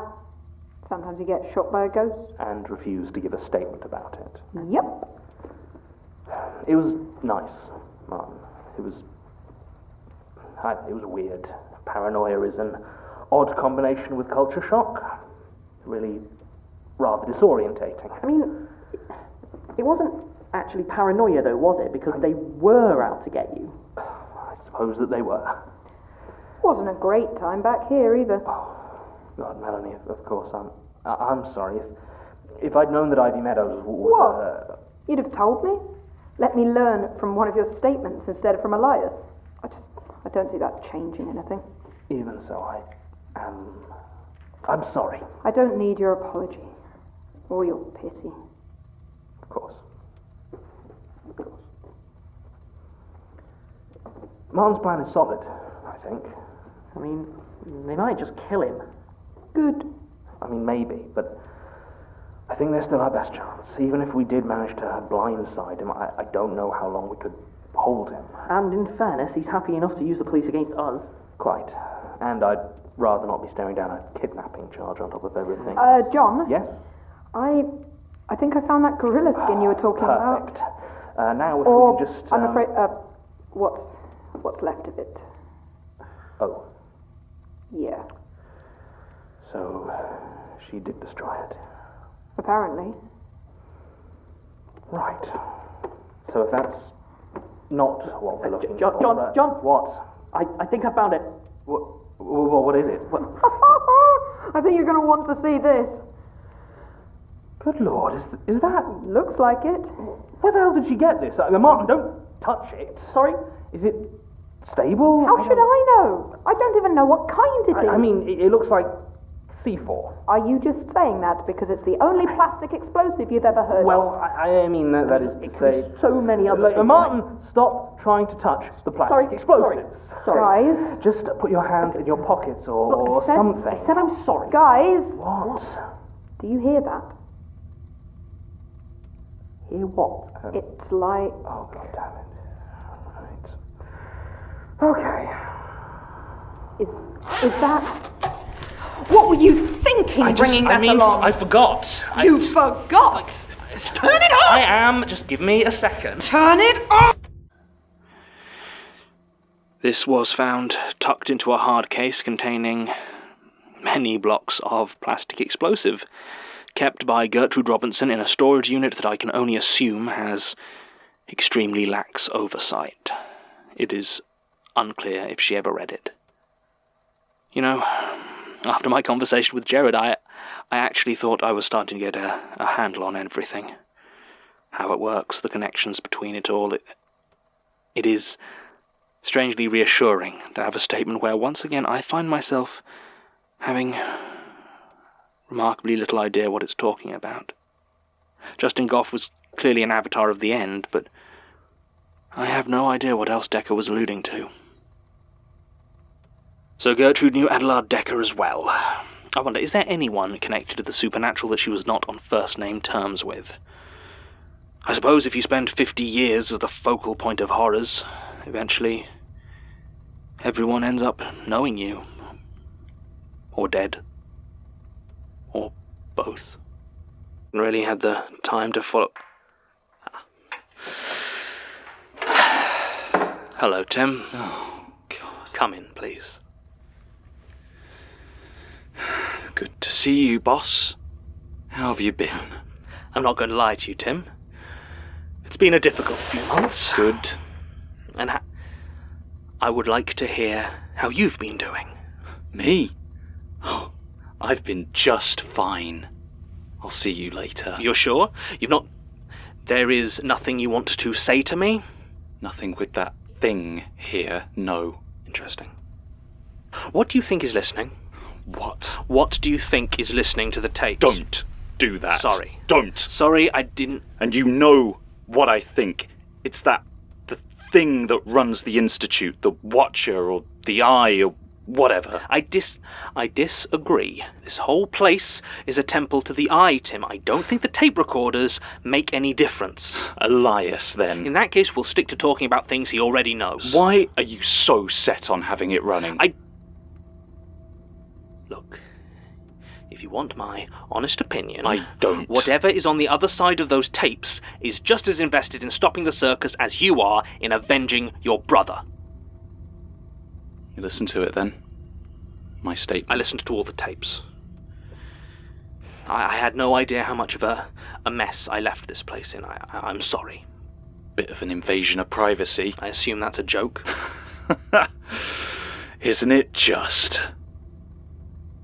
How did you know I was going to be here? The others haven't seen you in weeks, and you've still been using the computers here, accessing files and books. I know there are some exits to the tunnels outside the Institute, so I guessed you were using them to get in and out, avoiding any tape recorders. Okay, whatever, but how did you know I was going to be here now? I just did. You just did? Great. Buy one spooky telepath manager, get one free, is it? Fantastic. That's not what this is. Oh, and how about you read my mind, Tim, now? That is...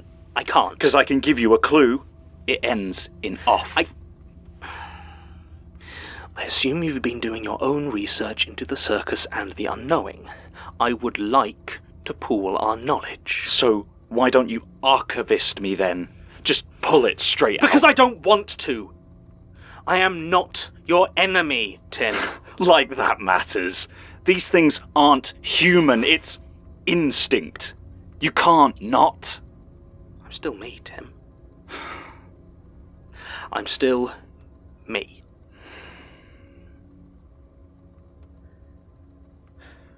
You know what? You're actually right. What? You're the only one. Sorry, I don't follow. Tim? Do you know why I avoid the others? You said the tapes. No. How can I be sure who they are? You know how long that thing pretended to be Sasha? God. And I had no idea. I knew Sasha for years. I don't know Martin as well as I knew her. I barely know what Melanie and Basira look like, or that weird murder cop. How the hell am I supposed to be sure of any of them? Tim, I didn't realize. I didn't think. I'm sorry.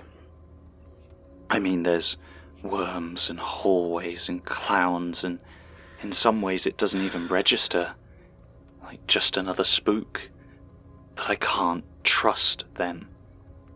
I'm gonna destroy the circus that took my brother, and I can't trust them to help. And me? Well, if you're trying to spy on us, you're doing a pretty shitty job. You haven't been here for months. That's not fair. Sometimes I was kidnapped. Which is not a good look for a spy, is it? Fine. Anyway, you're a spook too now, aren't you? This place loves you too much to let you get swapped. What about Elias? Surely he's the same. Oh yeah, great idea. Let's just all trust Elias. Point taken. Screw it.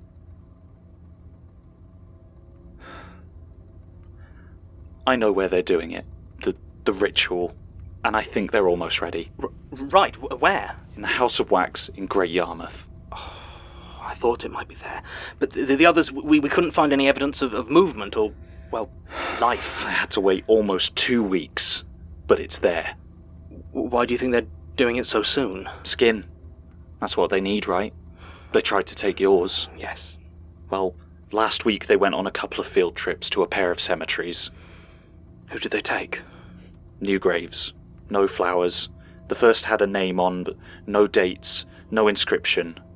George Icarus. I don't know the name. Who was the other? Tim? Gertrude. What? Yeah.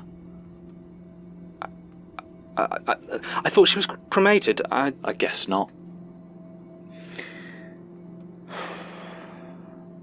So they did get an archivist's skin, after all.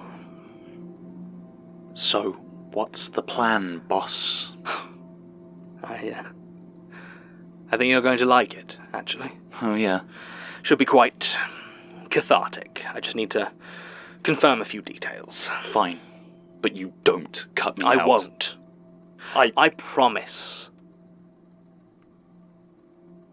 Now, if you'll excuse me. Oh, right. Yes, well, you're not the only one that knows his way around the tunnels, so... 13, 14, 15, 16... All clear? Yes. All clear. Sorry, got a bit lost. Don't know how you find your way around down here. Practice. You alright, Daisy? Don't think either of us like it down here. No, well, no, me neither. It feels... Empty. Yeah. Is that it? Yes. How long have you had that shirt? What? That shirt. You get it in China? America. I had to borrow it. There was blood. Sure. Why? Shall I... I'll leave you two alone. I need to have that chat with Elias. Right. Yes. So... how have you been?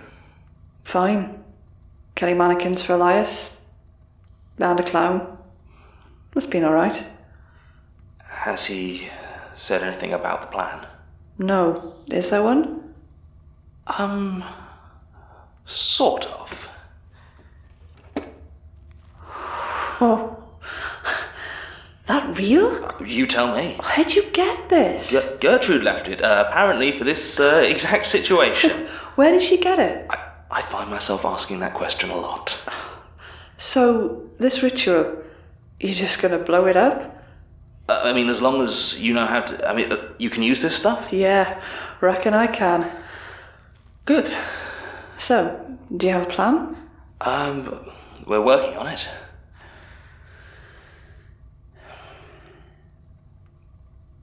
You think she's found him by now? Maybe. Maybe he's not watching anyway. I feel safer if I think he's distracted. Is the rest of it? Yeah. And Martin, he's okay with it? It was his idea. Yeah. You think it'll work? No idea. If you can get me or Basira the tape. Oh, yeah. I suppose in some ways it's strange I'm not a vegetarian yet. What with everything I know. But I rather think someone in my position has to take their small pleasures where they can, and if it occasionally delights some grotesque meat god, well, c'est la vie. Sir Selesa was one of Leitner's old assistants. That makes some sense, I suppose. The sort of small revelation that a month ago would have filled me with wild conjecture, now it seems, I don't know, almost trite. Filling in the puzzle, but not touching on those parts of the picture I still don't understand. Maybe it's not that. Maybe it's just this stillness, the anticipation. We know what's happening. We know what we have to do about it. We even have something approaching a plan for once. And while it's a welcome change not to be desperately praying for a Deus Ex Machina, I don't really know how to handle the waiting. Whatever Elias has Daisy doing, it seems to be working. Nothing's made a move on me or the Institute since I returned, and last time I saw her there was the distinct smell of burnt plastic. So I suppose I'm safe. But everything just feels like killing time, running down the clock. I don't think I like it. God, do I miss being chased? That's depressing. No, I miss feeling like I'm moving. Like come here. Come in. What do you want? Not sure. To talk? You're keeping her face then. I am Helen. Don't pretend to be people I knew. I'm not pretending. You're not Helen Richardson. Wasn't Michael either. Who do you see? When you look at yourself, there are mirrors in those corridors of yours.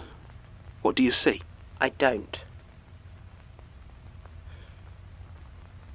Why are you here? I'm not entirely sure. I'm having trouble. I don't think I was meant to be Helen. I don't understand. Neither do I. Michael was pulling away. His anger was interfering. I don't think I have a choice but to be Helen. Self is difficult. Michael, he wasn't meant to be you either, though, was he? No. So, why are you here? I took someone. Like Michael ate you? I took a man wandering the halls of an old tenement. He's dead now. He never even came close to finding me. It was nourishing, but I didn't like it. I'm not sure I follow. I feel wrong. I feel there's... Why are you telling me this? Something happened when I became Helen. She wasn't right. She wasn't ready. I don't... Before, talking to you made Helen feel better. You're not that Helen. I just want to feel better. I don't believe you. You don't? Why should I believe any of this? You told me over and over that you're, what was the phrase? The throat of delusion. All of this... I have never told you a lie, Archivist. I wouldn't dare. I just thought you might understand. How could we I... are both changing, Archivist. I had hoped that together... Get out. Archivist. Get out. Fine.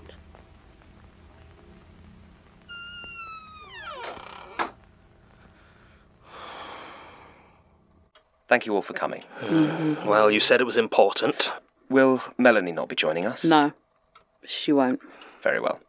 I suppose that's understandable. What do you want? To help. You have your recorder running? Of course he does.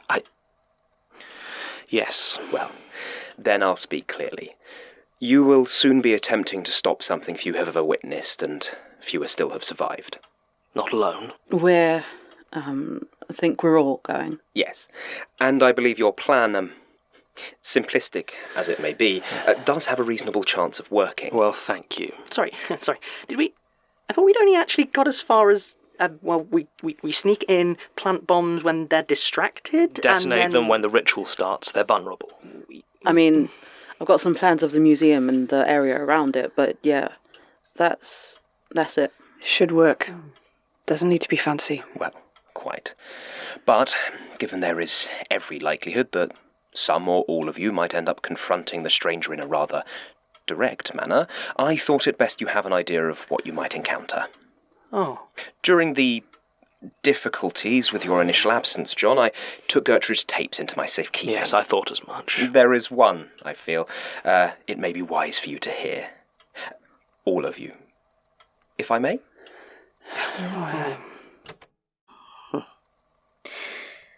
The stranger and its ritual have proved remarkably hardy in many ways, resistant to most of the standard interferences, and flexible in such a way that while the unknowing is relatively easy to delay, full disruption seems borderline impossible.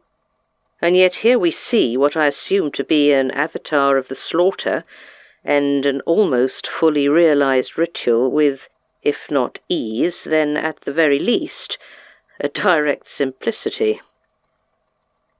Perhaps that's it. Could it be that the closer the stranger comes to emerging, the more damaging a physical disruption to its focus becomes. More research is needed, but if that's true, then the task becomes at once less complicated and significantly harder. Disrupting the others has been successful largely because I was able to do so before they had reached any form of culmination, and from the description of Abraham Jansen, I would not be confident enough in my senses to attempt something similar once the unknowing has become in earnest. It could probably stand as a solid plan B at the very least, and I might make inquiries about getting my hands on some appropriate ordnance.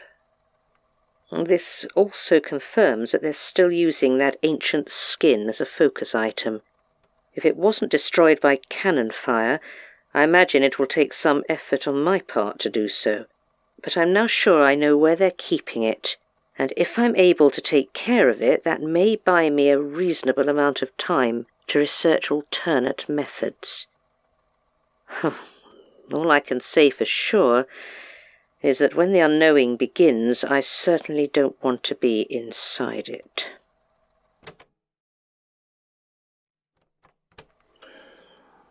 Right. That's it then? It's unlikely to be identical. The stranger is not known for its consistency. But something like that. We can't trust what we see. The familiar may seem strange, the strange familiar. One long category error. But isn't...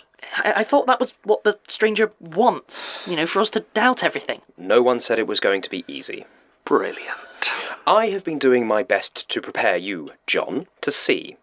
You should hopefully have it a bit easier than the others. Another of my powers. It's more an aspect of your becoming.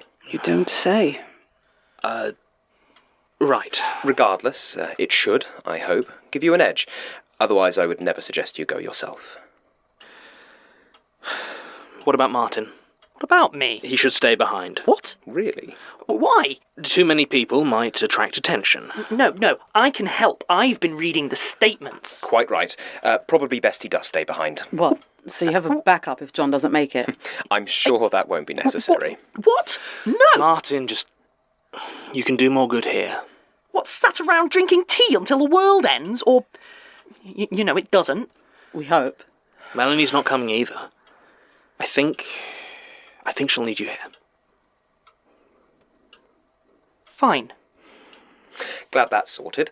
Now, unless there's anything else? Not if, no. Excellent.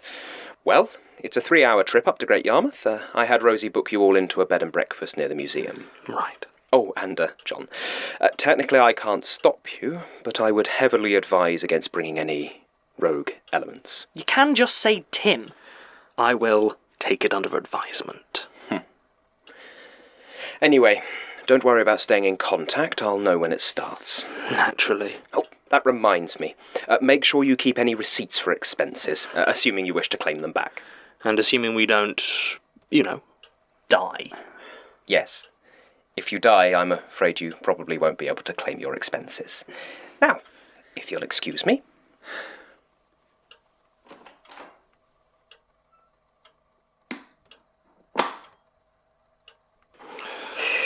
Do you think he bought it? We'll talk about it later. I doubt there'll be time. We need to go. It's fine. We've got this, okay? Okay. Come on. Yeah. Sure. So? He doesn't want you there. And you? I would rather have you where I can see you. Good. You listen to the tape? Yup. Sounds like fun. Do I need to be worried about you? You reading my mind again, boss? I'm watching your face. Are you going to keep it together? Look, if you're worried I'm going to go all red rum and start hacking at random waxworks, don't be. I'm not going to give us away. I want this to work. Thank you. But I don't think it will. So, I'm going to take that axe of yours, and when it all goes wrong, I'm going down swinging. And when I do, you'd better take the chance and stay out of my way. Okay, Okay. statement of Jonathan Sims, head archivist of the Magnus Institute, London, regarding the upcoming operation. 2nd August 2017. Recording taken direct from subject. I wanted to get some thoughts down before everything. We all should, actually. I'll maybe mention it to them. It looks like it's decided. Myself, Daisy, Basira, and Tim are all going to be heading off to this House of Wax. We're to sneak in as best we can. Daisy will set the charges while we... what was the phrase she used? Run interference. Then we will set them off once the ritual begins. Gertrude's notes were pretty clear. Unless the ritual is underway, any damage we do can be easily repaired. But if we time it right, it'll be centuries maybe before they can try again. Of course, if we time it wrong... Daisy's been pretty clear that she thinks the best chance of success would be for her to go in alone, and honestly, I struggle to disagree. But Tim isn't going to sit home and wait, and Elias seems pretty insistent I go along. Part of me thinks it's just so he can see if whatever this preparation he's been trying to do on me works. And you know what? That same petty little part of me rather hopes it doesn't. That all this time, all his cryptic nudges and learn-to-fly-by-falling attitude ends up being a complete waste of time. Just to show him. Even so, it wouldn't feel right to not go. I think Basira is the same. She's coming along to back up Daisy, or so she says. I don't quite get those two. I suppose what they've done, seeing what they've seen, it's a hell of a bond. The sort of thing I've mostly done alone. Still, it does sometimes make it hard to fully trust them. You know what? No. I'm done with that. No more paranoia. It's almost got me killed more than once, and Georgie was right. If I am slipping, then I need people I can trust. And I don't think that can happen naturally for me anymore, so I'm making a decision. I trust them. All of them. Except Elias, obviously. That's not... I mean, I've listened to the tapes. I know what they talk about behind my back, how much they've suffered because of this place, because of me. God. Poor Melanie. And aside from some office gossip, which I'm not sure is necessary or conducive to a workplace that it's natural, it's normal. There's no sinister hidden motives, or it's fine. It's fine. So I guess sometime in the next few days I go on a commando mission to blow up a wax museum. It's not exactly what I was expecting from an archiving job. I do worry about Martin and Melanie, leaving them behind, but I suppose that's part of trusting someone, isn't it? Letting them help how they can. Oh yeah, I found something on the other body the circus stole. This George Icarus. Apparently he was interred earlier this year. I did a bit of digging. And it looks like the plot and the headstone were paid for by the Magnus Institute. And I can think of only one man who died within the last few months who the Institute would want buried under a pseudonym. Only one who spent his life so close to fear that his skin would be useful in a ritual like this. I don't know what to actually do with this information, but... God. Jürgen Leitner. I just can't be rid of him. Statement of Basira Hussain, 2nd August 2017, at the request of Jonathan Sims. I don't really know why I'm here. I mean, I know how I got here, all the decisions I made until suddenly, yep, this is my life. But not the why. Not really. Does that make sense? I don't want to be here. But by the end, I didn't want to be police either, so guess I don't really know what I do want, which maybe that's just as well. My options, they've gotten a lot narrower over the last year. I don't know. I feel kind of bad. Everyone seems to be having a much worse time of it than me, but I was meant to be the hostage. It's amazing how much you can ignore when you keep your head in a book. My dad would hate me talking like this. He couldn't stand people who just passively moaned about their problems. He always said, if you don't like something, you accept it and you adapt, or you fight and you change it. Whining doesn't help. I always tried to live like that, but I think sometimes you feel like you're adapting, but it's just denial. But not anymore. I'm going to fight and change it. I just hope I'm not heading into the wrong battle. I suppose if John screws up, it wouldn't hurt the others to have a trained pair of hands to help. So waxworks it is. I just wish it didn't feel so much like abandoning Melanie. And Martin. But at least Daisy's coming along. I mean, I know she's difficult. Everything they say about her, it's true, it's fair. But she's solid.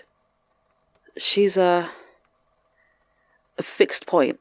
And if she's there, I know exactly where I stand, exactly what I'm doing relative to her. She has no doubts. We go in, we plant bombs, we leave, we blow it all to hell. Or we die. I don't think I'll ever have clarity like that. Despite everything she's done, she's still the best partner I ever had. I just hope John can keep it together. And Tim. God, Tim. I know they've been through a lot, but they've never taken something like this on before. And if it's anything like when we went after Raina, it's going to get bad. The sort of bad you can only get through if you stay focused and keep a clear head. You choke down the fear. And not because it's feeding some weird, horrible god like John thinks, but because that's how you keep going. I guess we're all just going to have to do what we can and see what comes out the other side.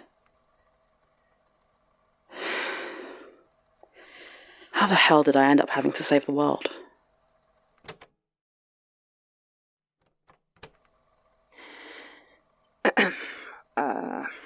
Melanie King, 2nd of August 2017, 11:23 p.m.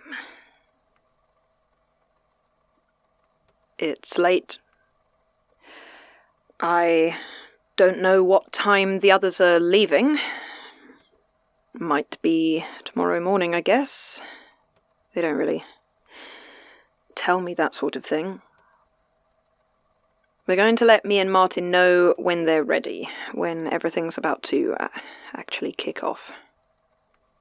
I should probably wish them luck and hope that there isn't going to be some kind of horrifying apocalypse, but it's rather hard to hope for anything at the moment. Hope isn't really good for anything. It's always been action with me. It's been doing things that helps. Never really seen the point of hope. I know why I'm not a part of this action. I do. I have my own stuff to take care of. They think they're giving me a chance to face my demons by helping to take down Elias. They don't get that the only way to deal with something like him is to watch his eyes go dead with your hands around his throat. I'll play it their way for now, but when it comes down to it, I want to see him dead.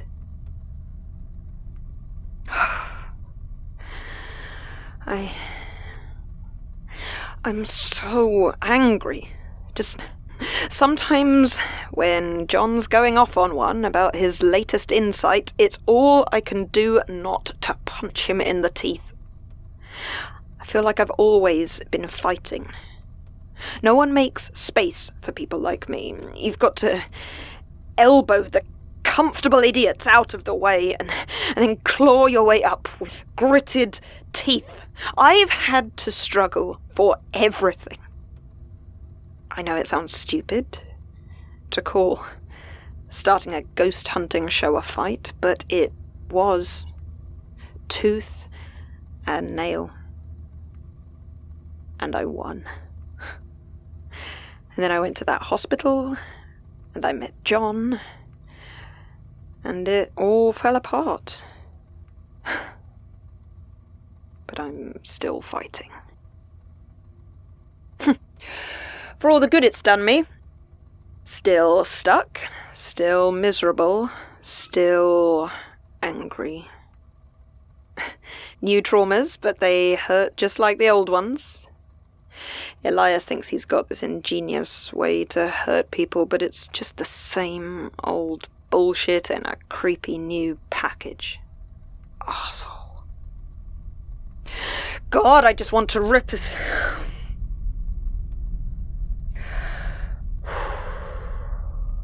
When did I start to lose the parts of me that weren't just anger?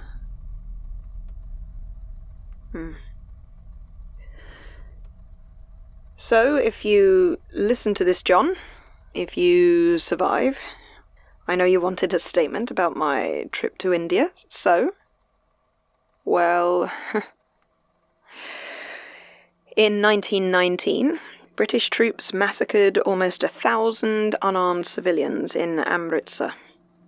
You know, I was looking into spectres of war and violence, and I found reports that these soldiers' ghosts were still manifesting. I did my research, and I figured out where and when I thought it was going to happen next. I told you what I was doing, and then I went to see for myself. I was right. They did manifest, but they weren't what I thought they'd be. They were fused somehow, all mixed together. A huge, angry mass of dead flesh and guns. I ran away. Obviously, I ran away. It wasn't like it could chase me, but it turned out their bullets were more solid than I'd have guessed for ghostly antiques, and one of them got me. I had it sewn up at the hospital, said I'd been mugged, although the scans couldn't find anything in there. And then I came home. So, yes, that's it. That's all you're getting, because it hurt like hell to live through, and I didn't do it so you could stroke your chin and call it fascinating. Good luck, John. I do hope you win.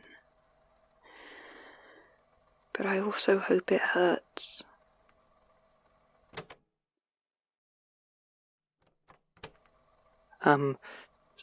Statement of Martin Blackwood on the night of his colleague's departure. Statement given direct, August 3rd, 2017. Statement begins. I'm scared, I guess. No, wait. No, I mean... I don't want that to be my last message. The thing that defines me. Martin Blackwood.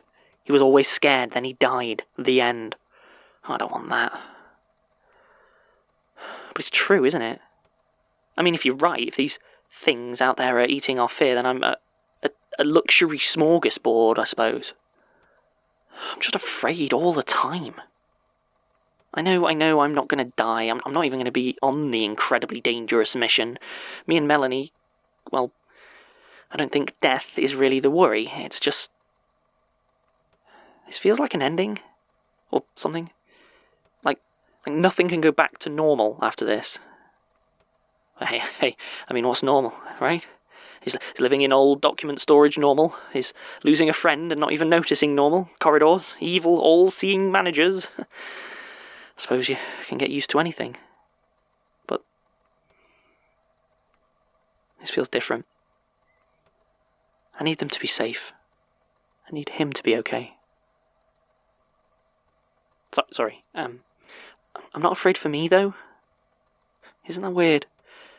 I mean, it's not like I'm going to be safe, like my plan's not dangerous, but it's mine. This last couple of years, I've always been running, always hiding, caught in someone else's trap, but now it's my trap. And, well, I think it'll work. I know it's not exactly intricate, but it felt good, weaving my own little web. Oh Christ, I hope John doesn't actually listen to these. Good Lord, is Martin becoming some sort of spider person? No, John, it's an expression, chill out. Besides, spiders are fine. I mean, yes, people are scared of them, obviously, but actual spiders, they just want to help you out with flies. Anyway, I guess I'm just sick of sitting on my hands, drinking tea and hoping everyone's okay. This way I finally get to do something.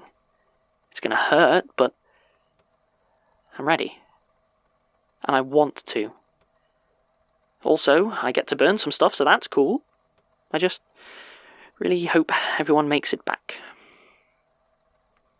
And I want to win on my own. Oh, and I hope the world doesn't end. Obviously. Just don't die, John. Or Tim, or Basira, or Daisy, I guess. Just everyone please make it back home.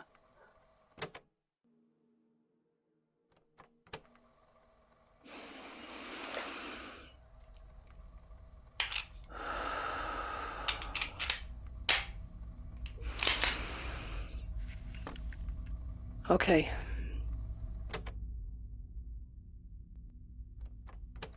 All right. I don't know what you are. I don't even know if you're listening. I don't care.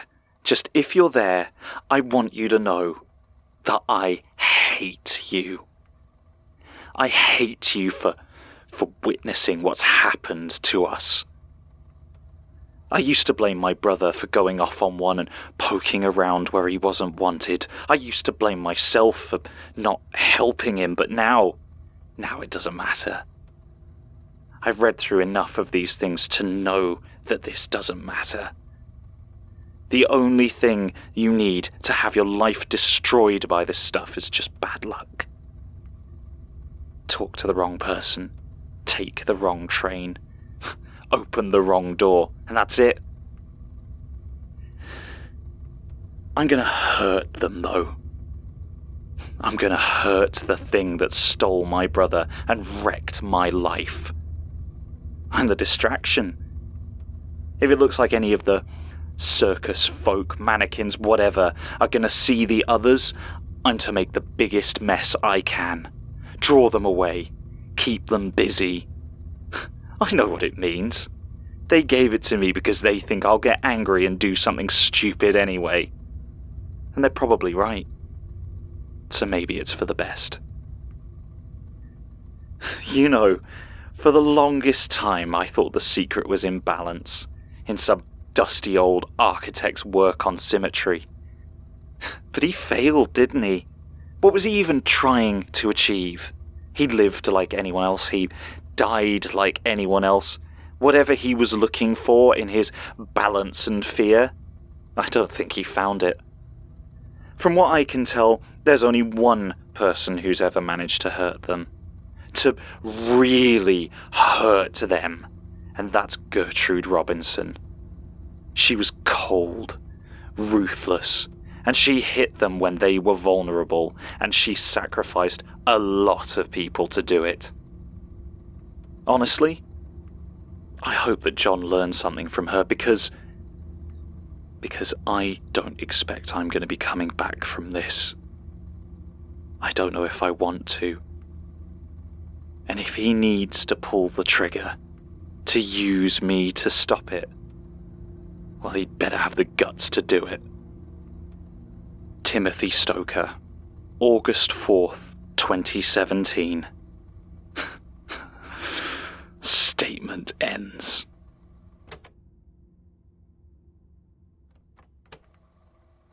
That's it then, I think. Except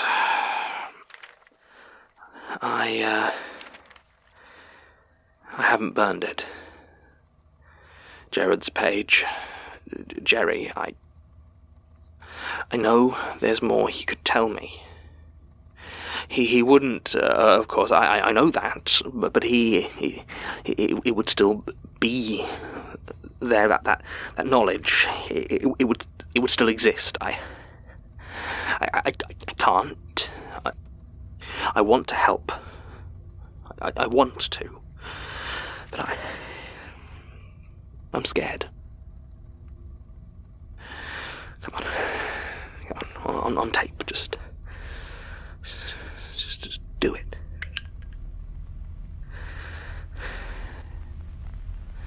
Do it!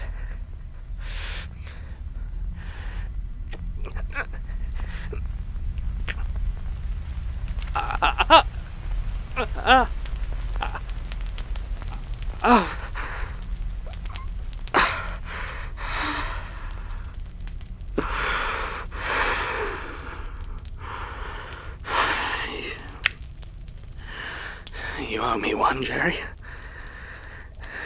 Rest in, just rest. Are you listening? Good. Case 007-1304.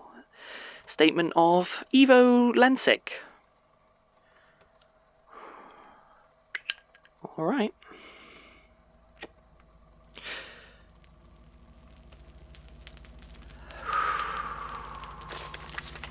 Statement ends, I guess.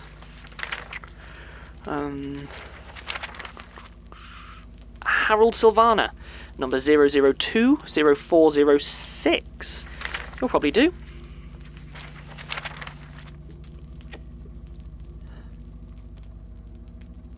Alright then. 014-0207, Dylan Anderson. Yeah? Okay. There's plenty more on the pile. Martin, open the door. Sorry, Elias. I can't hear you. There's a door in the way. Martin, I do not have time for this. And maybe you should make time. Unlock the door now. I thought you had a key. Martin. I'm not going anywhere. I would hurry, though, if I were you. Come on. Right. Shut up. It's just cobwebs. There's no such thing as just cobwebs. I don't like it. Tough. Is this it? Yeah. We plant the last of it here, and this place will go up nice. What's the range on the detonator? Same as the last time you asked. Where is everybody? Preparing, I guess. Haven't seen any of them since the last of, or whatever the hell that was, went inside. It's too quiet. Could be a trap. And if it is, I give this a squeeze. No more trap. And no more us. Don't fret it. And anyway, it's not like we're alone in here. Look, there's Prince Charles. Well, if he'd been in an accident, or the Beatles. If they'd all been in separate accidents, like Ringo was in a horrible fire, or Paul was in a car crash. That's a classic. Yes, Tim, I remember them. The waxworks are bad. Just keep an eye on them, and if they start moving, hit them with an axe. Sure. John? Yes? When you were, kidnapped, did you leave a tape recorder here? What? I don't think so. Why? Is there... Oh. Yeah. For God's sake. So where did it come from? Not important right now. Turn it off. Yes, I'm way ahead of you. Hello? What are you doing? That one. That one was Benjamin Hattendi. You weren't fast enough with the key. What are you doing? Oh, I'm sorry, can you not just look into my head? Read my mind? What's wrong? Too busy trying to keep an eye on everything? Tell me what you're doing and why. I just thought I'd, drop a couple of ideas in the old suggestion box. Turns out my suggestion is fire. And yet you haven't set the whole archives alight. So I assume this is... what's it called? A cry for attention. Maybe I just thought it might hurt. No more than you're hurting yourself by acting out. Oh, that's it, isn't it? Martin's just acting out. I mean, Daisy's a rabid dog and Melanie's a potential killer. Tim's a rogue element, but Martin's just acting out. He'll have a cry and a lie down and feel much better. And if you're trying to convince me otherwise, then you are failing. Now, if you're quite done, I am very busy. Oh, sorry. Sorry, I'm not keeping you from the show, am I? Well, you head back. I'll keep myself busy here. Albrecht von Klosen is next, I think. It's quite an old one. Should go up very quickly. Did John put you up to this? You think I'm doing this for him? No. It's just the sort of half-baked scheme he'd come up with, and I'm well aware that you'll do just about anything for him, and I don't need to read your mind for that one. Do you Is it so hard to believe that I hate you as well? No. It's just hard to imagine that you would act on it. You think I'm bluffing? Oh, no. You've made that quite clear. So what? I don't get to be angry. I don't get to burn things. Just run around making tea while everyone else gets to actually have feelings. Please get to the point, Martin. Maybe there isn't one. All right? Maybe you're just wasting my time. Yeah, maybe. I see. That puts me in a difficult position. Good. You might want to turn the tape off, Martin. How much longer? I don't know. The others didn't take this long. The others had clear structural weaknesses. This room doesn't. How hard can it be to blow up one building with all this stuff? It depends.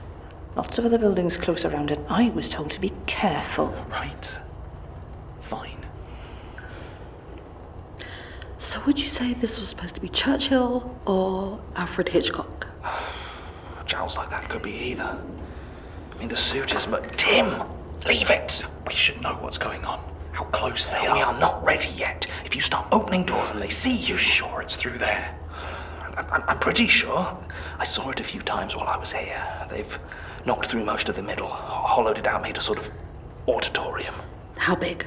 I don't know. Big. I mean, it's not a huge building. I don't know. Tonight was my first time seeing it from the outside. At least in the flesh. I guess it does seem... smaller. You're sure this is the right place? I am. This is definitely where they kept me. Although I don't remember quite this many waxworks. Alright. Just don't want to get this far and find out we're in them. This is the place. We need to see what's going on in there. Just ignore it. We have a job to do. Jesus. What? It moved. Right, okay, if they're starting to, we've got to go. No, like, it's just a flicker in his eyes. Look at this. Look, if the waxworks are coming alive, we need to go. Just shut up and look. Huh. Oh, God. Oh, God, they're not waxworks. What are you... Christ. Tim, I think maybe we had better see what's going on in there. All right, on three. 3. Holy... Yes. I suppose it is. Done. I think we might need all of it, Daisy. This place is, it's bigger than we thought.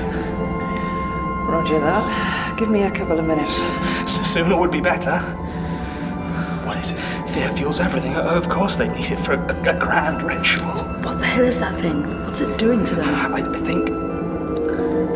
I used to call it the anglerfish.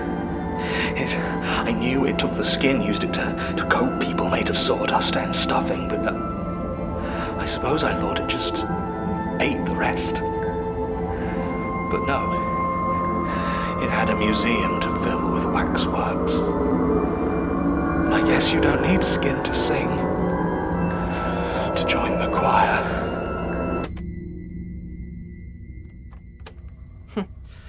Sorry.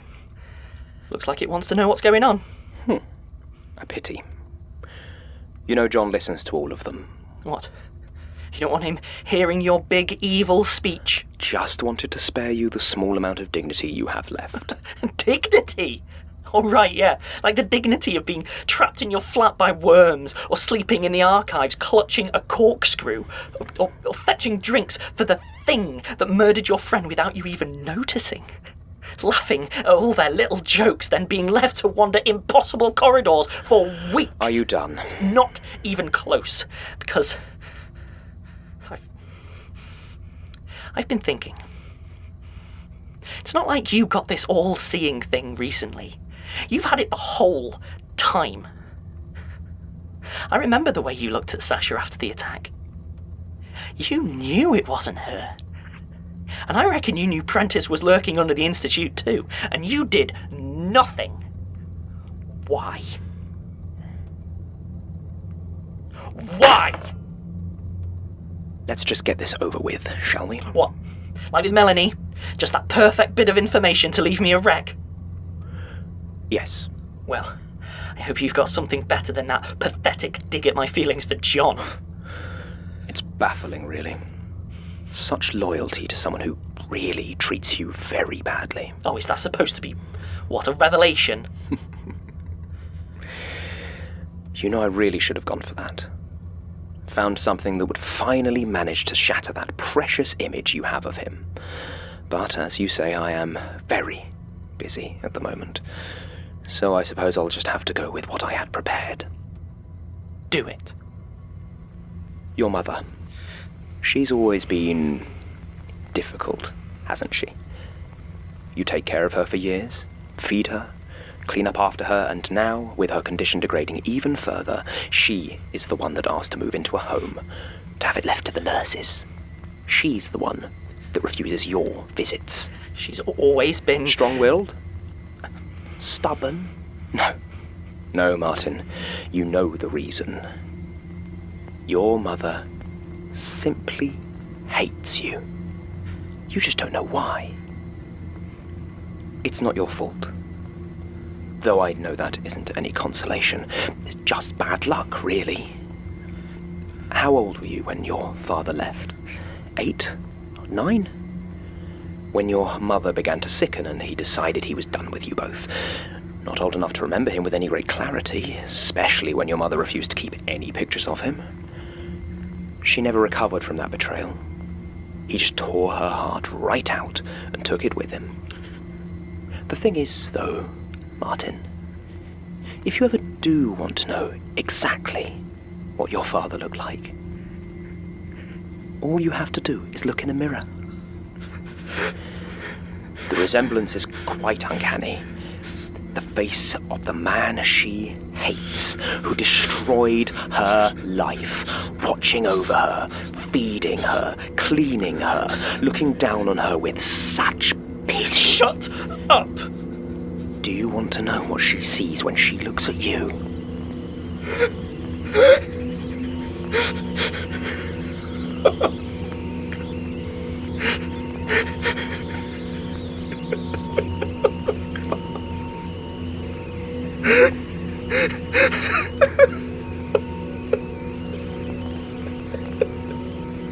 Don't burn any more statements.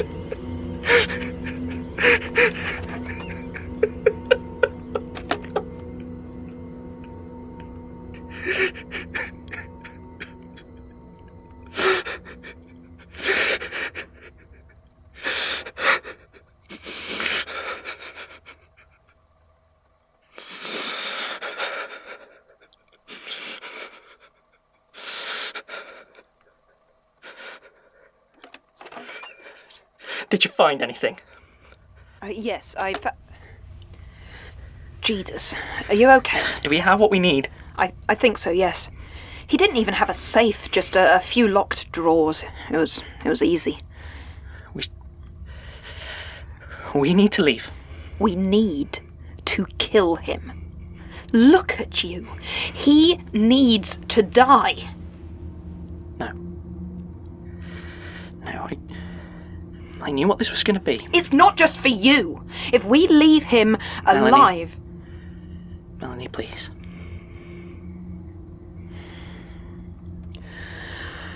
All right.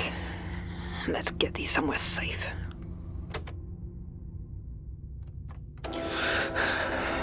So what do? We can't help them. What, so we're just going to leave them to be skinned alive? What do you want me to do? You brought me in as a distraction, right? What? Let me do it. Go in, maybe you can get some of them. Tim, contrary to what you think, I did not bring you here to indulge your death. That's not what this is. No. You knew I might not be coming back. I knew none of us might be coming back, but I'm not going to let anyone get killed for nothing. Oh, except for those people in there. They're already dead. Not all of them. I am not losing you as well. Look, whatever we're going to do, we need to figure it out now. Fine. Look, John, Done. What? It's all ready. Here. Oh, I thought you would want to do the honors. Safer with you. You know when it needs to happen. Right, okay, come on, let's go. Tim, come on, this isn't right. At least it'll be quick. Tim, please. We have to get back. Behind me.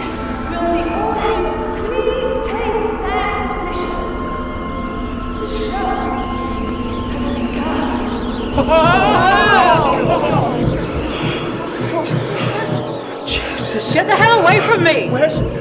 No. Don't. Daisy! Daisy, it's me! No! I said, don't move. Daisy!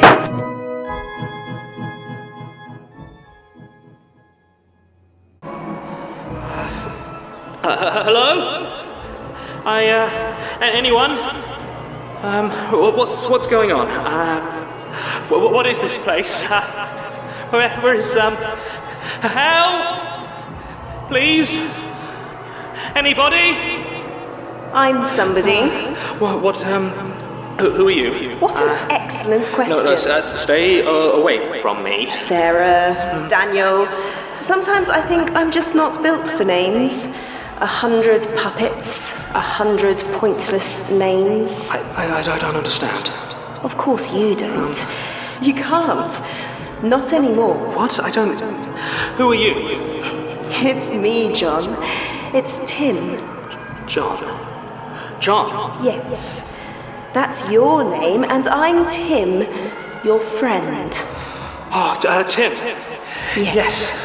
John, you can relax. No, everything is going to be okay. No, Tim. We've got to stop it. Stop what? And how are you going to stop it? Oh, no, I have, I thought that, this, I don't know. Well, don't you worry. I'm sure we can work it out together. Yes, Tim, I need a second to, Of course, John. Yes, that's me. Give it to me. Yes, if you could, I'd value your input on it, Tim. Yes, Tim. Now let's take a look at this. Please. Right, now what we have here is a handheld remote detonator. A what? It talks to a bomb. Wait, I imagine if you'd used it, we'd all have come to quite a nasty end. No, that was... Don't you worry, Archivist, it's all in good hands. I don't understand. And you never will again.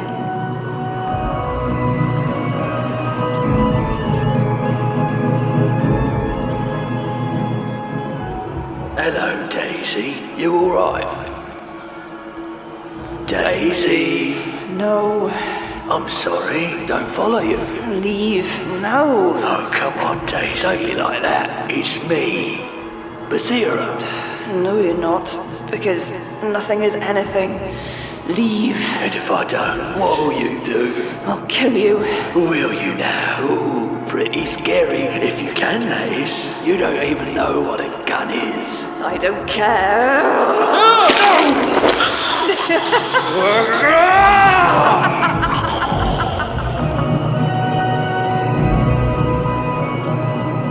Get away from me! It's alright. I'm not one of them. Everyone is. This isn't. Just get back. Okay. Who are you? I don't know, do I? What can we do? It's too late. There's nothing. No, there must be. We just need to figure this out. I know I'm me. So what's your name? Who exactly is me? Doesn't matter. Names don't matter. I know I'm me, and I know I'm here. Bullshit. Here is just... There are things that they're not me. They want to hurt me, but I don't want to hurt you. I don't believe you. I don't want to hurt anyone. Get back! No, we can do this. I can do this. I just need you to... I said get away! No. Wait. I don't understand.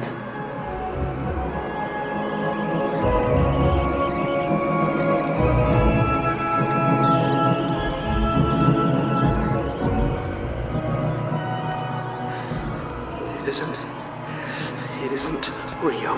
What isn't real, John? I don't... None of it. None of this is real. Oh, but it is. Just because you don't understand doesn't mean it's a lie.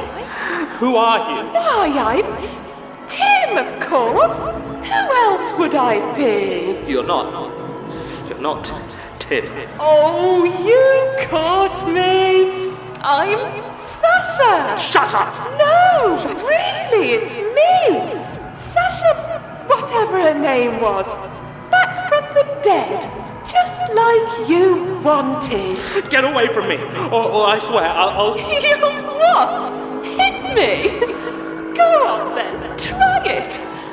Make a fist. Do you even know which of these hands is yours? Stop it, stand still. Do you even know what a hand is? Pathetic. Wait, I know. I would hope you do. How are you here? Don't be obtuse, John. I'm here because you failed. I tried. I tried. I almost... You almost what? You almost didn't doom the world. No. You almost left reality to be the plaything of a lazy, foolish wire. No. I could have stopped it. How? You didn't even know what it was. Do you know how many people I killed to keep the world in one piece?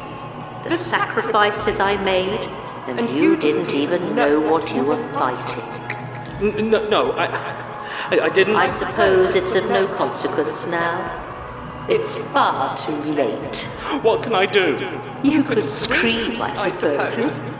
Weep, maybe. Have you considered curling into a ball? Why are you doing this? I'm not. You know, it's probably for the best I'm dead. Can you imagine how much I hate having to watch you fumble around as my replacement?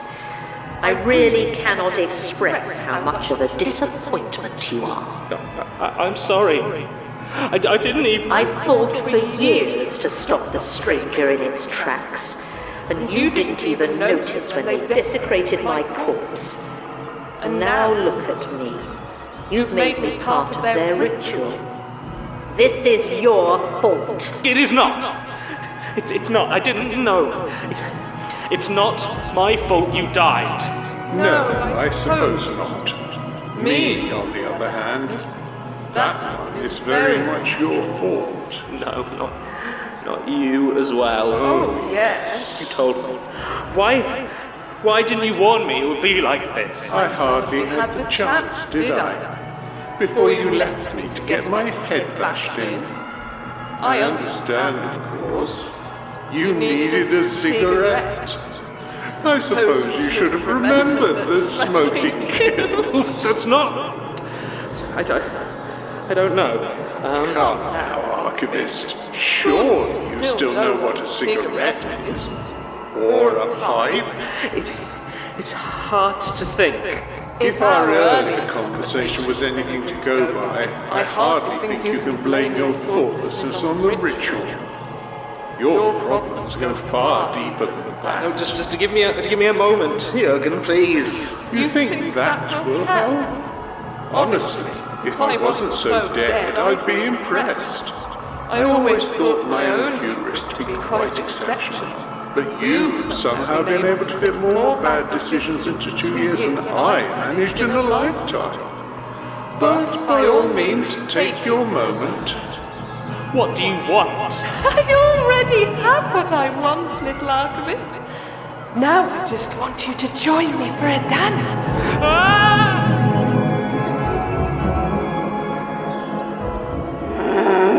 You killed him! Do you even know what you've done? You stupid animal. Can you? No. Almost a shame you don't know your own coffin. But you will. Oh, you will.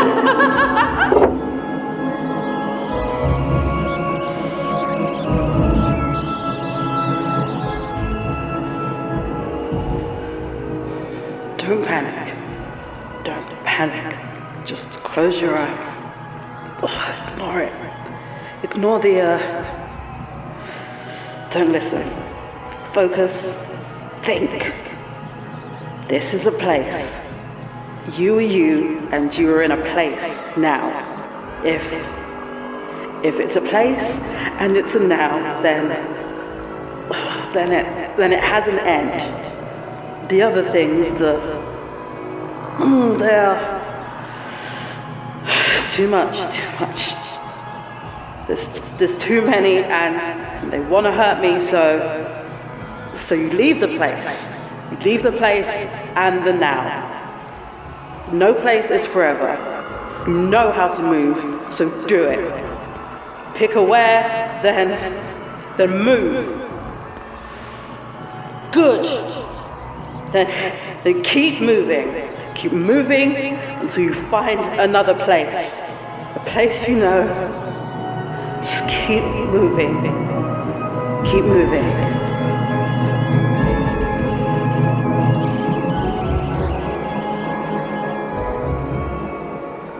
Do you feel it, Archivist? It's almost there. A new day. A terrible new world, and it's all your fault. Though I suppose you never really had a chance. I see you. Do you now? Yes, I see the sad clown, bitter and hateful. I see him finding his way to a circus where nobody knew him. I see him torn apart, becoming the mask remade by a cruel ringmaster. Sometimes a doll, sometimes a mannequin, always hiding in somebody else's skin, somebody else's name. Not always. And it's far too late for any of that. Nothing you see can help you. Not without the detonator. Really, Archivist? After all this preparation, all your research, all this magnificent grotesquerie, and you were just going to, what? Blow it up? Probably the hunter's idea. She killed one of the couriers. Oh dear, how sad. She was also the one that damaged this shell. You have hundreds of shells, Sarah. And soon you will have tens of thousands. You can have your little lures in every dark corner of the whole world. Not until you finish the dance. Oh, just let me enjoy myself for a moment. This is a once-in-eternity event, after all. This in-between is not as comfortable for all of us as it is for you. Oh, fine. Archivist, it's been a pleasure, but I really Wait, no! Kill you! All of you! Will you now? No! Let them fight! It's adorable! Jim! What do you see? I see my asshole boss! Wait. Spoiled sport. Tim. Grimaldi. Once, a long time ago, before Orsinov made me, and sometimes even now, for special occasions, like your brother. Shall I? Tim, what's in your hand?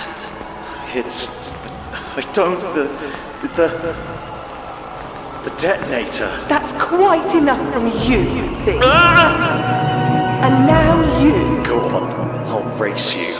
See if you can do it again before I can squeeze. It's too late. The world is ours. That toy won't help you now. So come and take it. That's what I thought. I am losing my patience. Get back. That's right. John, I don't know if you can hear me, but if you can, I don't forgive you. But thank you for this. You idiot! Do you really think the world will fare any better under the Watcher? You think you're saving anyone? I don't care, You can't even save him. but I can hurt you. It will not end like this. You sound stressed. You know, I hear the great Grimaldi's in town. You should go see him. Cheer yourself up. That's not funny. I know.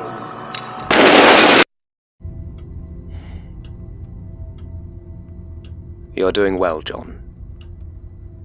I only hope you can continue your growth without my guidance.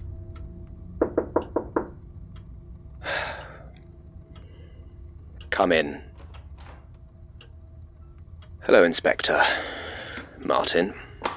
I'm, sorry to hear about Tim. Don't. And Daisy, I suppose. Don't you dare. I suppose it's some consolation Basira made it out. And John, more or less. Is this him? Yes. Right. Elias Bouchard, you're under arrest. On what crime? Take your pick. Never had a tape recording of a murder before. Something of a novelty. And that's not the half of it. Plenty of stuff in those files could easily get you a nasty end if you weren't careful. No Melanie? I'd have thought she would have wanted to gloat.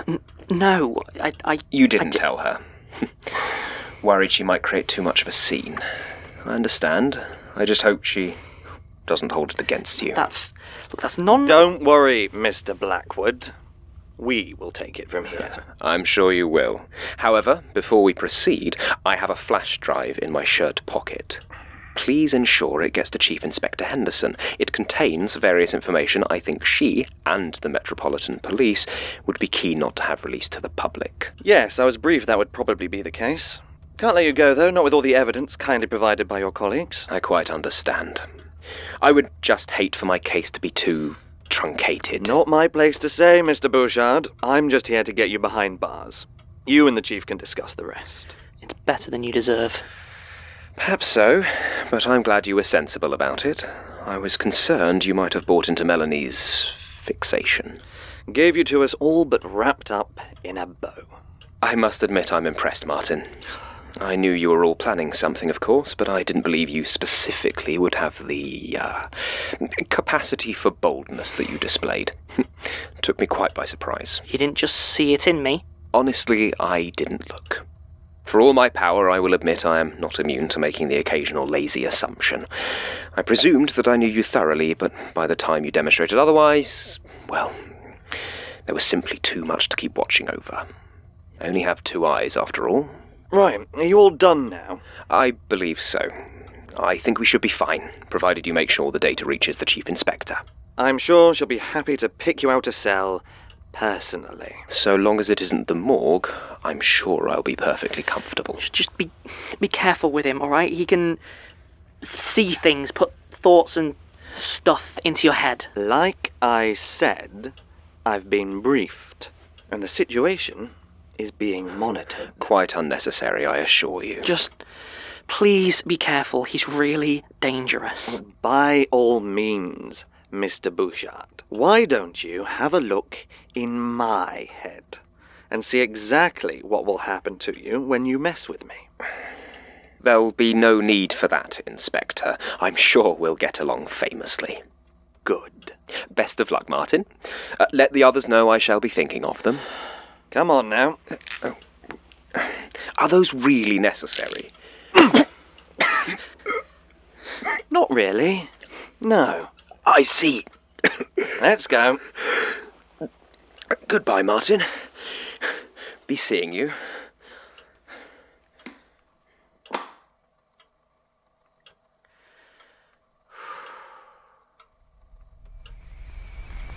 Must be a relief. Honestly, I thought there'd be more of a scene, but he always surprises me. What? What are you doing here, Mr. Lucas? Please, call me Peter. No, I think I'm okay. As you like. Look, don't let Elias get to you. You did very well. Really, I honestly think you managed to surprise him, even if he'd sooner die than admit it.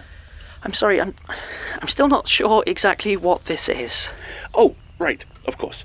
Well, you've successfully managed to remove Elias as the head of the Magnus Institute. So? Oh, God, what does that do? Oh, no, not in any metaphysical sense. No, he's still very much the, how did he insist on phrasing it? Yes, the beating heart of the Institute. But practically speaking, he can hardly fulfill his more mundane managerial duties from a jail cell. So he knew this was going to happen? Not exactly. He anticipated that you would likely find some way to remove him, so he made alternative arrangements. Which would be you? Exactly. To be honest with you, Martin, I didn't expect to be taking over the place so soon, or in quite such a state of disarray. But I'll do my best to keep the place afloat. Right. Oh, what's that look for? You won. I am sorry if it doesn't look quite like you hoped, but here we are. I suppose so. So what now?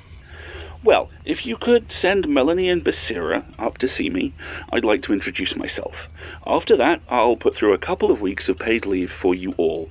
I think giving everyone some space to try and deal with the loss of Tim and Daisy might do everyone some good. Oh, and if you want to talk to a counsellor, the Institute will, of course, cover any costs.